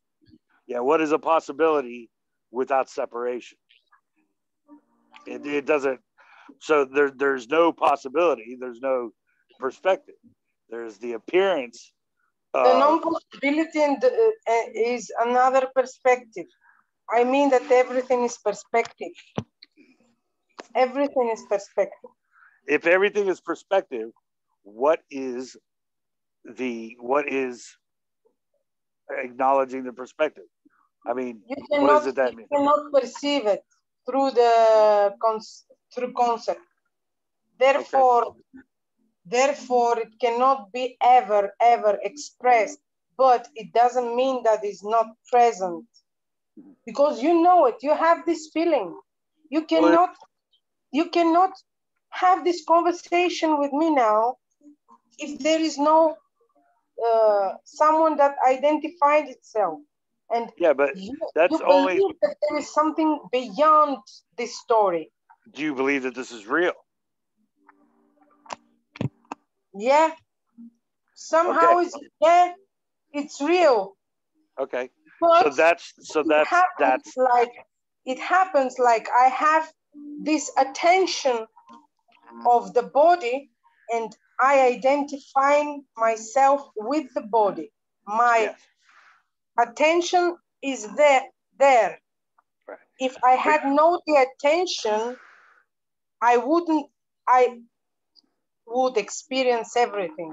Right. But because of my attention, I have the perception of the moment of space-time. So it is the appearance of a point in time and space that is perceiving a perspective. Okay, but it is not actual that is occurring, right? No, I would say that no, it's not actual, it's not happening, but so do you exist? So do you exist as you appear? Me, like the body? No, I'm not the separate body. I'm not only the separate body, and this computer, it's away from me, something else. So the self is not perceiving a perspective, right? The self, when I express it, the self is in which everything appears. Right. My perception, your perception, light bubbles appears, okay. but it's subjective. Okay. The self is the subject with the big S. Okay. Okay. The big self. Right. Okay. It's interesting. Because you cannot escape you cannot escape the subjectivity. The self. Yeah, you can't escape the self. You cannot do that. All right. Well, let's take it from another. Let's look at it from another point of view then. All right. So if you're saying that you can't escape the self, but the self does not exist as it appears, it is a foundationless appearance of an understanding about a point in time and space that is relative to other positions, right? Look, if we have a Christmas tree and you have the lamps on the tree, and sometimes are pop up the red color and then pop up the blue color, you will think that there is separate red and separate blue. But if it whole makes boom, you understand that there is no separate red. And I'm giving you how to compare, you know? That's the zoom. It's an interesting analogy because I can't know what blue is to you, and you can't know what red is to me. No, right? No. Right? Even I cannot know what blue is. I have been taught what the blue is. By whom? By my imagination, that there is my mother and have learned me. She teach me that. Yeah, but yes, but your mother is a subjective point in time and space. You didn't learn my subjective point that I have a mother. But how? Yeah, this is my subjective point that I had a mother. Okay, so, but you can't know blue as I can't know blue to be objectively true to be the same as your blue. Because right? there is no blue, by the way. Okay, there is no blue. Okay, I agree. So the idea that, for example, we're sharing a reality.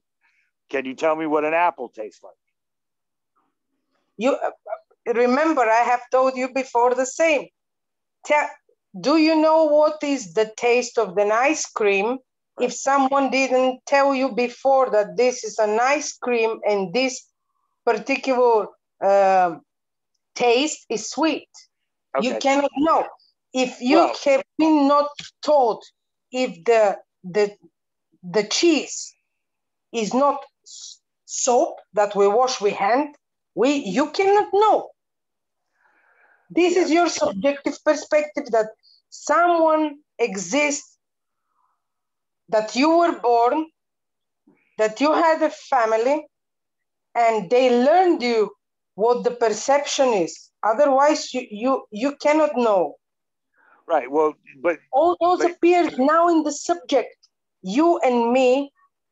How did you learn? In a subject as a subject? Well, see, yeah, within the parameters of that context of, say, the two of us existing. Let's see here. You cannot know or cannot express to me what an apple tastes like to anyone else, right? No. Can you know what? So you don't know what blue looks like to me. You don't know what an apple tastes like to me, and I don't know I don't know even if we are speaking now. Right. Objectively. Right.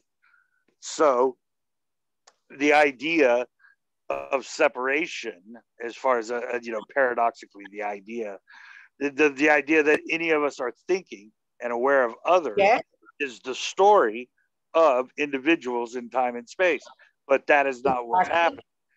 And so to say that there's a perspective from that context is to say that perspective is subjective to the understanding of an individual that exists in time and space, but that's not happening.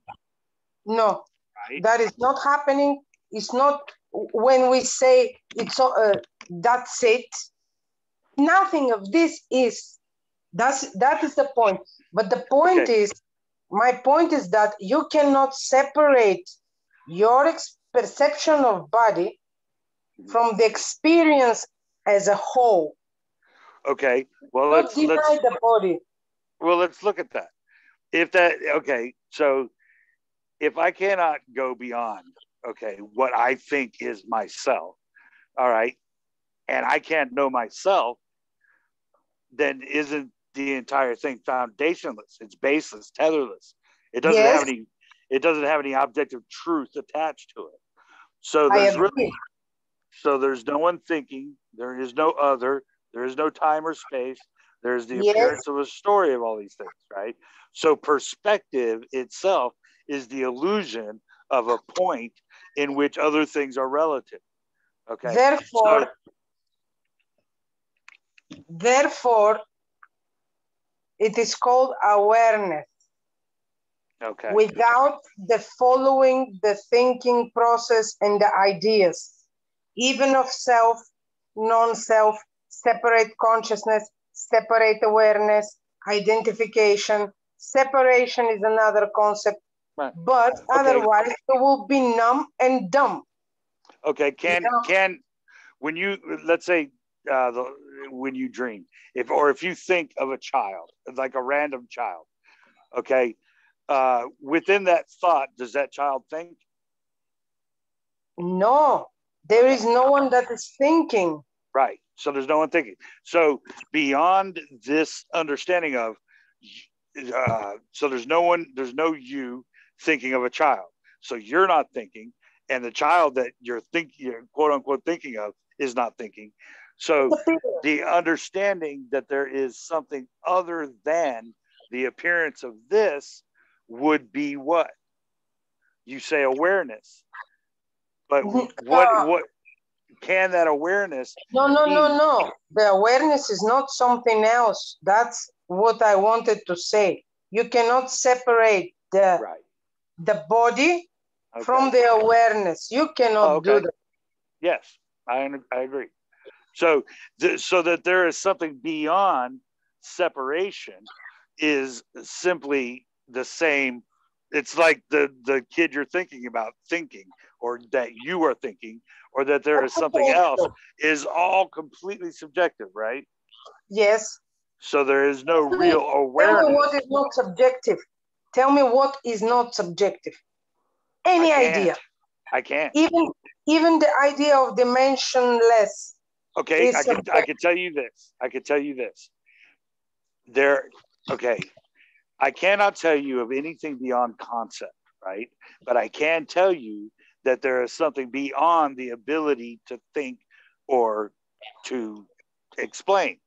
So whatever that is what I consider the lack of separation, in that there's no one thinking, there is no 2 points in which that are communicating information. So whatever awareness could be is predicated on the idea that there is something to be aware of, something, and something that can be aware of.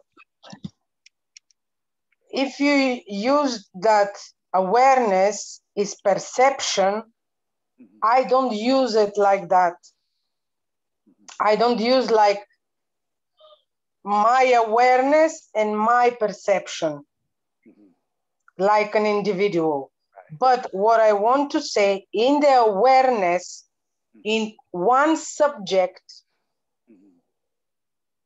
there is an appearance of me and identity. Now, how it comes, I cannot explain because it cannot be expressed how it comes, because it is an illusion, an appearance. But to whom? To the subject, to the one subject. Like, there is no second. Is it objectively true that subject-object? Okay, so it's not, so awareness itself is subjective, right? There is only one subject. Okay. Call it consciousness, call it awareness, call it God, call it void, call it nothingness. That's it.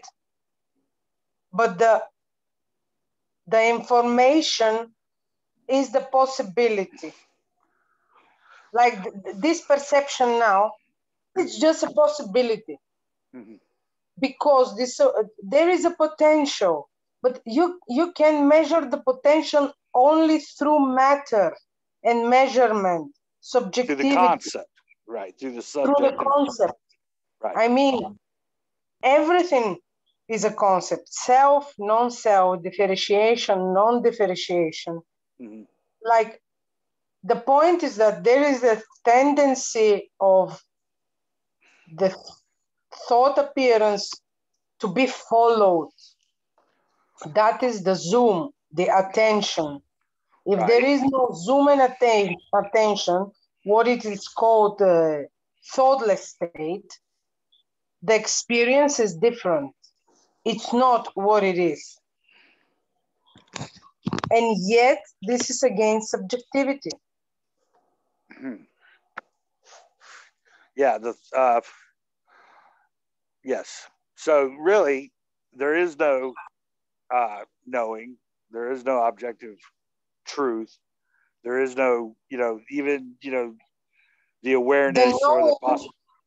The knowing is this possibility which you appear. You know for yourself. Like, we assume that there is Howard. You know for yourself what is the taste of an ice cream. You know what is an apple. The taste, the smell, the touch with this. You know it. That is the knowing. It is not a separate knowing, but it appears in you. In you, when I say you, is the subject. Okay. This will appear. Yes, but that's not knowing. I mean, how can you know that? That is a tendency of the mind. You believe that you don't know. You believe that you don't know. It's same. There is no difference. Just we play with words now. Yeah. I know or I don't know. This is your knowing, your own knowing. It's the subjectivity. I mean that you cannot escape the subject. You can call it non-self. I can call it self. What's the difference? Nothing. Is that making difference? But it is not knowable. It is the point. The pointless point. Yes, but it appears like a happening, like perception. It appears like perception. Well, it does to you, but I can't know. It does to the appearance of you because you feel separate from me. That's the point. I appear separate, but I'm not, and therefore, there's no knowing. There is one subject that believes in non-knowing. That's my point. Everything is concept. Everything is subjective. You cannot escape. So there is no way out. There is no way out. What is the seeker trying to find out is the way out of the subjectivity. The point is that it must go relaxed. Some people call it accept. Some people call it surrender. It doesn't matter. The point is that, But what is it that you know? I know what is the cigarette. I know that I like it. Okay. I know that now, in this moment, I identify myself with this body. I cannot escape that. If I would say that no, I'm not perceiving this in this moment, I must go in the madhouse. I cannot separate the perception. But it is subjective that you. Of course, it's subjective. Therefore, I'm telling you, tell me something that is not subjective. Something. So knowledge is subjective, right? Because there is only subject. Right. So what is knowing if it is a subjective understanding? Knowing is the current perception. So I know the cigarette. For example, I know the cigarette. I know its taste. even I know the molecular and atomic structure that it has, because this appears in my subjectivity as I know it. You know, this you cannot escape. This you cannot escape. Well, then what it means is that knowledge is subjective and therefore not objectively true. Yes, but don't forget that there is only one subject. There is no two subjects. Okay, so if there's no two subjects, then there's nothing to know and no one to know it, right? No, because there is the subject knows everything, knows your concept. The concept of an individual thinks that they are separate from the one subject, right? Yeah. So that's the point. So the idea that there would be knowledge would be the illusion of separation. No. Yeah, there is because no my knowledge. There is no my knowledge or your knowledge. Okay. There is no. Those are two perspectives, two different perspectives in conflict. For example, right. Yours against mine. The point is that the subject in which you and me knowing different things appears, it already knows, but it doesn't care because it is not separate you, it is not separate me. The subject itself is not material, so it cannot argue which is right or wrong. Right. So what does that have to do with knowledge? Cocolo's coming in. See, that's what I'm saying. Hey, Cocolo. Hey. How you doing? Nice to see you. Join, and I just sent you a text, but suddenly it worked. So I'm glad. Thank you so much for coming.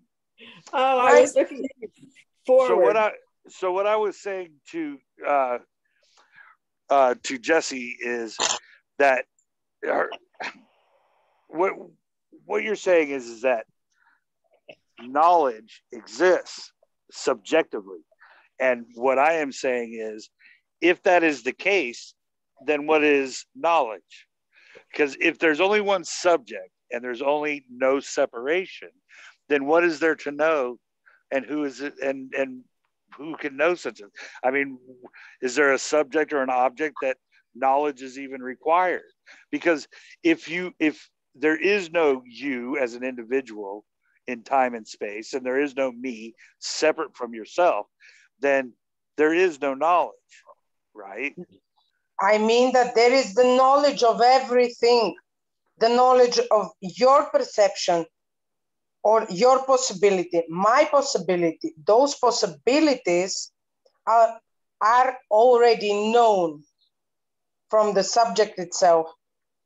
There is no separate subject, not two subjects. Like the whole point of Advaita is that there is one subject. There is not, it's not the point that there is nothing. The point is that there is one subject in which... Go ahead, ma'am, I'm sorry, please. Yeah, I mean, in which everything appears like separate perspectives. It appears like separate perspectives, but in fact, they are not. They are not in conflict. In conflict, it's only my identity and your identity, your belief and my belief. That is in conflict. Otherwise, in the subject, there is no such separation. Right. So the subject knows yours, knows mine, and knows that it's just a possibility. What do you think about that, Cocolo? Well, I'm just thinking of one phrase that I read at one time, and it really struck me. And it said that once you have merged with the unknown, you don't need to know anything. Nothing to know. I agree. And there's because nothing... you are just present. Yeah. Yeah. Yeah. It's this foundation, this or lack of a foundation in the appearance of individuals having a conversation. You know, I mean, it's not objectively true that there is an individual named Kokala that thinks thoughts and has her own understanding of things. That is the illusion that there is something separate from Kokala to understand or to know. And so what we are is subjective points in the appearance of time and space, but knowledge is subjective. There's nothing to know and no one to know it. Right. It just appears as if there is separation. In you know, I like to say the illusion of consciousness, in that there is an individual aware of something else. But that is not objectively true, and it's unverifiable. It's impossible to verify a self in that for many reasons, and therefore knowledge itself is subjective, and the idea that there is any separation would be predicated off of the illusion that there is an individual point that is aware of other things within time and space in this experience. I mean, okay. Well, yeah, it's a little complicated, but I get what you're saying. Yeah. So, you know, Jesse, this knowledge and consciousness that you are speaking of, it is kind of, it's difficult to wrap my mind around, my paradoxical mind. Well, I'm not saying knowledge, I'm saying knowing. Knowing. In the subject is just knowing. Your knowledge and my knowledge as two separate individuals appears in the knowing. It cannot appear in the not knowing. You don't need to know. Right. You already know what is the taste of the apple. You already know it. And that's why you call it apple. You know it. You just know it. It's not individual knowledge. It just happens. It's a phenomena. You cannot deny it. You cannot deny that you taste an apple. So you already know the taste of an apple. You already know it. Even if the apple and you do not exist, you know the taste. You know that what is the feeling of eating, the pleasure. You cannot escape of that. That's my point. That is the whole knowing. Yeah, well, it's all really part of the mind, all the senses. So the sense of taste and all of that, sight, all of that is mind. And that's where knowing comes in, right? It comes into remembrance and our senses. We know things that we see, we know we're seeing and hearing. And so in that, yes, that's true. As far as the taste and feeling and emotions, it's all mind. And then the oneness beyond that is doesn't know all those things. It just observes. It's just consciousness observing itself. Yeah. Yes. That's the whole situation. Like that's the separation. The identity is the only separation, but it doesn't mean that doesn't exist, because we'll be insane to say that I am not experience this now. But the point is that you cannot separate this conversation from the subject. You cannot do that. If you say that this is eventually happening, would be insane. Like, the story is just happening. To whom? Where? Therefore, there is subjectivity. Well, even if we take it from the Stoic, Stoicism, you know, like, everything else is illusion. I am, you know, everything, what is happening in the subject. All the ideas, all the concepts. Therefore, is the stay still and know, relax and know, experience, not perceive and think about it. As much you think about it, you go in a fractality, fractal continuum, and you can never escape from, you can just, when you drink water, just drink water and know it. But if you say, I like it, I don't like it, it's cold, it's hot, that is where you separate yourself, even from the water. That water, it's not separate from you. When you say that it doesn't exist, it's an idea. If you say that it exists, it's another idea. But when you were one with the experience of it, that's the knowing, and that's enough. But we cannot escape the mind. No. We cannot escape it. People, you know, we believe that there is Buddha that left it, but where disappeared? In the subject, that there was someone else separate from me, and he escaped. Hey, Pete, how you doing? Hello, Pete. Hello, Pete. Let me see. Maybe have the problem with the microphone I had before. Yeah, Pete's here. How you doing, Pete? Hi, Pete. Hello, Pete. so, okay. Well, there's a lot of things I could say about that, but I'm going to let that go. What do you think, Kokila? I mean... Okay, my name is Kokila. Kokila. I'm so sorry.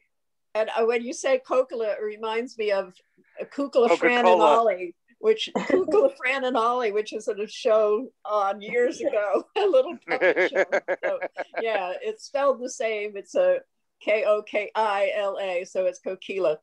And my apologies, ma'am. I mean, the fact that we're talking, we're present, we are in our bodies, which of course do not exist, but that's what we're doing. And the whole reason why is because with our mind, we can contemplate consciousness or our inner oneness.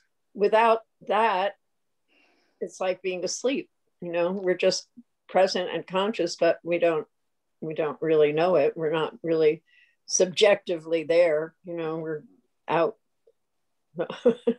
we pay attention to something specific. Therefore, we cannot experience the wholeness, and we only perceive some parts of it. Yeah. Somehow. Right. Because if we get the I think, therefore I am, isn't it? No. Say, I think that, therefore I am not.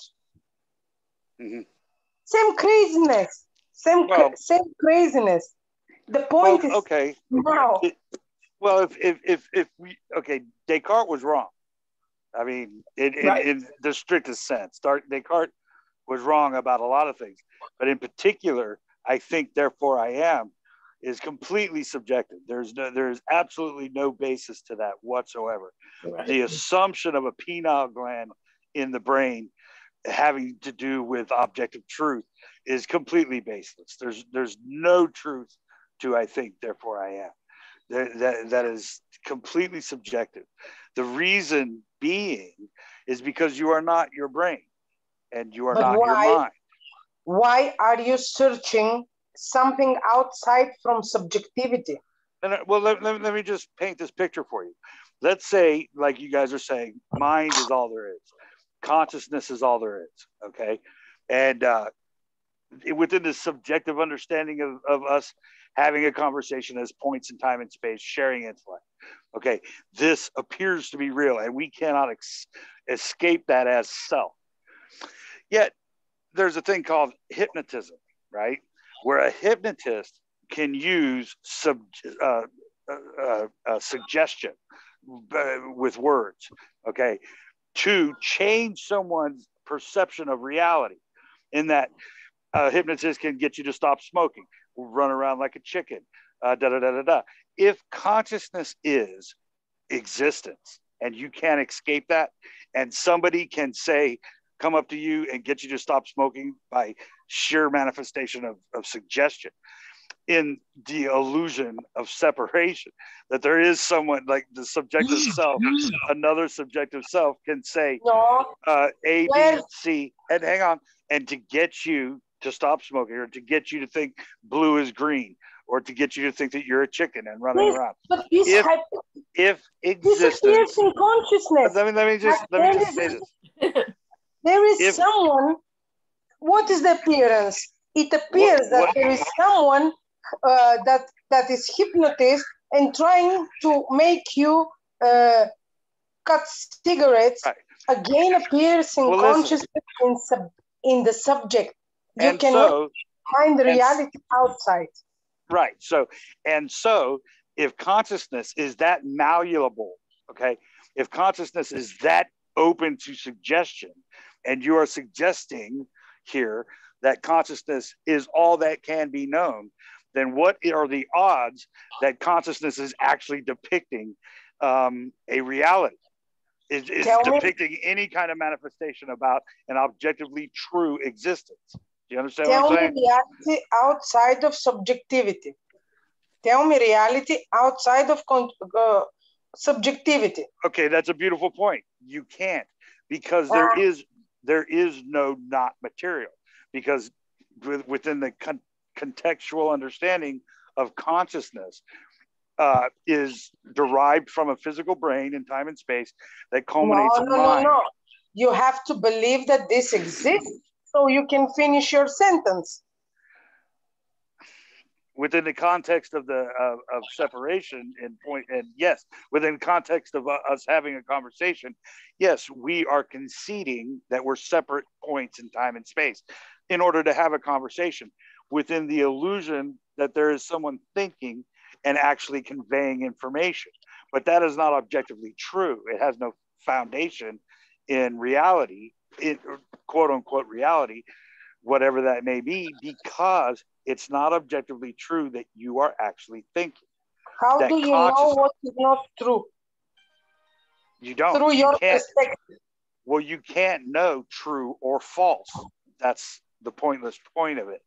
See, so to say that consciousness is existence and you can exceed it or not exceed it, or it appears to exist as an individual observing other, and that is to say otherwise is nutty, is to assume that you have a mind that thinks and that yourself is actually attached to it via a physicality known as a brain.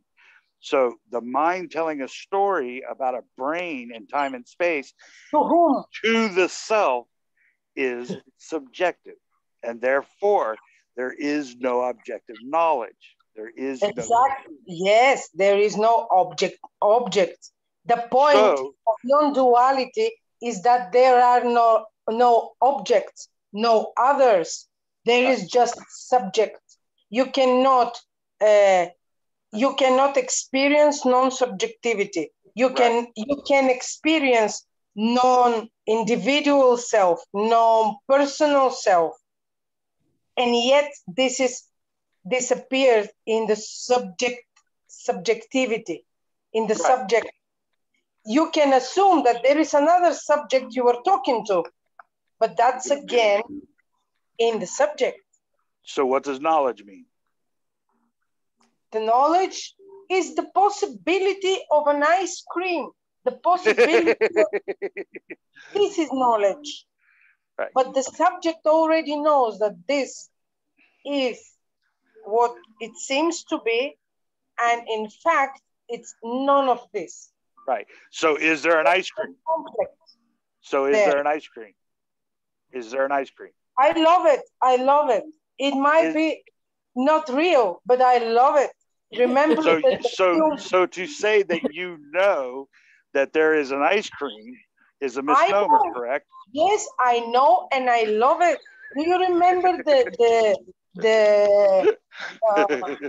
Matrix, the film, the movie, the Matrix? When the that Matrix. guy said, "Bring me back, but make in the Matrix, but make me some, rich." I love the taste of the steak. You know it. It might be not. It's zero. It's even if we go through science, it's zero. It doesn't exist.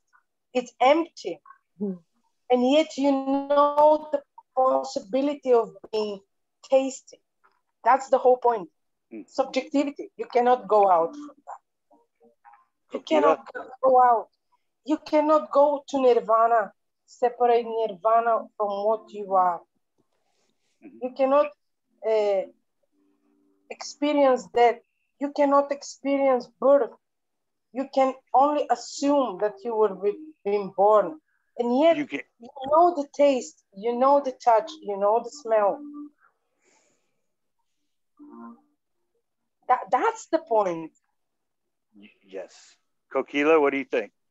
Well, I'm not exactly with you, Howard, because I differentiate between mind and consciousness. Consciousness, I feel, is everything. It's first. It's there when a baby is born, there's consciousness. And the mind is connected with the brain, which, like I said, helps us to know if we want to and try to learn what we are, and that we are all one. But it's just a question of terminology, I think, the consciousness, because I just feel like consciousness is everything, and it's there, it's always there. And the thing is, like, I have to leave soon to go to the beach because my 2 little grandchildren are there. My sister came up here for the day. And so little Gabriel has been with us for 2 years. And what he's taught me is he is pure joy. He's pure joy. He is ready to laugh and to play. And he's so loving. And I thought, you know what? That is who we are. That is who we are. We are joy and love. And we've been hypnotized into thinking otherwise, into thinking that we are this one person and that's the person that's so important and so on. So I think basically, Howard, I always agree with you, but I think there's that difference in terminology, So I just feel like my base is that consciousness is everything, and everything is within that, and including the mind and the brain and the emotions and the memories and all of what makes us who we are at this time and place. So it's nice to meet you. Nice to meet you too. Very nice. I'm gonna have to go, and I might stop in later, Howard, because I have to go. I'll come back. I hope so. I hope I didn't chase you away. No, you didn't chase me away. I love you. And you can disagree with me. It's fine. That's what we're doing here. So it's having a discussion. I love you so much. I love you so much, Kokila. Thank you so much. Oh, I'm going to send a book to you about Ramana Maharshi in a couple days. So I think you'll enjoy that. Yeah. I surely will. Thank you so much. Okay. Bye now. Nice. Hey, Anthony, Mark, how you doing? Hello, Howard. Good to see you, my friend. Good to see you, sir.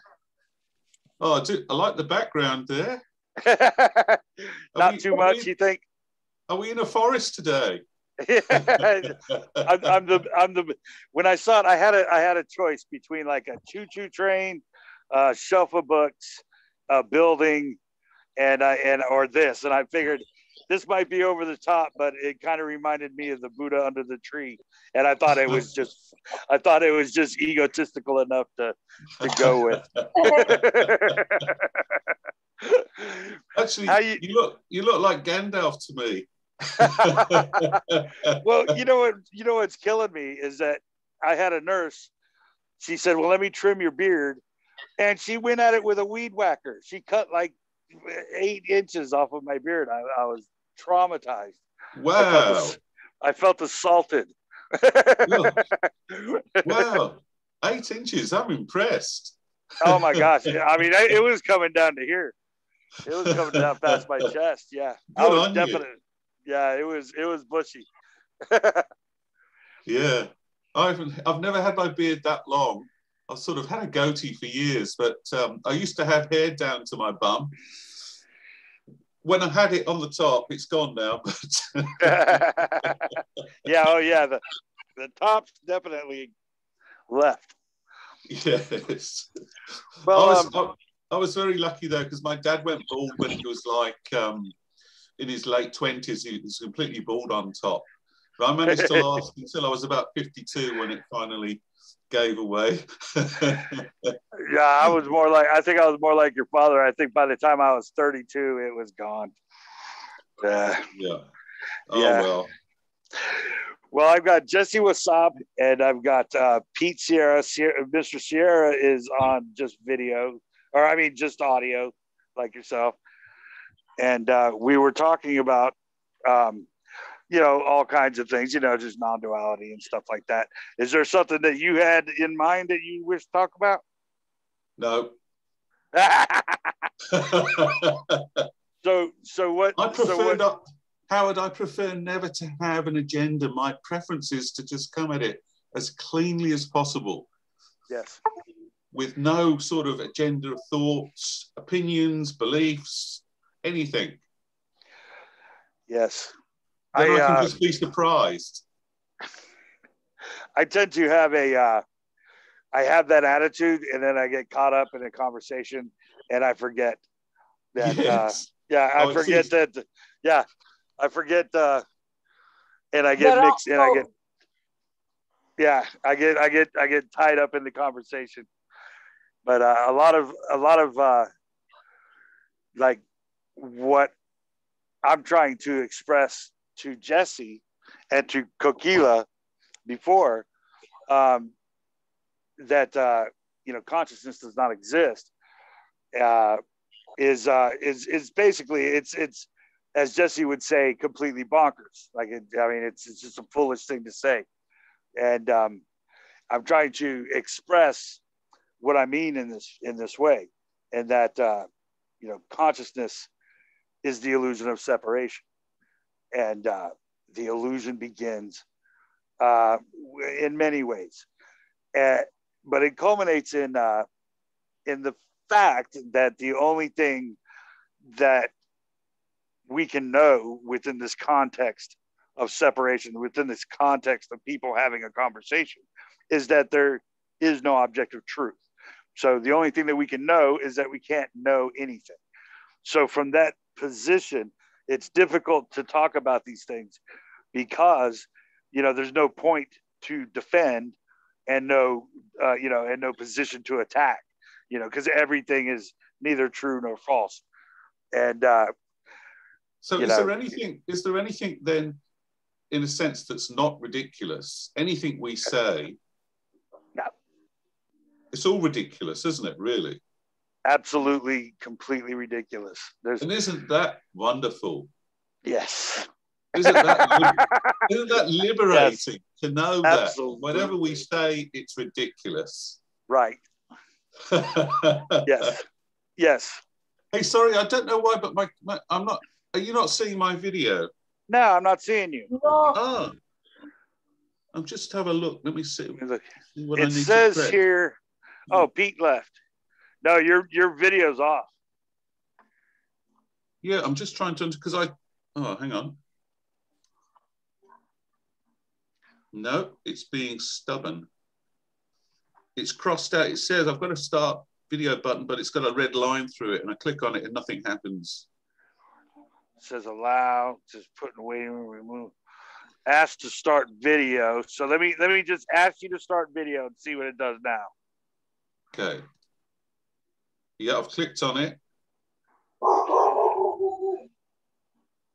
Okay. Huh. What is it? I've just gone to Honey 9 Light. Who's that? That's Jesse Wahab in oh, Jesse. Hey. Lovely to see you. Nice to meet you, but I don't see you. Never mind, I hear you. Yeah, I hear you. You threw me for a minute when I saw. Oh, was it Honor 9 Life? Is it? Oh, okay. Anyway, no, it must be something with my computer. I might have to shut it down, my computer down, and restart it. For some reason, sometimes that's what needs to happen. Yeah. Well, that's all. I'm so glad that you're here. Yeah, nice to see you, to meet you. Yeah, you too, Jesse. You got an amazing voice. Who, Jesse? No, you. Oh, well, Jesse does too. Yeah, that English accent, like a song. Yeah. It's a mix now of English and Kiwi. The New Zealand. Yeah, yeah. I used to have it used to be purely English, but now it's a sort of a mix. A little bit more, how to say, music, like music, you know. Well, it's funny. I do like. English. Yeah, I do love music, and I love to sing.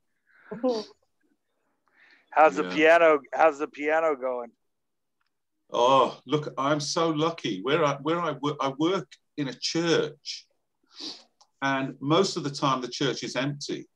I just rent a room there where I see people, and every time between a client, I'll go down and play on the piano in the church. Nice. It's a great way to sort of just ground myself again and clear the air for the next person. But it's it's great. I'm so lucky. It's old church with a piano in, and I just tinkle away, and it's great.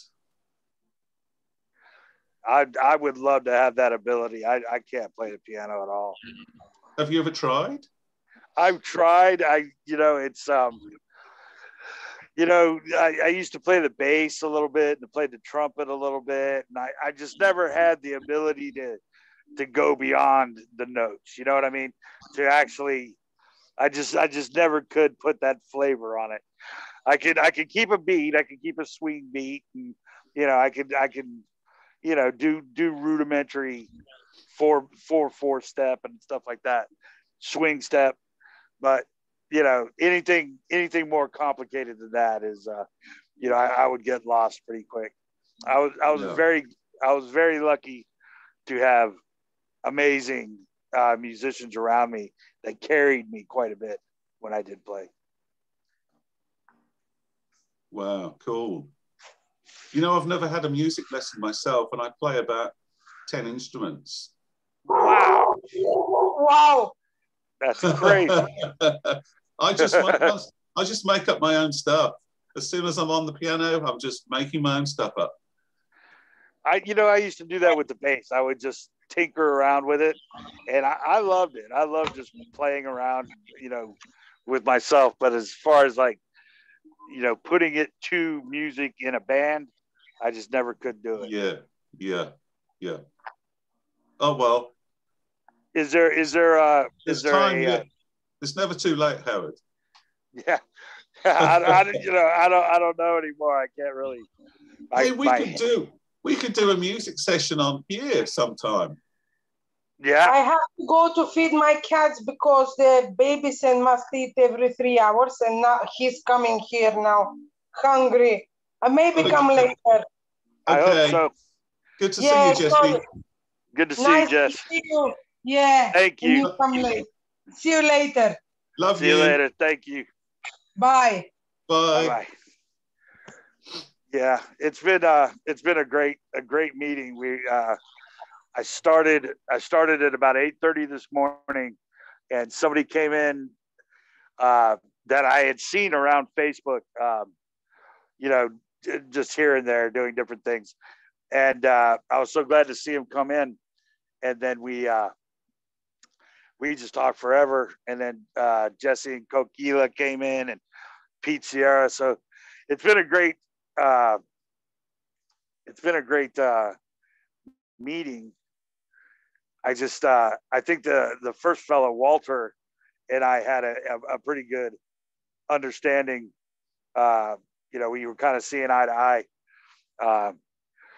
and then you know, Jesse and I were talking and about all kinds of different stuff, and you know, we just have different ways of looking at it, which is beautiful, which generate all kinds of different things.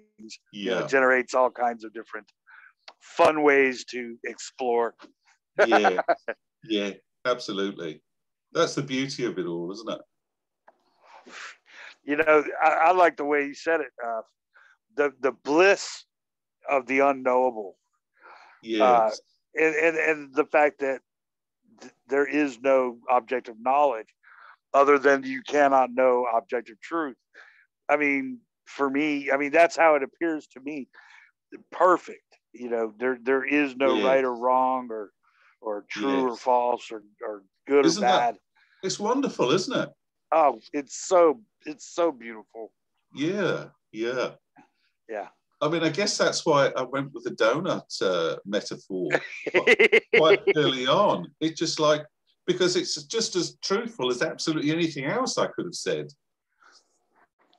You know, people will say, we'll call existence consciousness or what have you, and I can say, well, you know, you can call it a donut or backgammon or whatever you like. Yeah. exactly, and it's just as true. It's just as true. Right. In fact, in some ways, I think it's more true because it's less serious. Right. You know, when people are taking it all very seriously, you know, oh gosh, no thanks. Yeah, right. Well, you know, exactly. I mean, to get caught up in, you know, seriousness and like, no, it's this or it's that. It's impossible. It's impossible to say one way or another. And so the beauty, the fantastic, amazing beauty of it is that you can't know. It's unknowable. And that's right. You can only, you know, just to sit back and as a enjoy the ride, enjoy it. You know, you just go for a loop go for a loop around a donut. Exactly. then go in that donut hole. Then come out and eat the donut, then go back in the hole again and make another one. It's so perfect, man. I'm so grateful that I've met so many people that, you know, can laugh at it, you know, can laugh at this thing. You know? I don't know what else is it ultimately that we can respond to other than with laughter. Oh my gosh.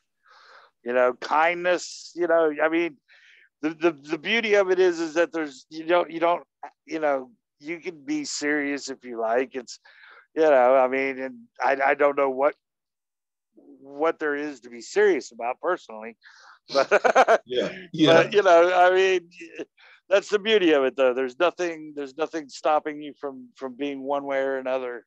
And you know, and that's me. Other maybe than some old wiring, some old brain wiring. Sometimes we get triggered into some old brain wiring, don't we? Right. And thinking in terms of you know, right and wrong and all of that kind of thing. Yeah. You know, it's, you know, I would like to be able to listen to somebody say it's consciousness and that's all that exists without interjection. You know, I mean, I just say, okay, you know, that's true enough, you know, just because I don't see it that way, but that's only because I'm attaching meaning to words. Yeah. Yeah. You know what I mean? Like, yeah. So all, you know, nothing matters, but all of a sudden definitions for, you know, what appear to be words in time and space have meaning, you know. How does it, yeah. Yeah. So, and if we look at it from another perspective, we're just monkeys chimpering away and grunting. I like to say, I know, excuse me, whoops. I like to say, like UG used to say, I'm just a dog barking. Yes. And I like to say, we're just birds chirping in trees. It sounds sounds better than a dog barking, but it's still the same basic philosophy. There's no real. Well, it is, isn't it? Yeah. The dogs barking and the birds singing are just as beautiful. Absolutely. And it's in its baselessness and its lack of foundation. Oh, here comes Pete again. Hang on a sec. Hey, Pete, how you doing, man? I'm glad you're back. Let's see where he's at. Let's see what's going on. Okay. Remain silent, if you will. I'm sitting here talking to Anthony Mark, and we're just talking about how beautiful and how humorous everything is.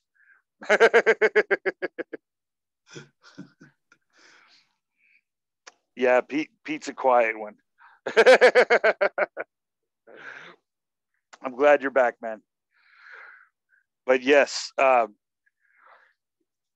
would love to be able to get to that place when, you know, when people are saying it's consciousness or it's this or it's that, and whether it's, you know, contrary to, you know, my understanding, you know, paradoxically or counterintuitively speaking. Well, let's admit it. It's likely to be. Yeah. Knowing what a rascal this universe is, it's bound to be. it's bound to be this way, you know. I mean, to have, you know, people discussing, you know, discussing the paradox of existence truly is, you know, baseless. I mean, it really has no foundation. Yeah. I know that Pete has some different ideas about this. I'd love to talk to him about, but we've discussed things from science to religion to non-duality, duality, you know, consciousness. We discussed so many things today that you know, all of which are, you know, subjective.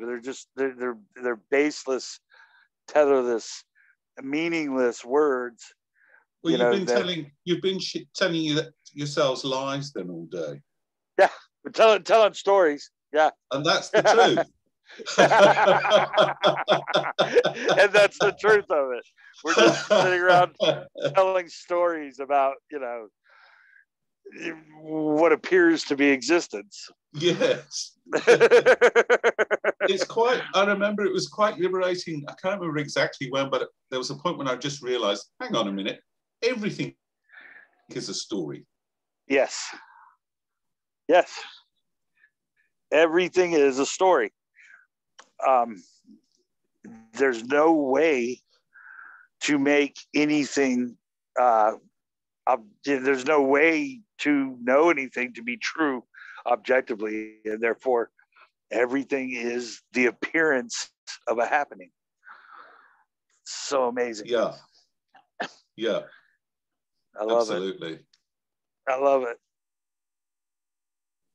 And of course, the story of that which might be beyond that,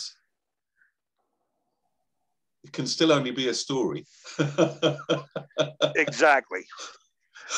Yeah. I was equating that earlier to, to say that there is something beyond, understanding or beyond knowledge, or beyond this, shall we say, is akin to, giving an objective reality to, say, a thought about a person, or a dream about a person. Does that dream of a person think for themselves? And, do you actually think, as an individual thinking about an individual? So, and then to think that there is something beyond separation and the appearance of time and space and cause and effect, people will call awareness or God or whatever you want to say. Yeah. To think that there is something beyond that is also perhaps just the next rendition of the idea of a dimensionless being that is also thinking about us, or then we think of, so it's all tethered. But it also gives me something to chase, because I like to chase things. Being human, I always like to think there's a reward somewhere along the line. There's a reward for all my endeavors and hard work. So that going the beyond, oh yes please, I need to have that now. yeah. The funny thing is, what I've noticed is, now I don't want it and I'm not interested in it anymore. I seem to have it more. Exactly. And that, I was trying to explain earlier, it is within now this is all drunken language. We're just speaking loosely here. None of this is accurate or true, but it's, well, none of it is it? Anyway. Yeah, none of it is true or accurate or anything. I'm not claiming truth here, and I'm not saying that there's a mechanism or a way to get from here to there. What I'm saying is that in the lack of belief in anything, in the lack of trying to reach for something other than this here now, or in the lack of any kind of understanding of objective reality, just to let all of that go, paradoxically speaking, of course, because there's no you to let it go, but to let all of that go, then comes, again, paradoxically, this understanding beyond concept, this understanding that there is something beyond separation. Okay, so you can't reach for it, but in the lack of belief in anything, it appears. It just is. Yes. This here now is not a place. It's not separate, and it's not a self-observing other, as in consciousness or what have you. Yeah. It is the appearance of that. And so if you lose that story, if you just say, well, that story has no foundation, it has no tether to an objective reality, and therefore this conceptual me chooses not to believe it. I am a concept within a concept within a concept, and I believe nothing. And then within that happening, you become aware that there is no here, or there. There's no self to go to another place, and it all just appears blooming out of nothing and nowhere. And it just shows you more ways to not know. It just shows itself as unknowability itself. Yeah. And there's absolutely nothing I can do to get that. Right. The moment I want to get it, I'm not going to get it. It is in the not getting it. It's in the not trying, or in the understanding that there is nothing to understand. Yes. And then and then you get what is not gettable. in that there is no you to get something other than, you know. Well, you finally get the donut. Yeah. Yeah. Even though I haven't actually eaten a donut in 20 years. and very few, I'll tell you what, there are some people that, you know, that can get, you know, the pointers I use, and it's fun when that happens. It truly is. Yeah. To be with, yeah. And then there are other times when you could spend years talking to somebody and they'll never get it. You know, they'll just never understand it. And that's within the, you know, that's also just, you know, that's just what appears to be happening. Yes. Yeah. And it's there's always that odd sense of you know, this subjective understanding of self, being aware of some kind of knowledge about. It's, you know, so funny, isn't it? I mean, in terms of where we started, you know, I can remember as a young man, I was a police officer in the UK. This was my early 20s, and I, at some point, I read the Bible, the New Testament, and it made sense to me at that point. And I thought, oh, I better join a church. And so I went and joined the Catholic Church, not knowing the difference between any of them. Right. Naively assuming that, you know, as long as you were following Jesus, it didn't really matter which church you went to. But of course it does. Right. But anyway, to cut a long story short, I quit my job. I got a place at a seminary in London as to become a priest. Nice. And I remember at that point thinking, just before I left the police, I've got it all sussed now. I've got all the worldly power. I've got all the godly power. I've got all the answers. I know everything. Whoa, aren't I cool? I've got it all worked out. You know, it's just completely the opposite to where I've arrived at now. It's a completely different place. It's just hilarious. It truly is.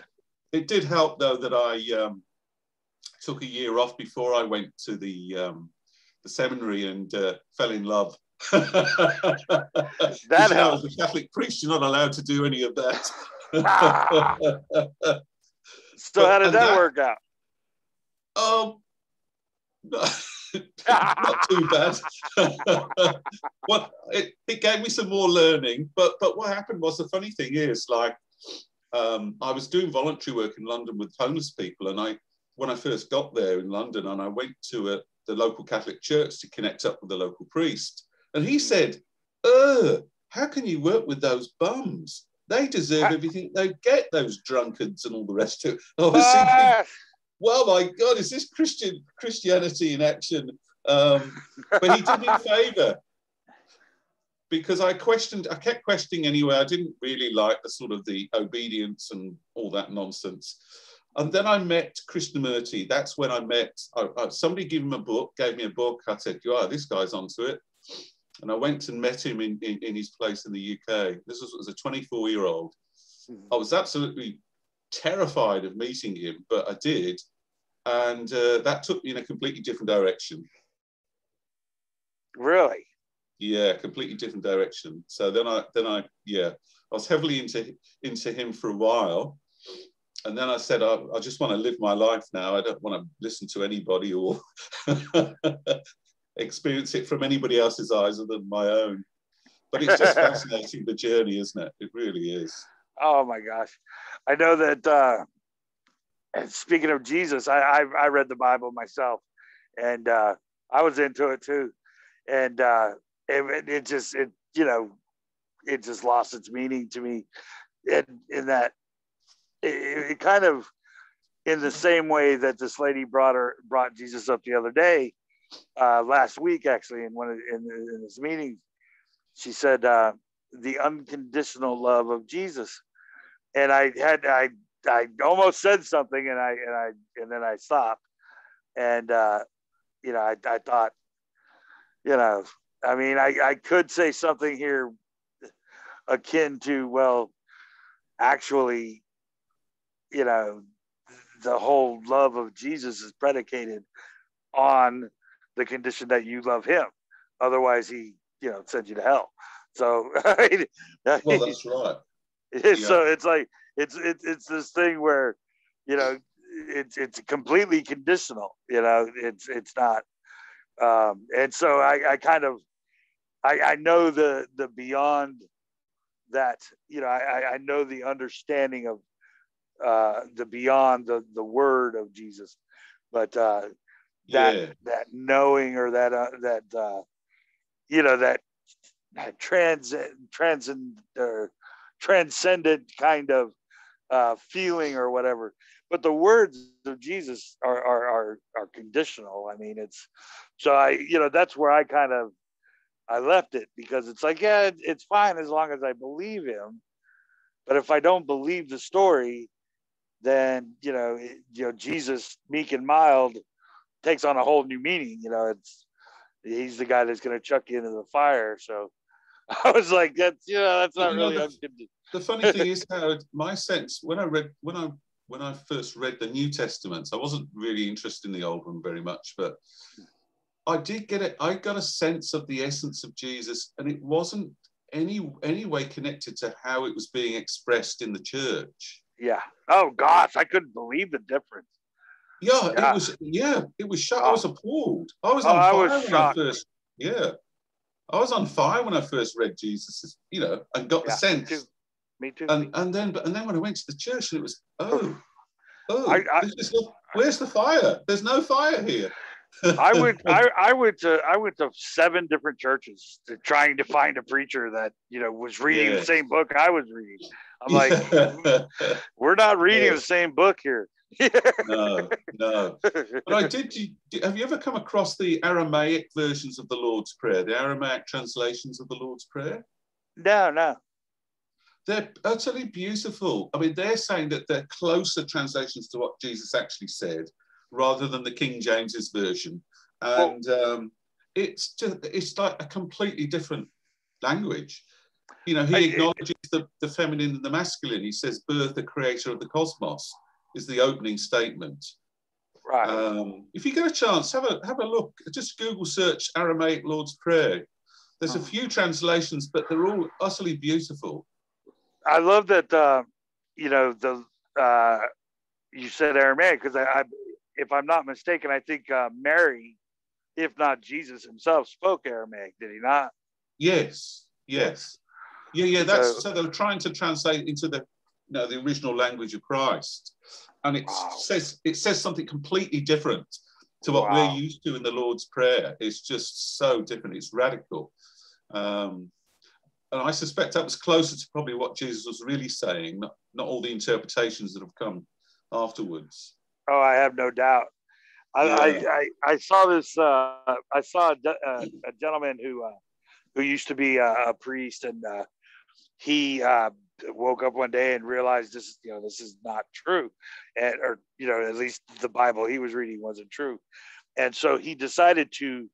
I mean, this guy has MDs and Aramaic and blah blah blah. He's read all the different things, and what he was saying was, he said he started looking into why the different translations were so different, why the different versions were so different. And he came to find out that there are more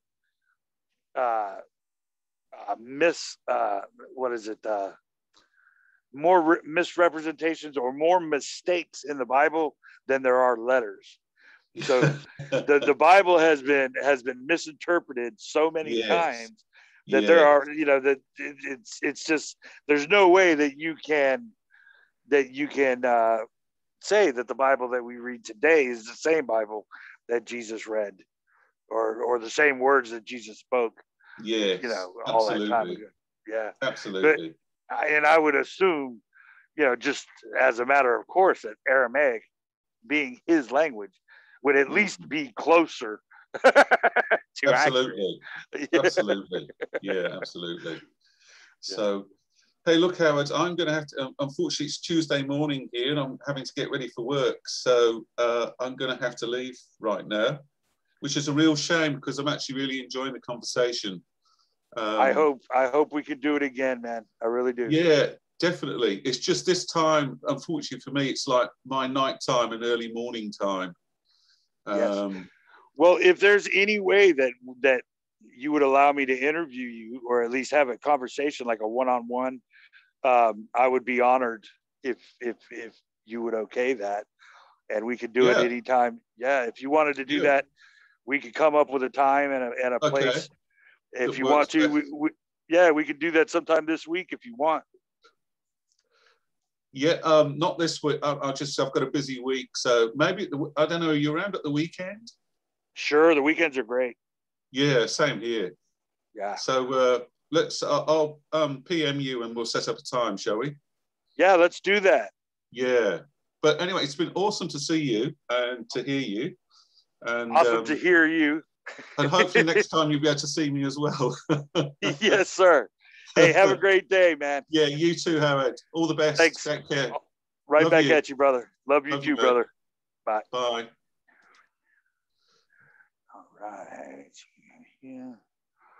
So I'm going to go here and press pause.